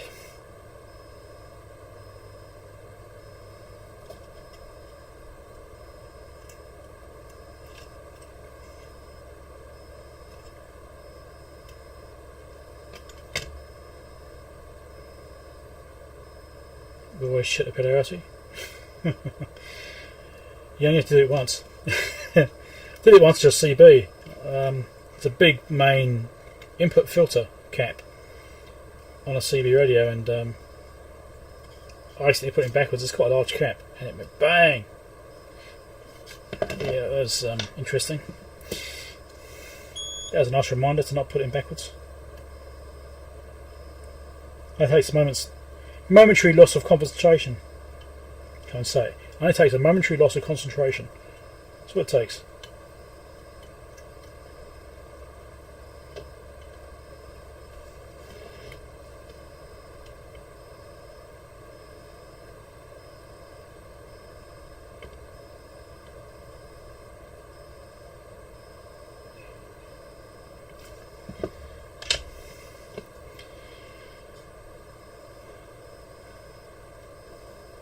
Yeah, they're just okay on that side.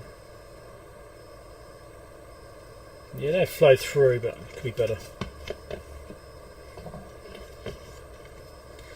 Next two are installed. I might just do some extra heating on the top side there, because it hasn't flowed across the pads as well as I'd like. I think the double-sided boards, these old era ones. It's not quite across them. It's there, but I could make it better.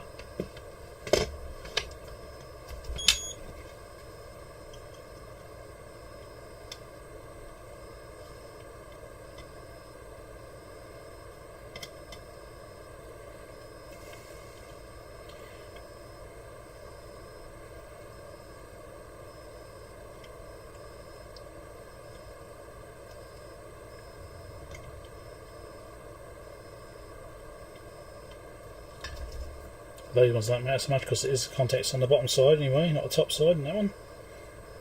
But for the sake of completeness.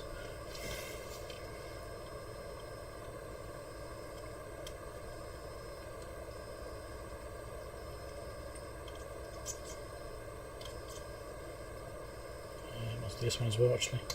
I mean it is done, but I might as well just make it a bit better.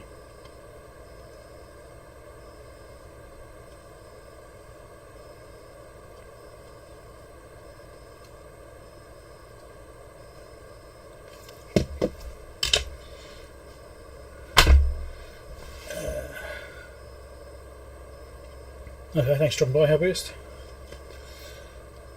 Catch you next time. So we've got 3 more caps there on this board, I think. We've got these composite resistors in here as well. I'll just stick the probes across those and see if those look like they're wildly off value. So that's all of this slot done. Yes, so that's 10. This one here I can't see yet. Probably both the 10s, I'm guessing.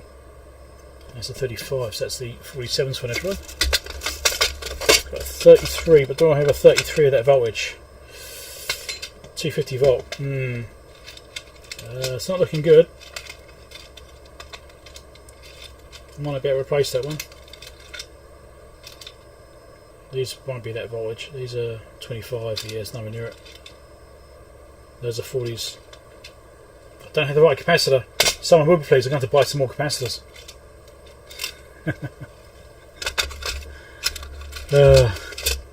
And these 10s are 150 volt. I might have those.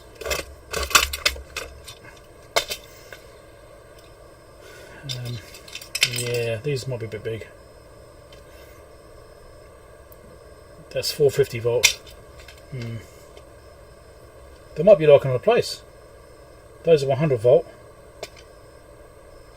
Might get away with 100 volt. That's 63.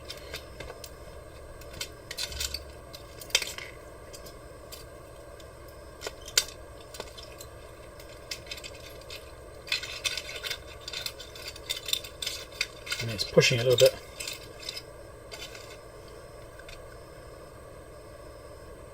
Yeah, these are 100 volt caps. That is pushing it though. 150. Which capacitors are those? Yes, buy more caps, definitely.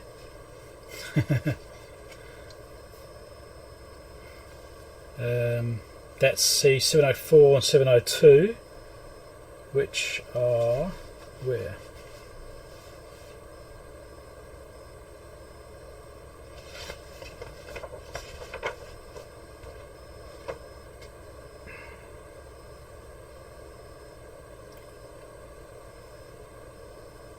C702 is of course a 75 volt rail, so 100 volt cap is probably okay, and C704, where's that? There it is over here, and that's between the 75 volt rail and the minus 17 volt rail, so that's 92 volts. That's getting a bit close to my liking.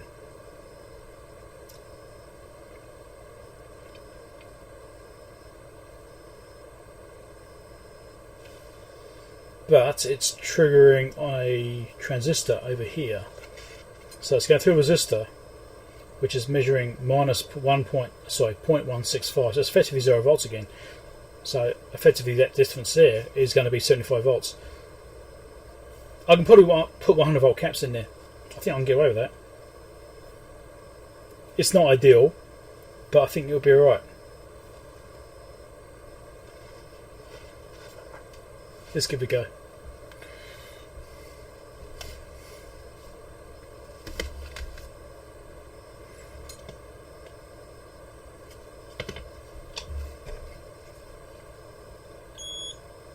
Or should I just measure them and see if they're okay? And then buy some caps. Let's do that.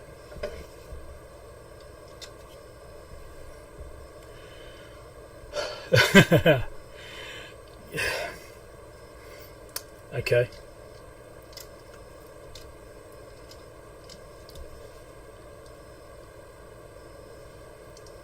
I'm getting 17 microfarad, 31 ohms. Now this should be kind of comparable. That's 10 microfarad, or 1.5, at 6.7 ohms. Significantly better. So yes, these big caps have got to go. Typical. Let's measure this one.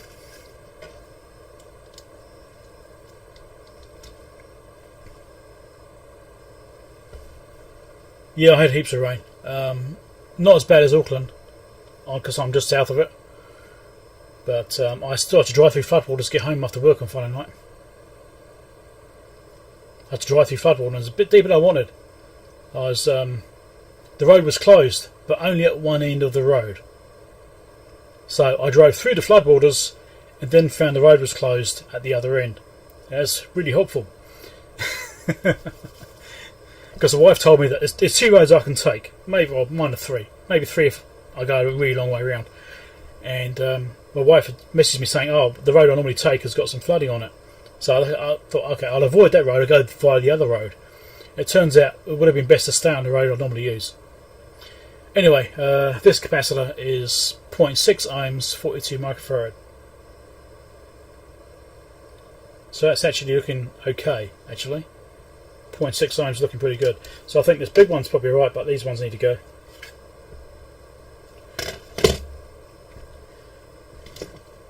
So I measured this cap and measured 0.6 ohms at 42 microfarad. That's absolutely fine. It seems fine. I don't have a capacitor to replace it with right now anyway, so I'm going to leave that one as it is.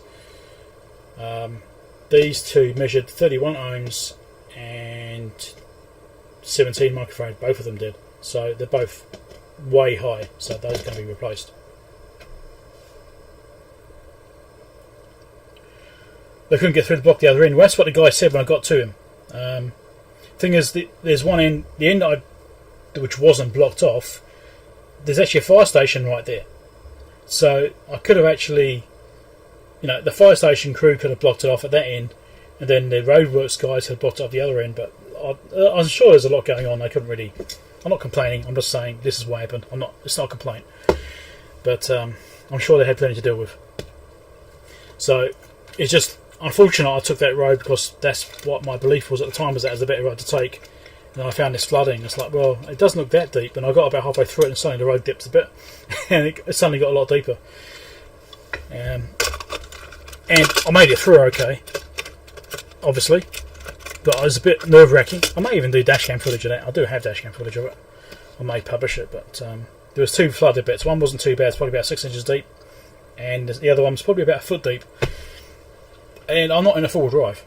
I'm in a car. So yeah, that was not ideal. That was not a good situation.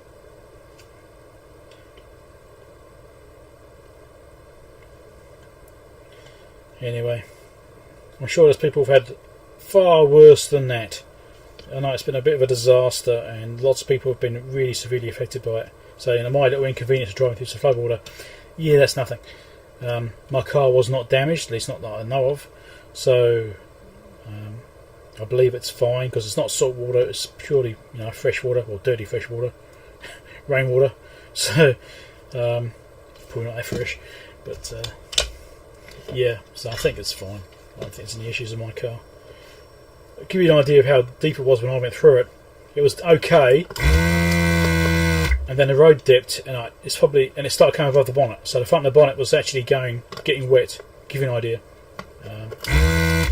Yeah, so that was not good. I saw that, I thought, ooh, and then the speed I was going through was actually pushing it above the bonnet, so that actually slowed down a lot to try and get it to not create a big wave, which is higher than it needed to be at the front of the car. Because the last thing I want to do is drown the engine and then end up dying in the middle of a puddle. So, anyway. Yeah. There's lots of people have been far worse off than me. And, I've been through a flood, as some of you guys will know. I've had a flood situation. I know how unpleasant it is. It's not a good situation to be in. And I feel sorry for a lot of people which have been in it this time. Because I know that they will not be having a good time. They will not be having a good time.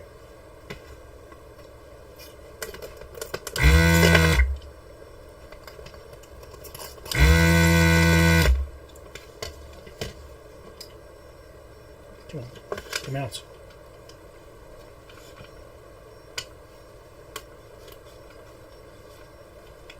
It's almost coming off.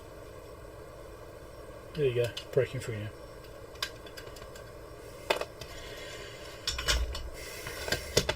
Now let's test these again out of circuit whilst they're warm, because it could have changed them by heating them up.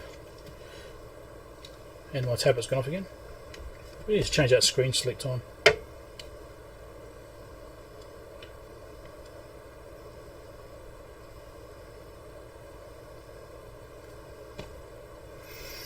Right, so that one there is measuring better out of circuit now. I've desoldered it and heated it up. Measuring 3.3 ohms at 12.5 microfarad, which is probably fine. But then it was not measuring that in circuit. So probably the fact of heating it up has altered it. And this was measuring 3.2 at 12 as well. So it could be the in circuit thing which has caused it to throw off. I do have the Peak Electronics tester, which I could have used in circuit, but yeah, I'll use this. So let's put this in. This is a massive gap to bridge with this cap.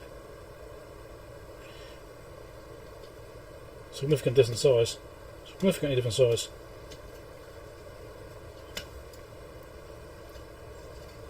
It's amazing this is a 100 volt cap actually.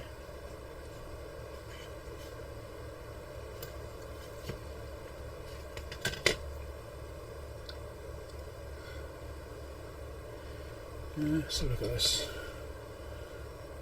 Double checking it's not a 10 volt or something. It doesn't say 10.0 or something like that. No, it's definitely the right one. But so it's 100 volt and 150, so it's not ideal.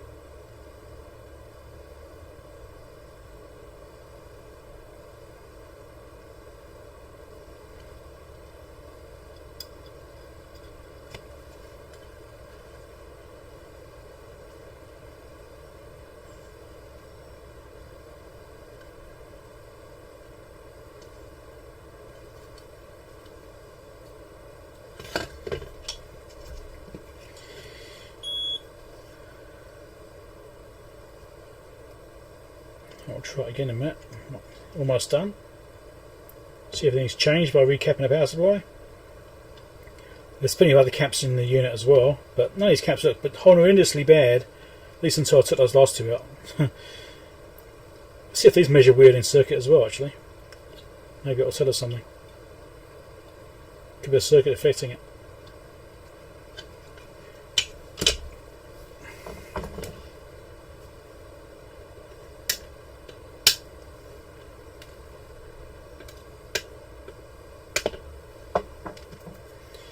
Right, let's measure these in circuit.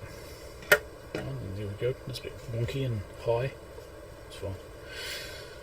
Okay. That one here. That one here. What do we get in circuit? 37 ohms. Yep, so it's the circuit which is making that one really bad. So maybe that weren't as bad as it looked. Just get my peak tester out. Where is it? Out of curiosity, let's see what this thing's about. In circuit.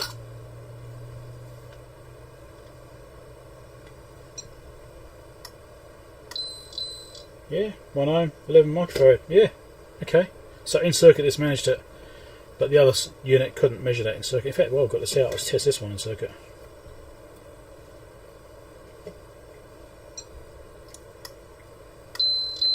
.22 ohms, 42 microfarad. That seems fine. Yeah, okay, cool. So nothing obviously bad really then, is there? But at least it's been refreshed. Is my chat frozen or is it just not going much?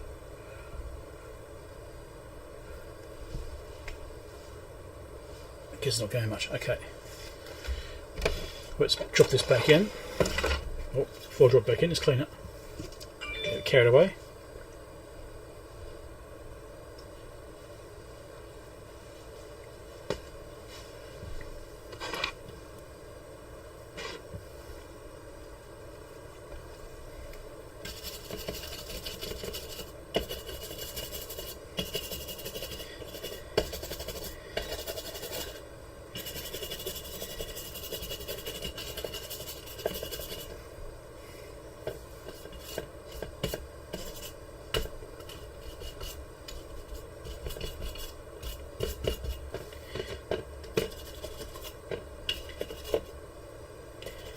I've got loads of these pads, so I thought I'd just use this so I'm sitting here, so I might as well use it.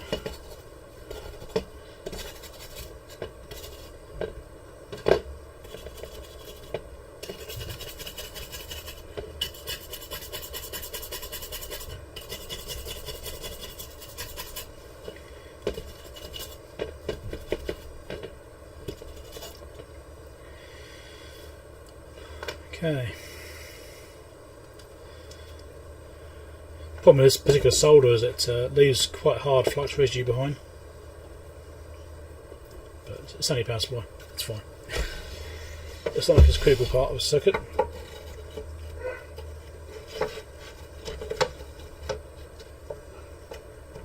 Get it in place.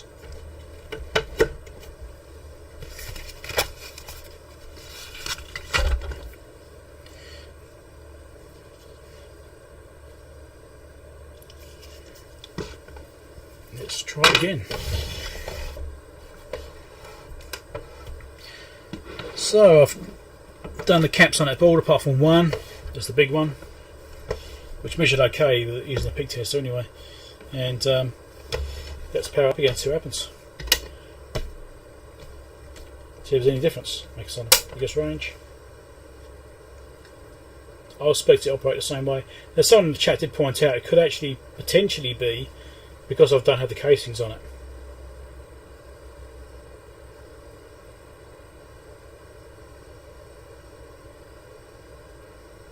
Well, that looks different, doesn't it? It didn't do that before.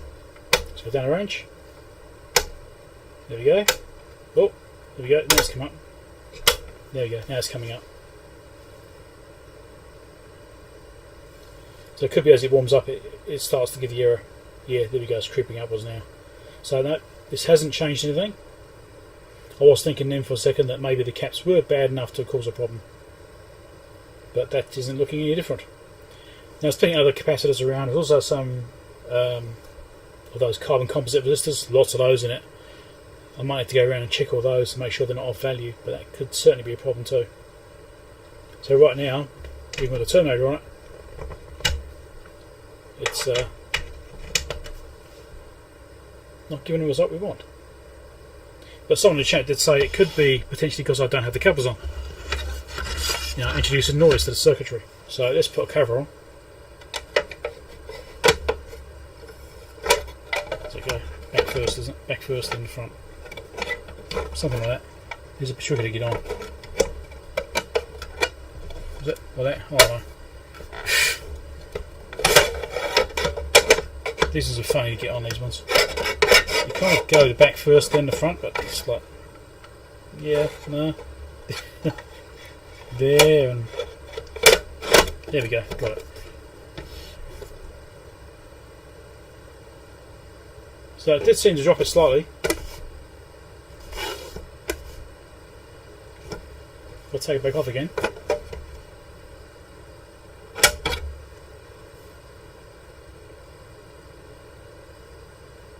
Didn't change. Yeah, maybe not that.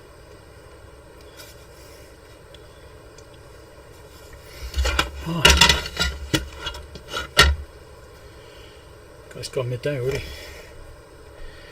So what I might do now is look at these resistors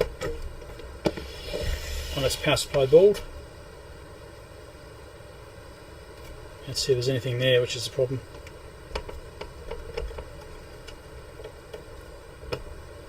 If I can get the board back out again. It keeps on jamming on this side casing just over here.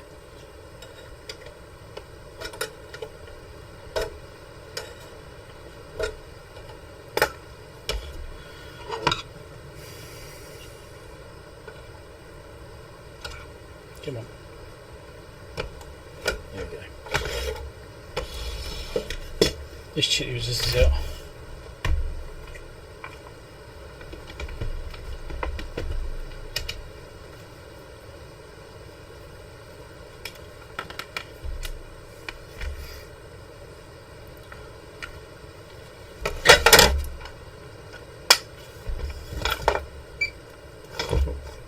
Turn on.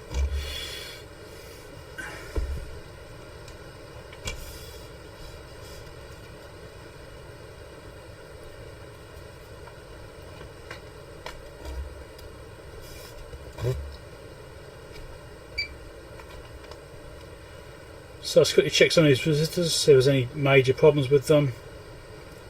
I mean, having a mess around reading resistor values, but anyway. Let's see what this one is. There must be a power supply charge that's across that resistor.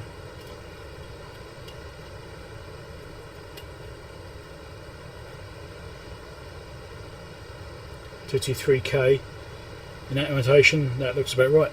So that's red, red, yellow. So that's close. There's yellow, something orange. 458.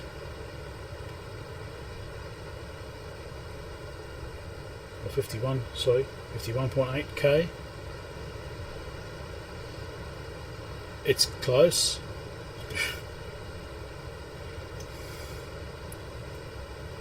Yeah, I might have to go through these off camera and just check them all because it's going to take ages and it's tedious.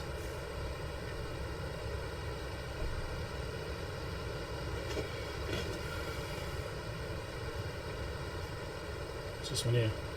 Green blue, is it? Green blue orange. 59.2.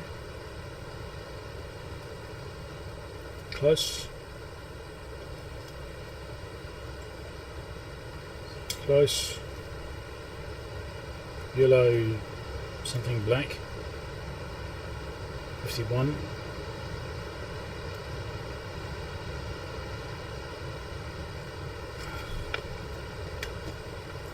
Colour bands. Problems with these old resistors, they tend to be a bit faded. Purple.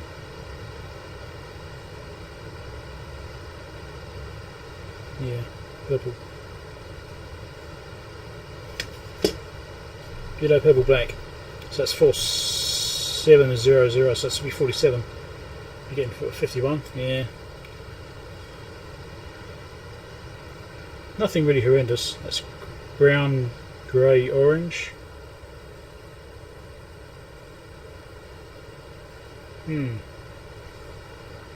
Pretty sure it's brown and grey. Yes, brown, grey, orange.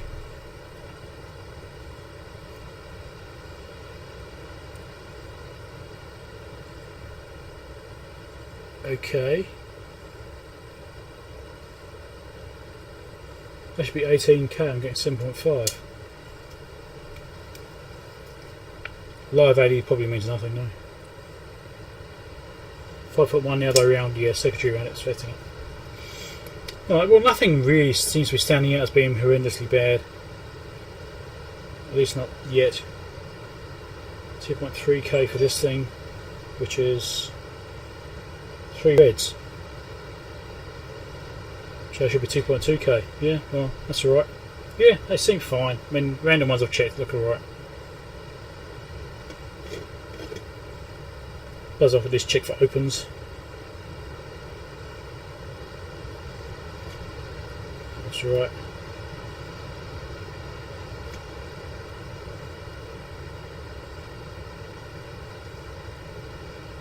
Charging something up. 7k, yeah. These are diodes, I think. Yes, diodes. Should be paying attention to what I'm probing.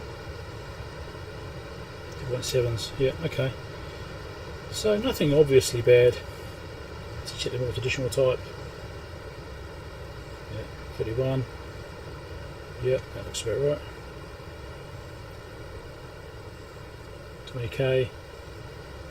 Yep.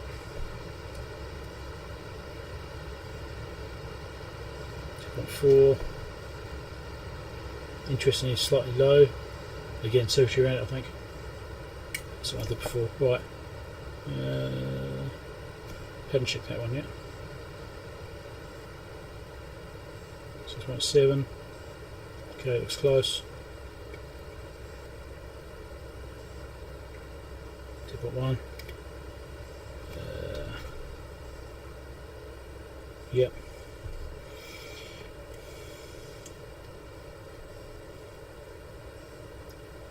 4.7. Yeah, that looks fine. Well, nothing obviously bad. I think it's just something else.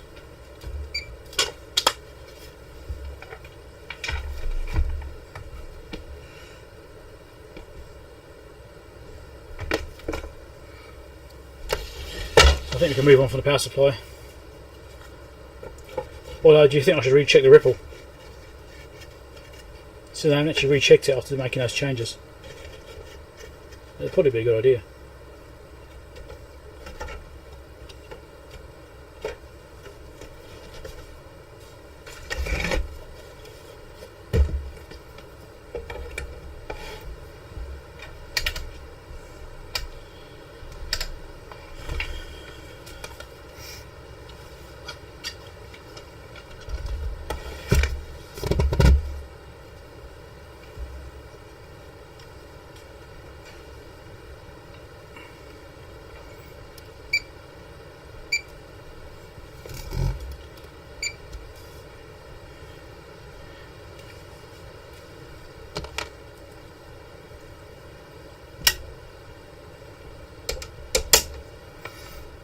Measure for the same point I did last time.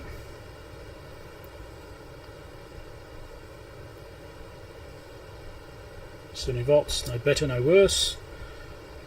So pin 20, 76 volts, no ripple. Pin 19, 2.5 volts with loads of ripple. This is what we were getting before, wasn't it?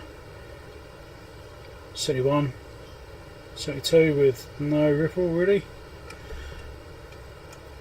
It's pin 17, should be the same as the other one pretty much.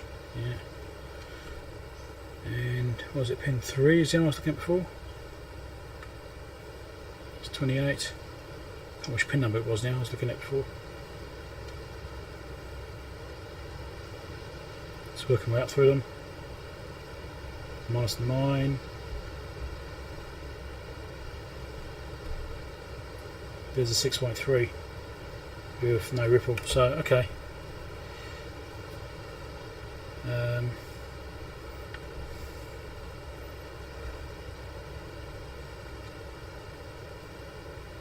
There's a 17 with no ripple. Okay, that's looking alright.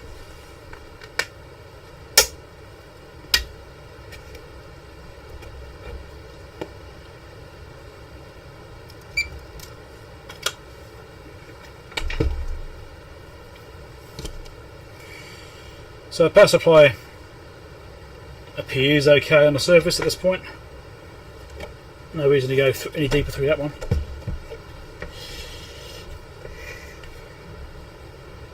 And now we've got these other interesting arrangements.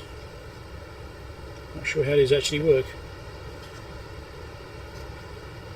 It's a heat sink.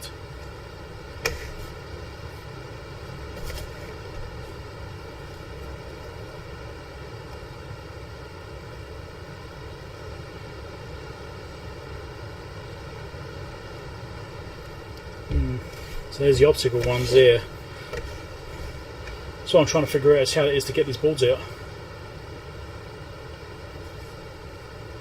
Because that does this plug in, it's on a socket, but it's attached to these, which are bolted onto this frame, which has wires going through it, which go to this board. That's looking tricky. How do you get that part?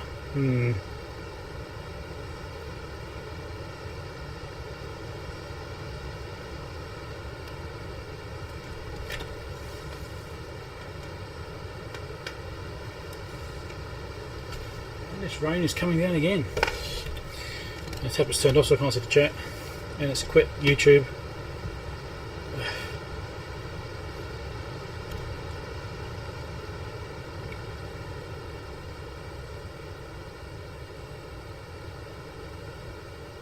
Right.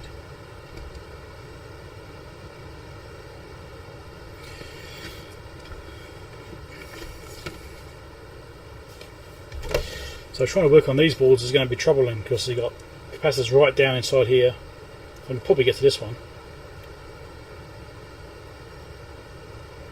but most of these I can't get the soldering on to desolder them in place. They've also got this big capacitor down here, which is behind the transformer. There's a big cap down there, and there's also this big cap here. They could be problematic also. That's marked as C2, which is like a former. Let's try and actually look in there.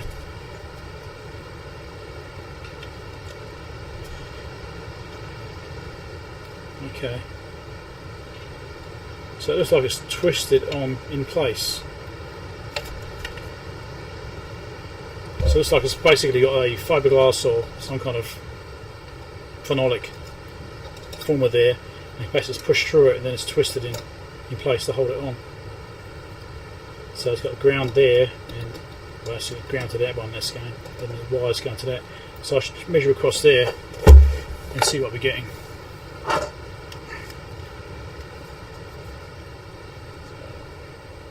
Stick that one there. There. Being 1.1 millifarads at 0.1 ohms, so on the surface it looks right.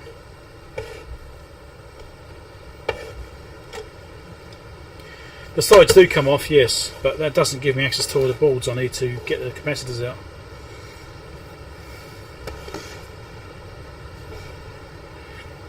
And the other capacitor is behind this board, which I should have probably looked at before I put the board back in again. Let's look at that again. So cap right there.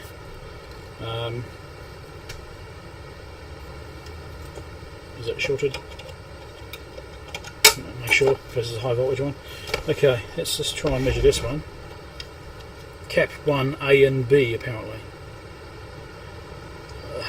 Yeah, right. Let's just see what we can find.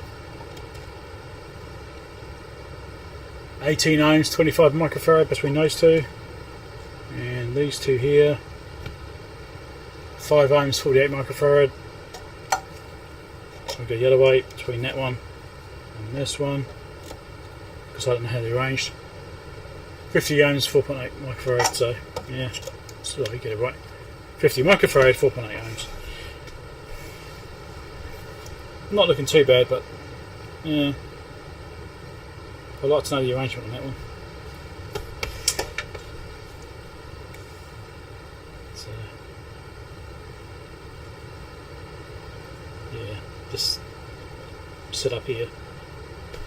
But it looks like they're just formed through phonetics, so they've just got those tabs on them, they poke them through and twist the tabs to hold them in place.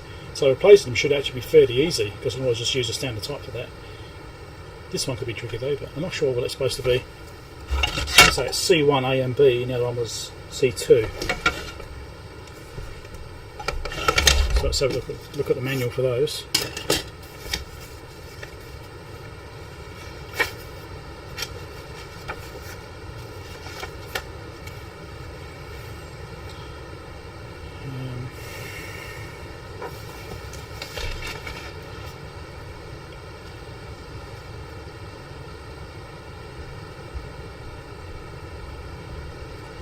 C1 A and B, you're both supposed to be 40 microfarad,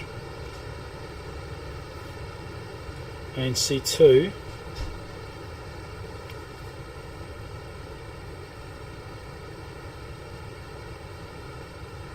it's probably really obvious I'm almost missing it.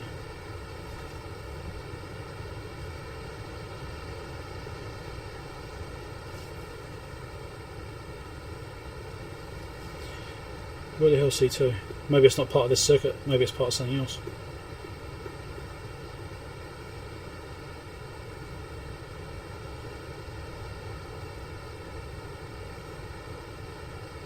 Oh, there we go, found it. It's down here. It's part of this setup, interestingly. So it should be 890 microfarad. So that's probably maybe that 1 millifarad I measured, wasn't it? 1.1 millifarad. So, and it is reverse polarity, positive to the chassis, which is correct. So, alright. The fact that they said I should be measuring, so the resistor that's on that C2 is between the two positives. Okay, it gives me the pin out at least. Let's look at that again. So it means this one here should be the negative, and this one here should be a positive. And that's 48. And I got the same other one, didn't I? 51. They're both reading fairly high. Let's get the Peak Electronics ESR meter out again. This might like it more.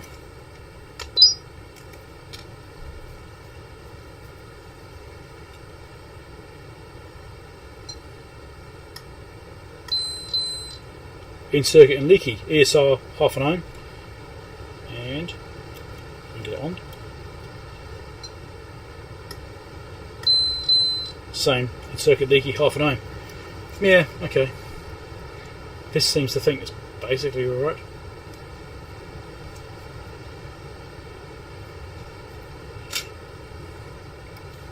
And you're blind again.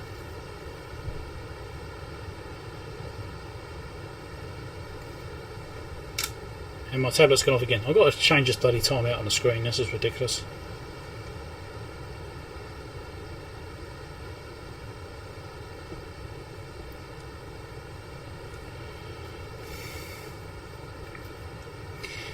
Right. I was going to look at that other capacitor, wasn't I? So I'll put this away again. Tangled up.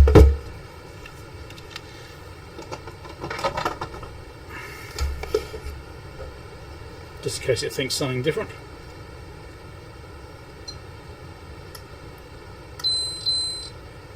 The 900 millifarad, sorry, 1.1 microfarad. I get it right. 1.1 millifarad, 0.22 ohms. That looks, yeah, all right. Okay, well, that seems like it's the bulk of the power supply stuff sorted out. Anything else we've got going on isn't that? loads more to investigate yet.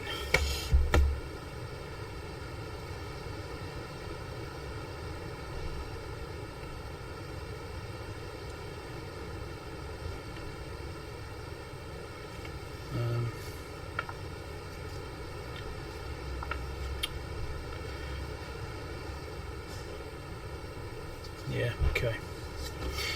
Right, playing with the tablet. Let's move back over here.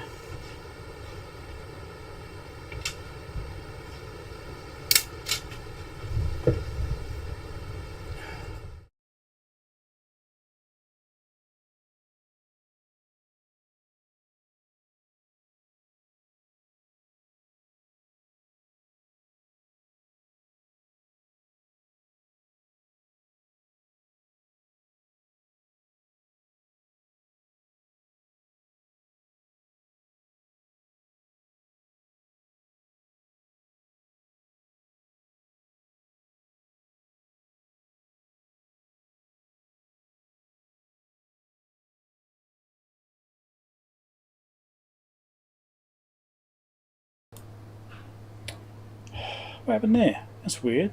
Why did I get turned off? Okay. Right, I'll start again. Lots of bad rain. Thunder and lightning. Not good rain. Okay. So the no, I'll turn it off, that's weird. So what I was going to say is I'm thinking about calling it a day and go away and have a think about this, read the manuals for it. I haven't actually read the manuals. I want to read the service manual, read the circuit descriptions, and thoroughly understand them all. Now we know the power supply section should be good. That eliminates a chunk of it, which gives you some confidence going ahead. Also got more capacitors which may or may not be replacing, but the ones we've taken out so far have looked alright. So maybe the ones that are in there are actually alright still too. Don't know. But I think I need to get a big understanding of how the circuitry works, get my head around that. I already have a rudimentary understanding, I suppose, but I want to get more detail, and then I can figure out a course of action to test for why the needle is coming up and creeping upwards and sitting there, even with a load on the front input. With no load on the front input, I can understand what happened. It would just gradually float up potentially because of the input impedance. But with a 50 ohm load on it, that shouldn't be happening. So something's not right with it. But at least we've got a lot done. We've done the hardware side of it. Got the socket on the back, and it took me ages to get it done. I don't know why it took so long to get it done, but yeah. I think at a point now I should just stop and do some more research and just figure out what the next thing is to do and what things to look at for the next diagnostic steps. If I can even say it. So yeah, I need to sort of figure out what I want to test next. What voltage I need to check, what should I be looking for, what should be there at various points, and I'll go from there, I think. So I'll record a video on this, and I'll probably finish this off as a video and not finish it off in a live stream. It would be nice to get it definitely working, but we'll see how we go. Hopefully it can be fixed. It depends, because these got opto things on them, and they're rare and unusual. Alright, so thanks a lot everyone dropping by. Don't forget to give it a like, give a thumbs up before we go if you liked it, and I'll catch you next time.